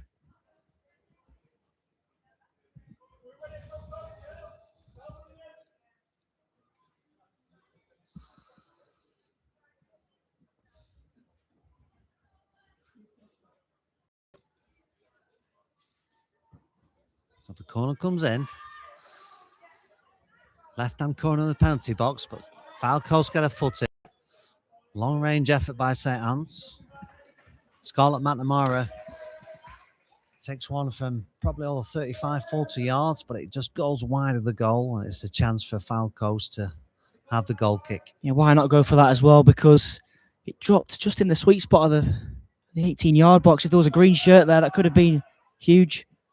Taking a short one to Wilkinson, he plays it out, but it's only to St. Anne's, but Falco Soccer win it, and it's pumped back in. Minnie May Thompson is after it, but it's a bit too much on that, and he rolls through for a goal kick. 5 minutes left before half-time. Massive point in the game. The goal for either team just completely changes everything. Once again, Wilkinson playing out from the back. Nice and patient. Playing it forward, but St. Anne's have won it again. Falco Soccer have won it back. A nice ball out to the left. Is well collected.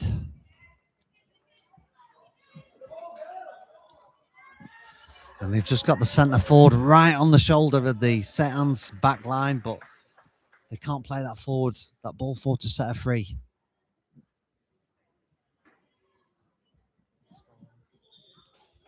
And assistant referees flag for a throw-in on the opposite side of the pitch from us.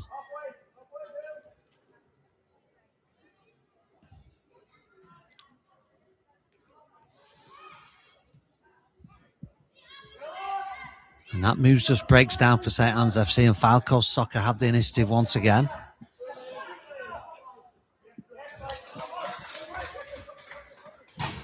But that's shut down.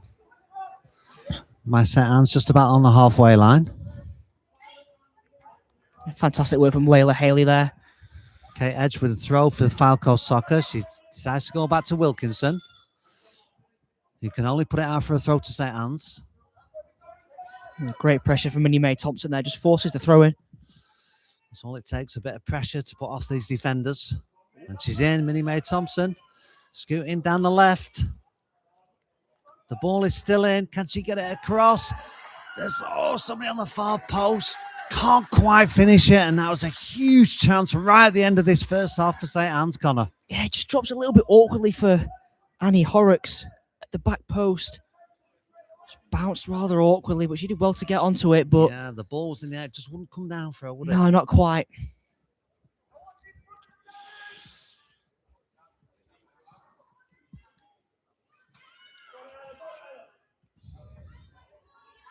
Again, St. Anne's looking threatening. They're putting the pressure on. Falco Soccer can't get out at the moment. She carries on. Excellent play from Isla Joyner, showing some good determination for St. Anne's. Yeah, good little spell for St. Anne's this, and they need it right on the edge of half time. It'd be a perfect time to score. Just go into that break level. Completely changes the manager's team talk. St. Anne's pushing hard right on the verge of half time. Try and get this equaliser. Here's Isla Joyner. Oh, but she can't put it across. She can't just get the angle on it to get a foot round it. And it goes out for a goal kick. Yeah, Falco Soccer will be desperate to just shift the momentum here. The last thing they're going to want before half time is to have to go in level. Yeah, just wondering if this is going to go long now, or they're going to play. No, it looks like Wilkins is going to play long. No, she's gone short. Played it out to Kate Edge in the right fullback position. Up to Florence Diver, but St Anne's FC get it back for Falco Soccer. Have won it back. She's looking for that through ball. She's looking to find a teammate, and there she goes. It's a fantastic ball. Florence Diver just can't keep it in. Just a little bit too much on it, but Yes. it's absolutely the right idea to play that ball. Wilhelma was just looking for that pass once. She was trying to find the right time and space to release it. She almost found it.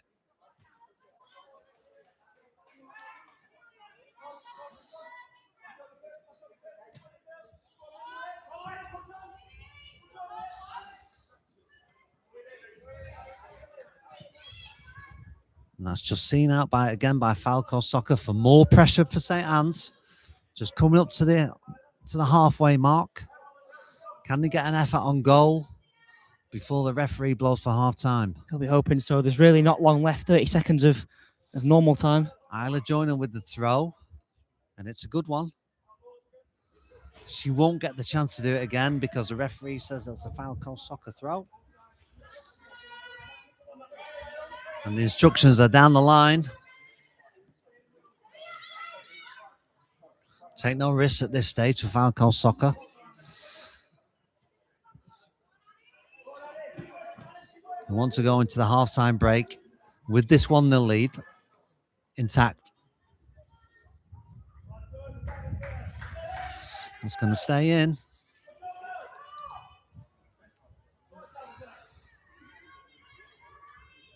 It's won again by St Anne's, but Falco Soccer will clear. And there's your halftime whistle. The referee blows the whistle. It's halftime. It's Falco Soccer under 13 girls 1. St Anne's under 13 Pearls girls 0.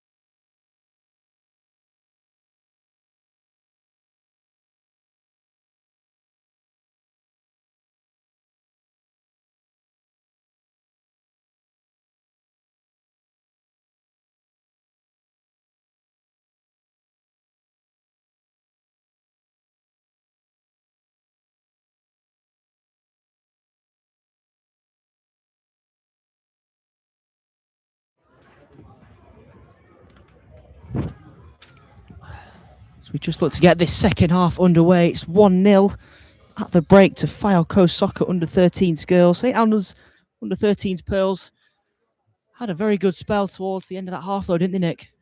I thought they really grew into the game. They started off looking a bit nervous, a little bit apprehensive, but the more the game went on, the more pressure they were able to put on Falco Soccer.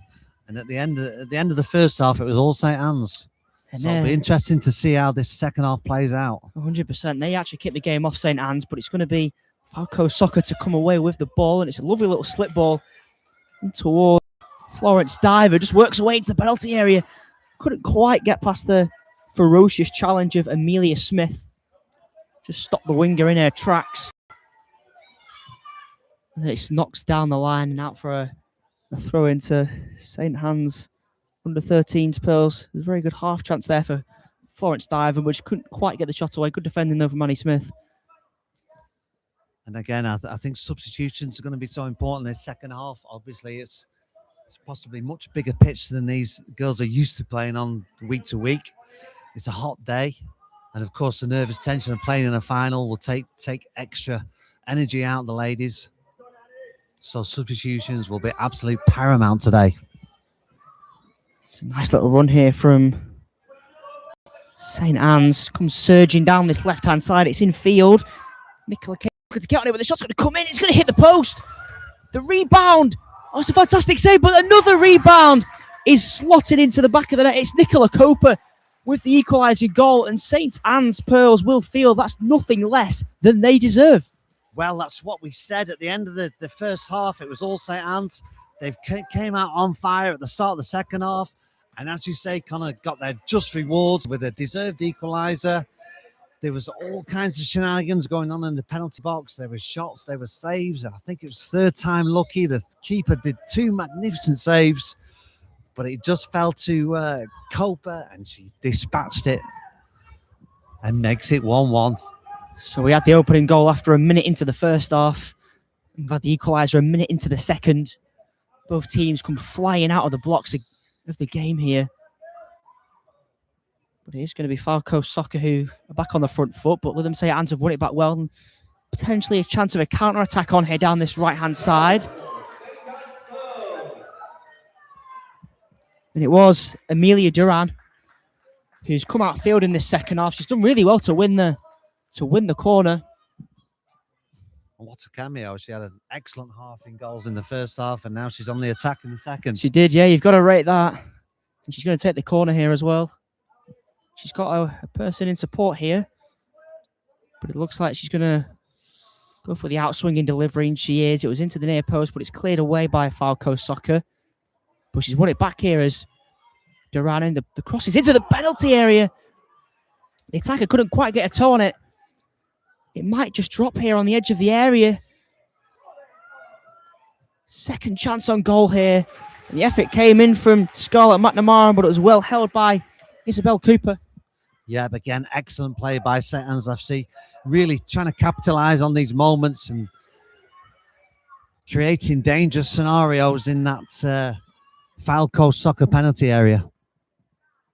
It's going to be sent forward here. It is Minnie Mae Thompson who's given chase, but that's a brilliant piece of defending from Betsy Wilkinson.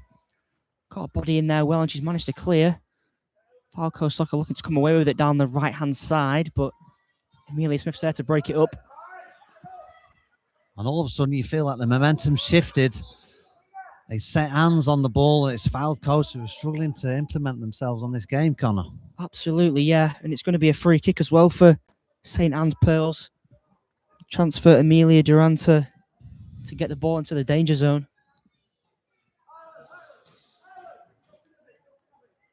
Well, here comes the free kick delivery. Amelia Duran, it's not a bad one, but it's headed away. Good header there. Lovely take from Amelia Duran. She's going to look to surge down this right-hand side once again, but she is just dispossessed. But she'll keep hold of it. She's done really well there to keep hold of the ball, but she is eventually dispossessed again by Jessica Grimshaw. Both teams battling in the corner flag. It's going to go out, though. And that's the word, Connor, battling. It's a real battle out there, real physical intensity being put on display by both teams. Me and Matthews with the throw there, but it's going to now be a throw in for St. Anne's. Just took a slight nick off Eleanor Loki. The referee's actually giving it the other way to the linesman. I'm going to be honest, I think the linesman's the one that got it right there. I agree with that. He was overruled, possibly wrongly there, but it's hard to see. It's hard to see. There was two bodies that were all battling for it there, and here come Lytham St. Anne's again, though. Nice little take, but it's going to be smashed forward. Oh, and that's a fantastic challenge from McKelvey Isabel there, showing her strength. McKelvey, quite robust. Wilhelm took a bit of a bang, but she's back up and at it, and McKelvey will look to shift it over to this right-hand side. Good little knock down the line by Layla Haley, but Amelia Duran's the one that's going to come away with it. Surging down the right-hand side. She's got a lot of space to cross it. Might just head in, you know, but the goalkeeper got a touch on it to just take it away from goal, but the cross is going to come back in. It's going to be blocked in. It's going to be a corner for St. Anne's, and at the moment, it is all St. Anne's. Yeah, the goalkeeper, Isabel Cooper, just wasn't sure where that was going. It's a really awkward attempt on goal, wasn't it? The ball just stayed in the air, and it was changing direction. It was just wide, unfortunately. It was swerving, but there's going to be two substitutions here. It's going to be Maisie Lee McLean and Niamh Clark that are coming onto the field. And Falco Soccer just hoping to shift the momentum back in their favour, but they've got a corner to defend first.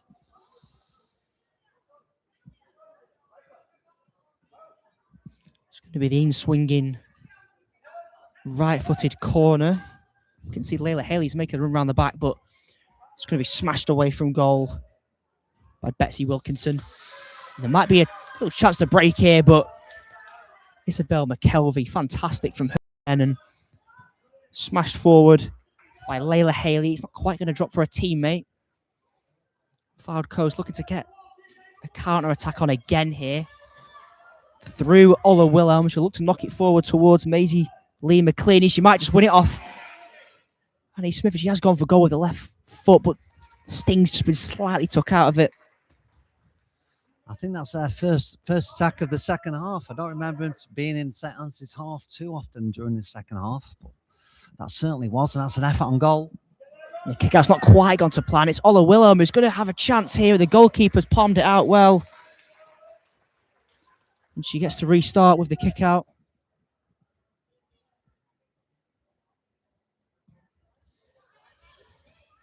It's a similar one to before, and it's going to be a case of Fylde Coast looking to retain the ball. It's gone down the left-hand side. It is Florence Diver. She's got a little bit of space to run into. She's took the shot on early, and it's going to be a comfortable save in the end for the goalkeeper. But Fylde Coast having a little spell here. Some welcome respite for their defenders. 100%. It's been all St. Anne's so far in this second half. St. Anne's looking to get back on the ball here, but it is going to break for Sienna Bernard. But Layla Haley will smash it back upfield, and it's smashed back towards the defence by Jessica Grimshaw. It might just drop here. But Amelia Smith will clear. Fantastic challenge, and she's bounding around in the St. Anne's penalty area. The shot is going to come in from distance from Maisie Lee McLean, but the goalkeeper will hold it in the end. Good effort by McLean. Another one of those ones that just bounces in front of the keeper, making it really awkward. And it's going to be the good spell is going to continue for Fylde Coast, but it'll end there because the shot from Sienna Bernard is going to roll all the way through to the goalkeeper. And now the goal kick is going to find the feet of a Lytham player, but once again, the Fylde Coast attackers are hounding the defenders. It's one back in midfield, but it is going to be Niamh Clark that comes away with it. She's dispossessed. And that's a fantastic intervention. And it's going to be in towards the feet of the advancing Minnie Mae Thompson. Good little battle there, but she will just about come away with it here. Little caper, Amelia Duran just coming in on the edge area. made a way in and took the shot on, but it rolled just wide. We've got kind of an either end game now. It's switching both ways. Both teams are having waves of attacks. It's 1-1. It's anybody's game. Yeah, 45 minutes gone overall. Sort of 25 minutes to be played. It's turning into a bit of a basketball match at the moment. Just as we say that, here come Falco Soccer. It's a fantastic reverse ball. And she's gone for goal from distance. Ola Wilhelm. Willem are there. Just, it wasn't a bad effort, but goalkeeper managed to claim it. Yeah, you got to think they've got to take it a bit closer in. They're having plenty of shots from outside the box with not much success. There's another one. That's a better one from Wilhelm, and that's an absolutely outstanding strike from Ola Wilhelm. Took the shot on early once again, but this time it's nestled in the far corner. And with 46 minutes on the clock, it's Falco Soccer under 13s 2, St. Anne's under 13s 1. And it was just as I was saying, the lack of success with these long shots, and in flies one from the foot of the forward right into the top corner. Keeper had no chance. An absolute stunning finish. Have a double substitution here as well.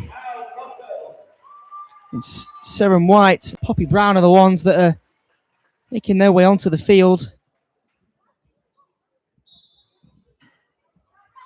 Oh yeah, back underway. 2-1 now to Falco Soccer. A stunning strike from distance. Goal scorer announced as Bree Howe-Cotton. Amelia Duran's, though, going to make her way down this right-hand side, but she's not quite going to reach it. And it's going to be a goal kick to Falco Soccer.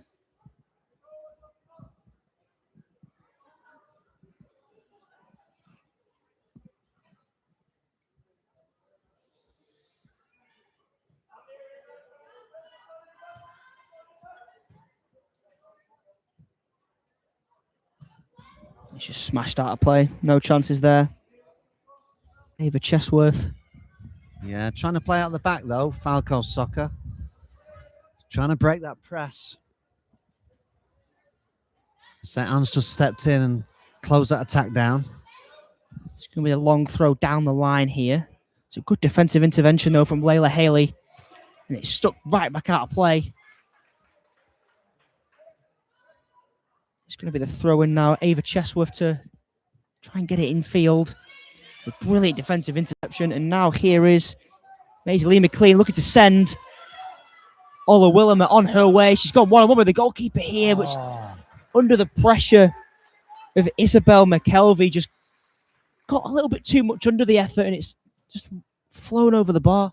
Yeah, she had to take it early. The pressure there from McKelvey was massive. I'm sure she could feel her breath breathing down her neck as she tried to get on the end of that through ball, and all she could do was just put it over. Great move, though. Lovely through ball. It was. We start with the goal kick here. It's not a bad one. It's into the midfield. Falco Soccer with a chance to run down this left-hand side through Sienna Bird, and she is going to make her way into the penalty area. She's been dispossessed there, though, by Isla Joyner, but the shot's going to come in, and it's going to find the back of the net. It's Maisie Lee McLean with a one strike again. It's another long shot. It's absolutely stunning goal once again. It's Falco Soccer 3, St. Anne's Pearls 1. And Lee McLean with another effort from outside the box. Again, I was saying before, I'm not sure why they're doing all these long attempts, and they've absolutely made me eat humble pie by scoring two absolute spectacular strikes, both from outside the box. They both came from nowhere. We're saying how Lytham was kind of starting to grow into the game and start building pressure of their own, and they're going to make a double substitution here in an attempt to try and get that pressure back on.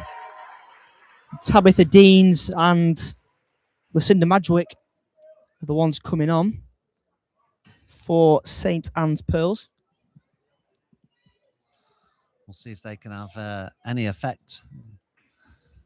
All they need is a goal, St. Anne's, and they're right back in this game. It's really unfortunate for St. Anne's, they'll be thinking, because they've played well. They've been quite solid at the back. They've forced the opposition to take long shots, but unfortunately for them, two of them long shots have flown into the far corner.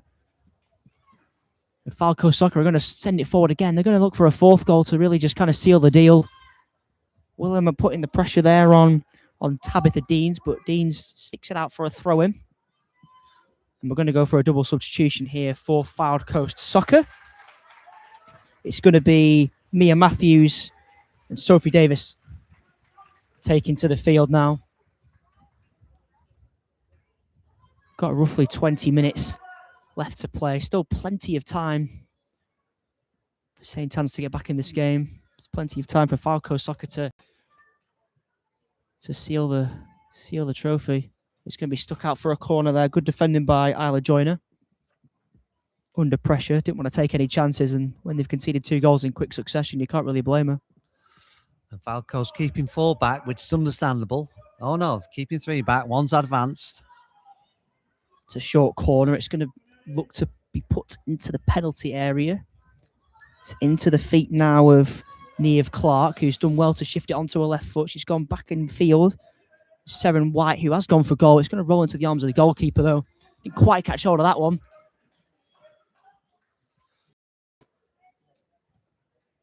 It's hoisted into midfield.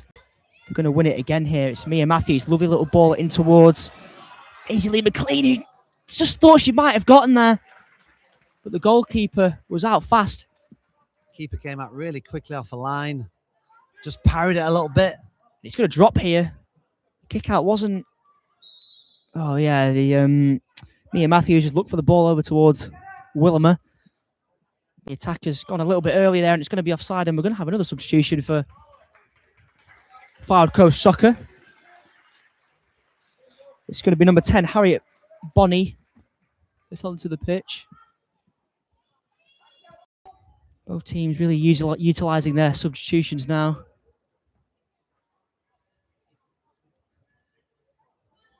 And there's another foot race on here, and Willimer will think that she's got a chance, and she does, but Amelia Smith has done really well to come out on top there. Excellent defending by Smith. And the knock forward wasn't a bad one, and the Greens are just lucky for that counter-attack. It's lovely little footwork there from Ava Chesworth, who just looks to then go in field towards Minnie Mae Thompson, but it was cut out and cleared by Violet Fogg. That's a brilliant take from Willimer. Looking to send it infield, and she does. Here's Niamh Clark, 30 yards from goal. Working away in. Amelia Smith with another fantastic challenge, though. Willimer's on the shoulder of the defender there, and she's found a bit of space. It's a good save, though. Very powerful effort. The goalkeeper's done well to keep that one out. Yeah, she really caught that one. Amazing. Lee McLean looking to just chip it into the area there, but it's going to roll behind for the goal kick. She really got hold of that one, smashed it towards the goal. It was on target, but the keeper made a really good save. It was. Up strong. It was. The power was there. A little bit more direction in one of the corners, and that would have obviously been possibly game, set, and match. Falco Soccer really starting to take control of this game now. Mia Matthews on the edge of the area, can't get past Amelia Smith. And the clearance then. And work to be done here for Ava Chesworth, who's done really well to kind of thread it through, but the white's all clear. And now here comes Mia Matthews. Layla Haley's the one who's going to have to put her under a bit of pressure, which has gone backwards here. It is Sophie Davis. She's gone for goal. The goalkeeper's got damn well to clutch it to her chest. Yes, good strike by Davis. Again, that one was on target. Keeper's right behind it, though. Got a body behind it and safe hands again. Yeah, they really are starting to kind of take control now, create as many chances as possible, because if they get that 4th goal, you feel like there'll be no way back for Lytham St. Anne's.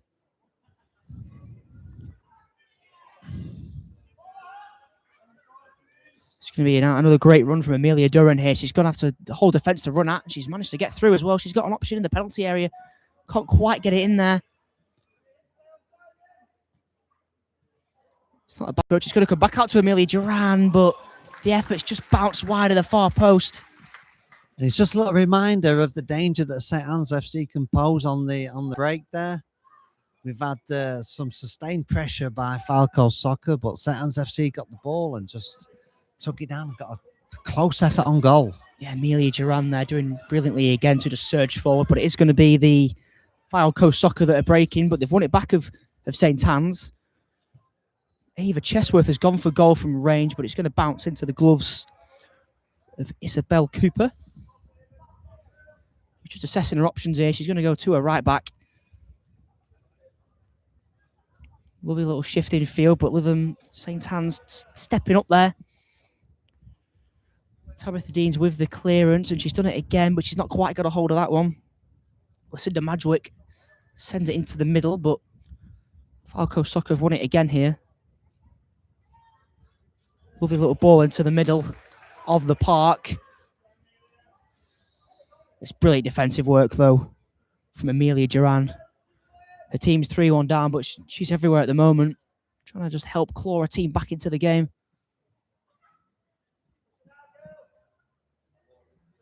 Poppy Brown there, just going back to her centre-back, who then plays another ball into the other centre-back. Bit of pressure on the defender here by Ava Chesworth, but she just couldn't quite beat the defender for pace. It's going to be out of play, and St. Anne's will restart with the throw-in. Yeah, I just thought for a second there that Chesworth would have got through, but again, excellent defending by the Falco Soccer back line.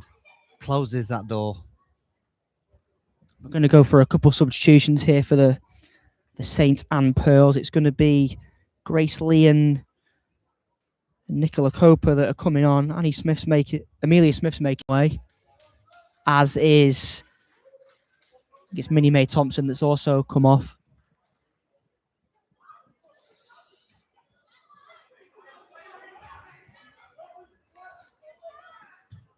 Be hoisted back into the back line of Falco Soccer, but they'll look to come forward, but it's going to be smashed out of play by Isla Joyner. So if St. Anne's want to salvage anything from this game, they've got to get their acting gear pretty quick. Time is ticking away. They're 2 goals down at the moment. It's unfortunate for them because you feel like they were the better team at one stage in this game, but 2 fast-fire, long-shot efforts from Falco Soccer is the one that has them in front. Reminder of the score, it's Falco Soccer under 13s 3, St. Anne's under 13s 1. Both sides, though, have played so well. Safety first once again for Falco Soccer, being launched out of play.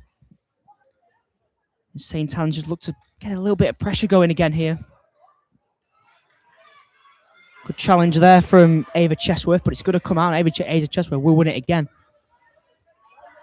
She's got 2 players on her. She's won the throw-in. Working hard, St. Anne's, working really hard to try and claw this deficit back. Smashed out of play once again, this time by Seren White. Throw-in, though. Just didn't quite fall for Nicola Coper, but it might fall for Annie Horrocks. Just can't get past the robust Falco Soccer defence. Ola Willimer just does really well to work the ball into a fellow attacker, Neve Clark. But it is going to be out. And a throw-in for Falco Soccer. You just wonder if these St. Anne's FC coaching team are going to take any gambles and maybe start pushing some of the defenders forward. They're 2 goals down at the moment. Falco Soccer are bossing this game. They need to change it. They need something fast. 12 minutes left on the clock. Falco Soccer are going in search of a 4th goal. But Isabel McKelvey with a fantastic piece of defending there. The clearance is coming in there, and it's Layla Haley who's made the next clearance. Tabitha Dean's now in the left-back position, just gets it forward in field towards Isla Joyner, who then was looking for a teammate. But it's going to be tackle, and the shots come in from Betsy Wilkinson, but she didn't quite catch it right. And it's rolled into the arms of the goalkeeper. Goalkeeper restarts, just sends it into that midfield again. Eve Clark is the one there, but it's a really good tackle from Isabel McKelvey. It's Poppy Brown, though, who wins it back for Falco Soccer, but it's going to be another challenge, and St. Anne's maybe with a chance to counter-attack here. It was Amelia Duran, but dispossessed well by the defender of Falco Soccer there.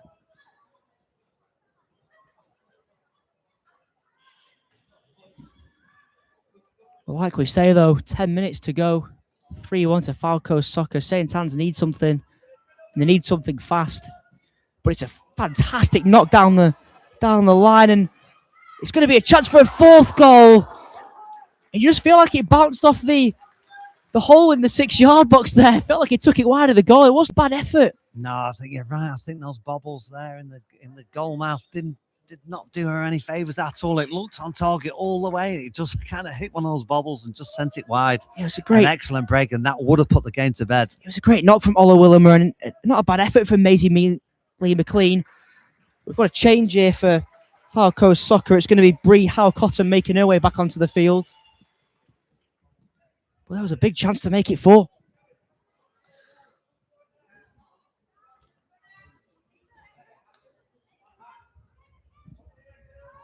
Lovely feet there from Ava Chesworth, but the final pass isn't quite there, and it's a great ball over the top, and it's going to break here for Eleanor Loki. However, it's fantastic defensive work again from Isabel McKelvey, which she concedes a corner, and they'll have to defend another set piece as the clock rolls on. And this is just where Falco Soccer want the ball at this stage. They want to be on the attack. They don't want to be penned in. At the moment, they're pinning St. Anne's back, which is just what they want. 9 minutes on the clock. Still 3-1 to Falco Soccer in this cup final at Highbury Stadium. It's going to be the short corner. You wonder whether they're going to try and keep it in the corner flag here. It's actually into the penalty area, but it's clear. But the effort's going to come in on the volley from Sophie Davis. Just dropped over the crossbar. Wasn't far off that top corner, though. Yeah, a little hooked effort there. Almost went in, and again, if that goes in, it's pretty much good night to St. Anne's if they make it 4-1. And the goal kick here, it's into midfield. The battle. Good tackle there from Chesworth, and here comes Nicola Cooper surging forward on the attack. She's got Amelia Duran ahead of her. That's who she's gone for. Is Duran in on goal? And she finds the far corner. Absolutely exquisite finish. And there's 8 minutes to go. Just like that, it's game on again. What a finish by Duran. She got put through one-on-one. Her pace took away from the defenders. She dispatched it. Absolutely cool as ice. And that's 3-2. And St. Anne's are right back into this game, Connor. Yes, 8 or 7 or so minutes to go here. It's 3-2. And just as you thought, maybe Falco Soccer were getting comfortable, not anymore. And there's going to be a change for St. Anne's here. It's going to be Minnie Mae Thompson who's coming back onto the field. That's in place of Annie Horrocks. But it's another attacker on the field now. St. Anne's just sensing they can take this game to penalties. Maybe even win it in normal time. They can get that goal soon.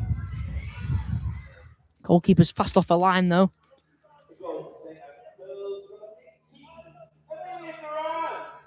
It's sent into midfield now. Here is Isla Joyner for St. Anne's. Just sends it out wide, but it's going to be Ola Willimer. Gets it into the middle. The flag's going to go up though against Maisie Lee McLean. The referee's going to let play go on though because St. Anne's are on the counter attack. Ava Chesworth just couldn't quite get the ball out of her feet there, but she's going to have a second go here. She is going to go down. Yeah, the referee's going to give a free kick because there was a little trip there, wasn't there? Determined play there from Chesworth. She had 2 goes at it. She got out-muscled the first time, and the second time she was fouled. So determined play there by the St. Anne's FC, number 10. Just over 6 minutes of normal time to play. 3-2 in this game.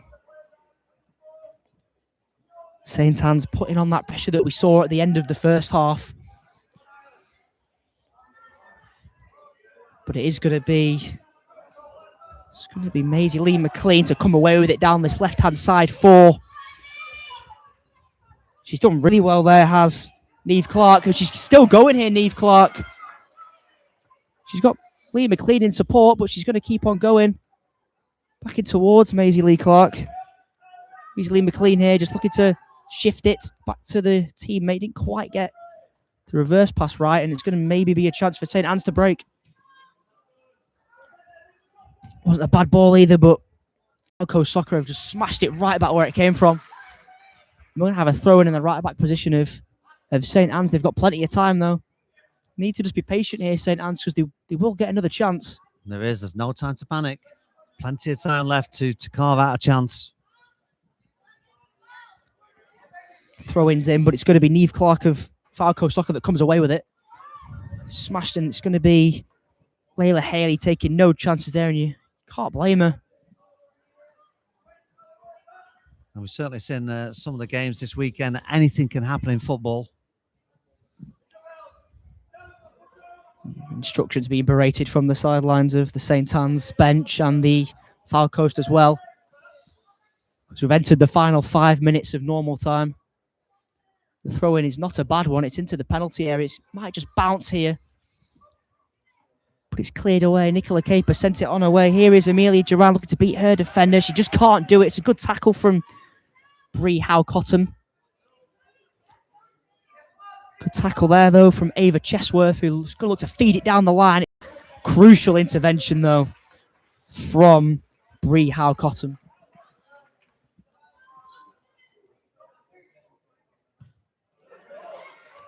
Nice work there from Nicola Caper to win it back, but it's going to be Bree Howe-Cotton just smashes it back out for a throw-in.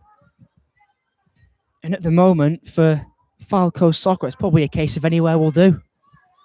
You just get that feeling that they're happy just to punt it forward, just to clear their lines. Not really creating anything at the moment. It's going to be a throw-in right in front of the dugouts. And it might be a long one as well. It is from Sophie Davis. It's actually a fantastic touch as well from Maisie Lee McLean, who's passed one. She can't quite get past again. And every credit to Isabel McKelvey, who made a brilliant recovery challenge to just put the attacker off there. She's been really impressive today, McKelvey. She's had a lot to deal with, but she's done it really well. And it's going to be lofted forward. Not quite, though, again for St. Anne's. It's going to go out for a throw-in. Layla Haley's going to be the one to... It's going to actually be Isla Joyner who throws it down the line.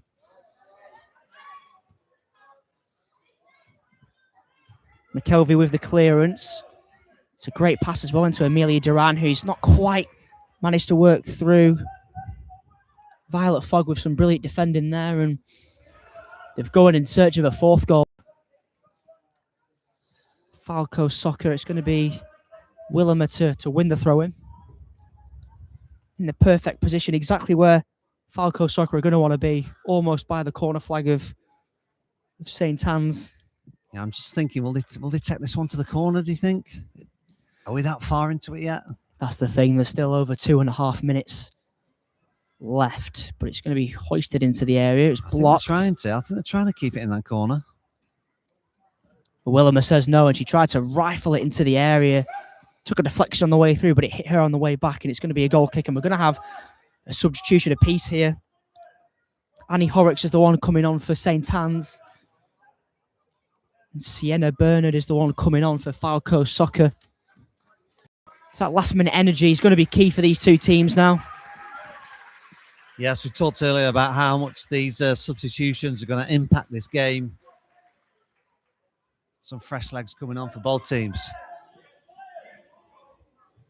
It's going to be into midfield now. Maisie Lee McLean was sniffing around, but it's cleared away by St. Anne's, and they might just get a chance here. Not quite, because it's Howe-Cotton that's in the way again. It's into the area. It's kneed back where it came from by Sophie Davis.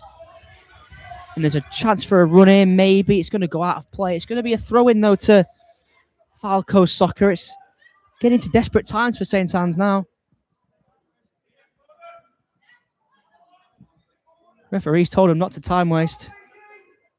And Sophie Davis obliges by throwing it right into the danger zone. Maisie Lee McLean will hold on to it. Brilliant footwork. Looking to just get it into the middle of the pitch. And here comes Amelia Duran, sends it forward. And the chase is on down this side. It's going to be knocked out for a throw-in potentially. Amelia Duran, she had two options there. She thought maybe we'll just try and take it round the defender. Could see why, because if she got the run on her there, it would have been crucial. But it's going to be a throw-in Falco Soccer with 30 seconds of normal time to play. St. Anne's have sent it back out for a throw-in, and it really is now or never for them. And this might be the one here. It's won back, but then won back brilliantly again by Neve Clark. And it's smashed down the line, and this is exactly where Falco Soccer want to be playing. Maisie Lee McLean. It's a good run. It's a good challenge, though, from Isabel McKelvey. In a corner now for Falco Soccer. It's exactly where they want to be. Absolutely right. And you wonder now they're going to take a short one, keep it in the corner. I know it was a little bit early last time when I called it 2.5 minutes to go, but it looks like they're going short. Yeah, they've done exactly that. They've played the short corner. They're keeping it in that corner, and you can't blame them. However, the offside flag is going to go up against them. So we'll have that free kick to St. Anne's, but there can't be long left now. Get the feeling the referee's going to blow his whistle any time now. The free kick is short. Fans are screaming for the whistle. Good pressure there from Maisie Lee McLean, but Amelia Duran comes away with it. And Neve Clark, though, and she loses out to Isla Joyner, and it's going to be hoisted forward. Brilliant defensive work, though. Maisie Lee McLean, just maybe she could put the game to bed here. But it's Isabel McKelvey again with the defensive intervention. The referee's got his whistle to his mouth, and he blows it 3 times to signify the full-time whistle.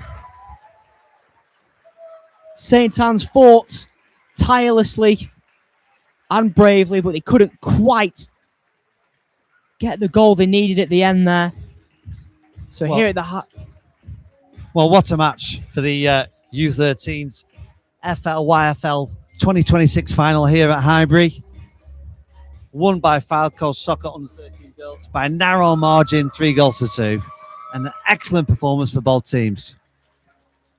Here's Falco Soccer are officially champions of this game.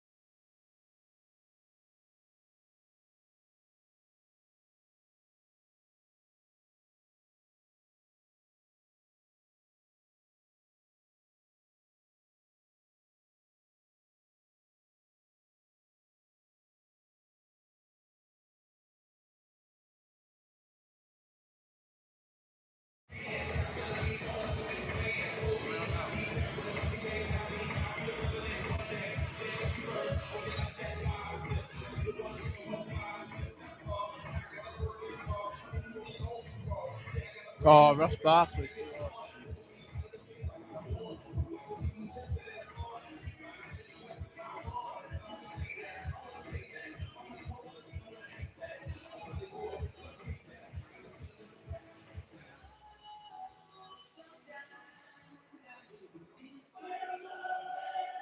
Please welcome to the pitch your finalists.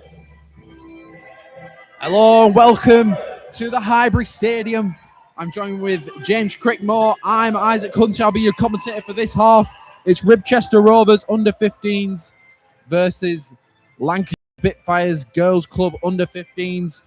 In for a good one, James. Hi, Isaac. Yeah, I'm really looking forward to this one.